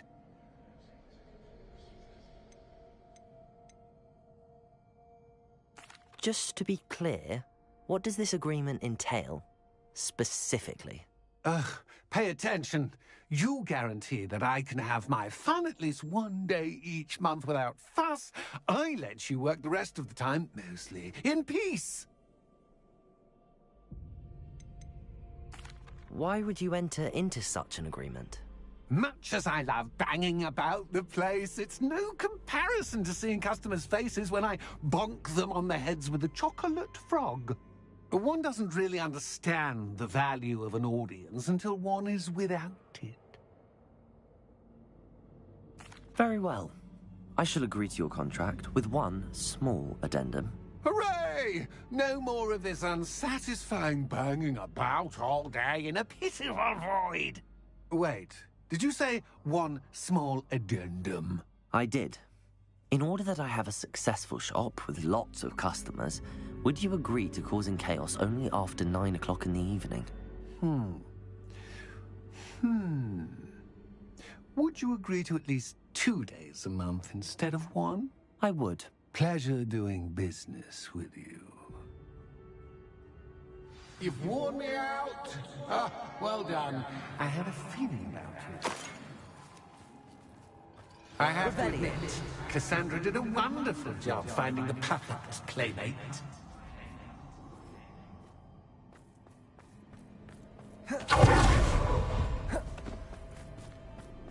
Bombarder! Confringo!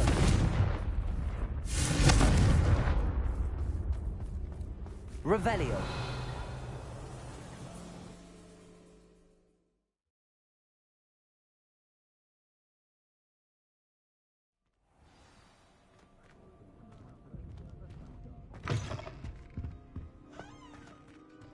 Hello, Penny.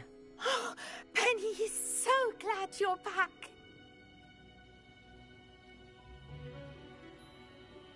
Were you worried I might not return?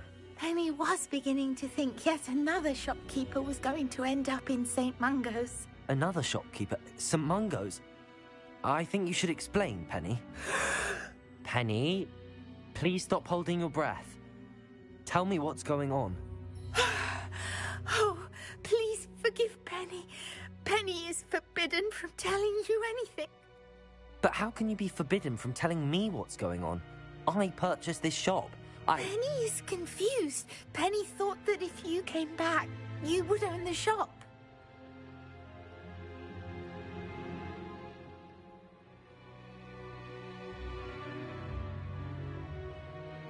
Thank you, Penny. I think I'm going to need to talk to the authorities. Oh, Penny is certain that's a brilliant idea. Officer Single will know what to do.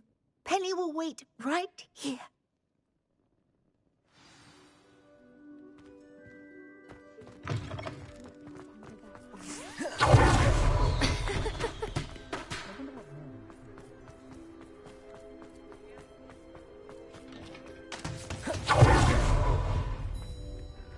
Officer Singer, I have some information you might be interested in. Ah, good to see you again. What can I do for you? Cassandra Mason sold me her shop and then tried to drive me mad in a haunted dungeon. Cassandra Mason sold you her shop? Well, yes, she said she did, but I think you might have missed the bit about the dungeon. No, I heard that bit too. And, according to the house elf that came with the shop, she has done this sort of thing before. Repeatedly. I wondered what was going on. She seems to have had a great deal of trouble keeping a tenant in that shop. In any event, these are serious accusations indeed. Perhaps a little visit with Cassandra is in order to clear this all up. Shall we?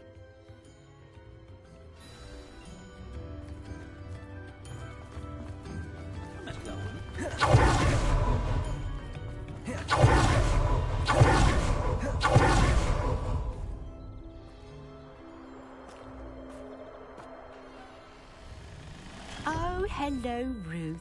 I see you've met my new tenant. Cassandra, it's my understanding that you sold your shop and your elf to this student. Now, they've been telling me some very interesting stories about your business practices. Perhaps you should come with me.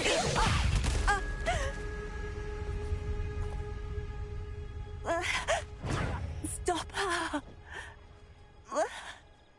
I should have known better to do business with a wise student.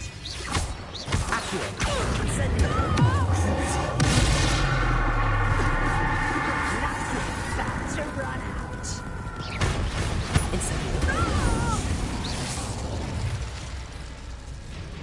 What on earth are they teaching you at that school these days? Revelio. Accio.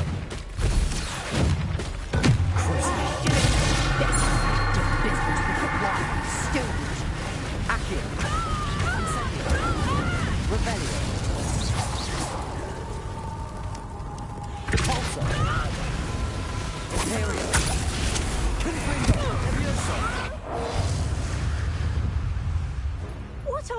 else are they teaching you at that school these days?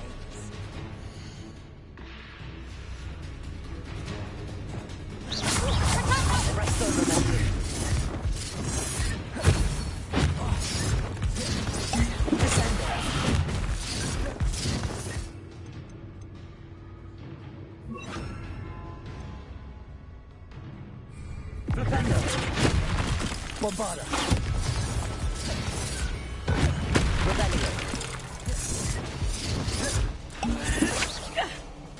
Bombarda.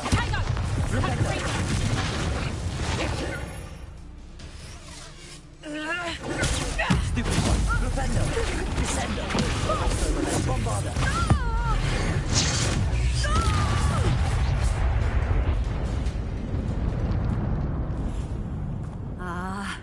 I'm disappointed in you, Cassandra.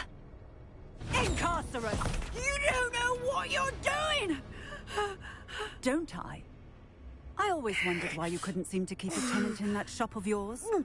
I must admit, the notion of a haunted dungeon never crossed my mind. Thanks for this. You can head back to the shop. Check on that house elf of yours, she's probably terrified. Scrawny little traitor herself! I should have known it was... Silencio.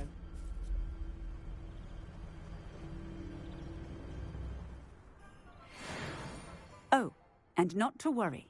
Cassandra will immediately file the paperwork needed to grant you ownership of both the shop and the elf.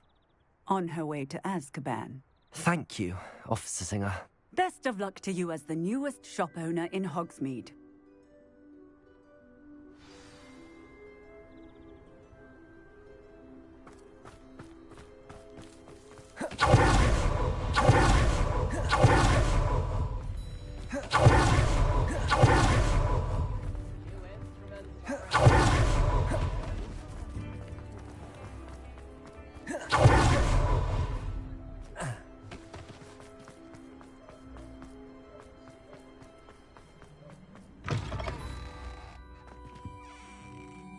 Penny, I have what I hope will be good news. Officer Singer confirmed that ownership of the shop has now transferred to me. Oh, well, that is good news. Penny is so relieved. Penny had the most difficult time keeping the truth from you. Penny promises to work as hard as she can for such a kind new owner.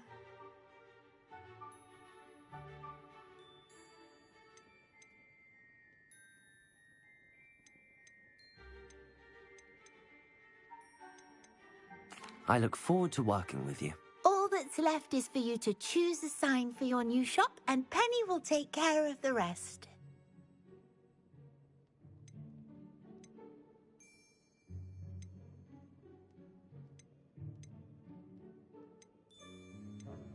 I choose Cladwell and Brewster. Excellent choice. Have a look outside. Thank you. I shall work on collecting items for the shop's inventory. Oh, and Penny, we'll be closing the shop by 9 o'clock every night.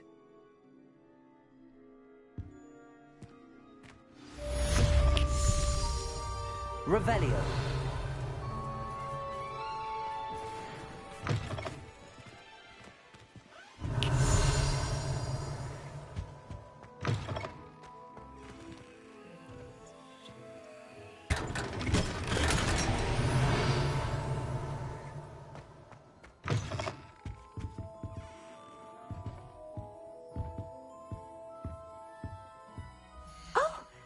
Today you have something you'd like Penny to sell for you?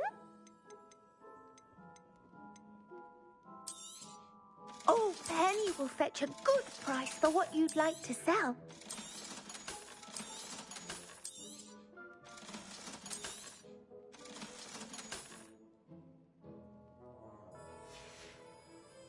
Penny wishes you safe and wondrous travels.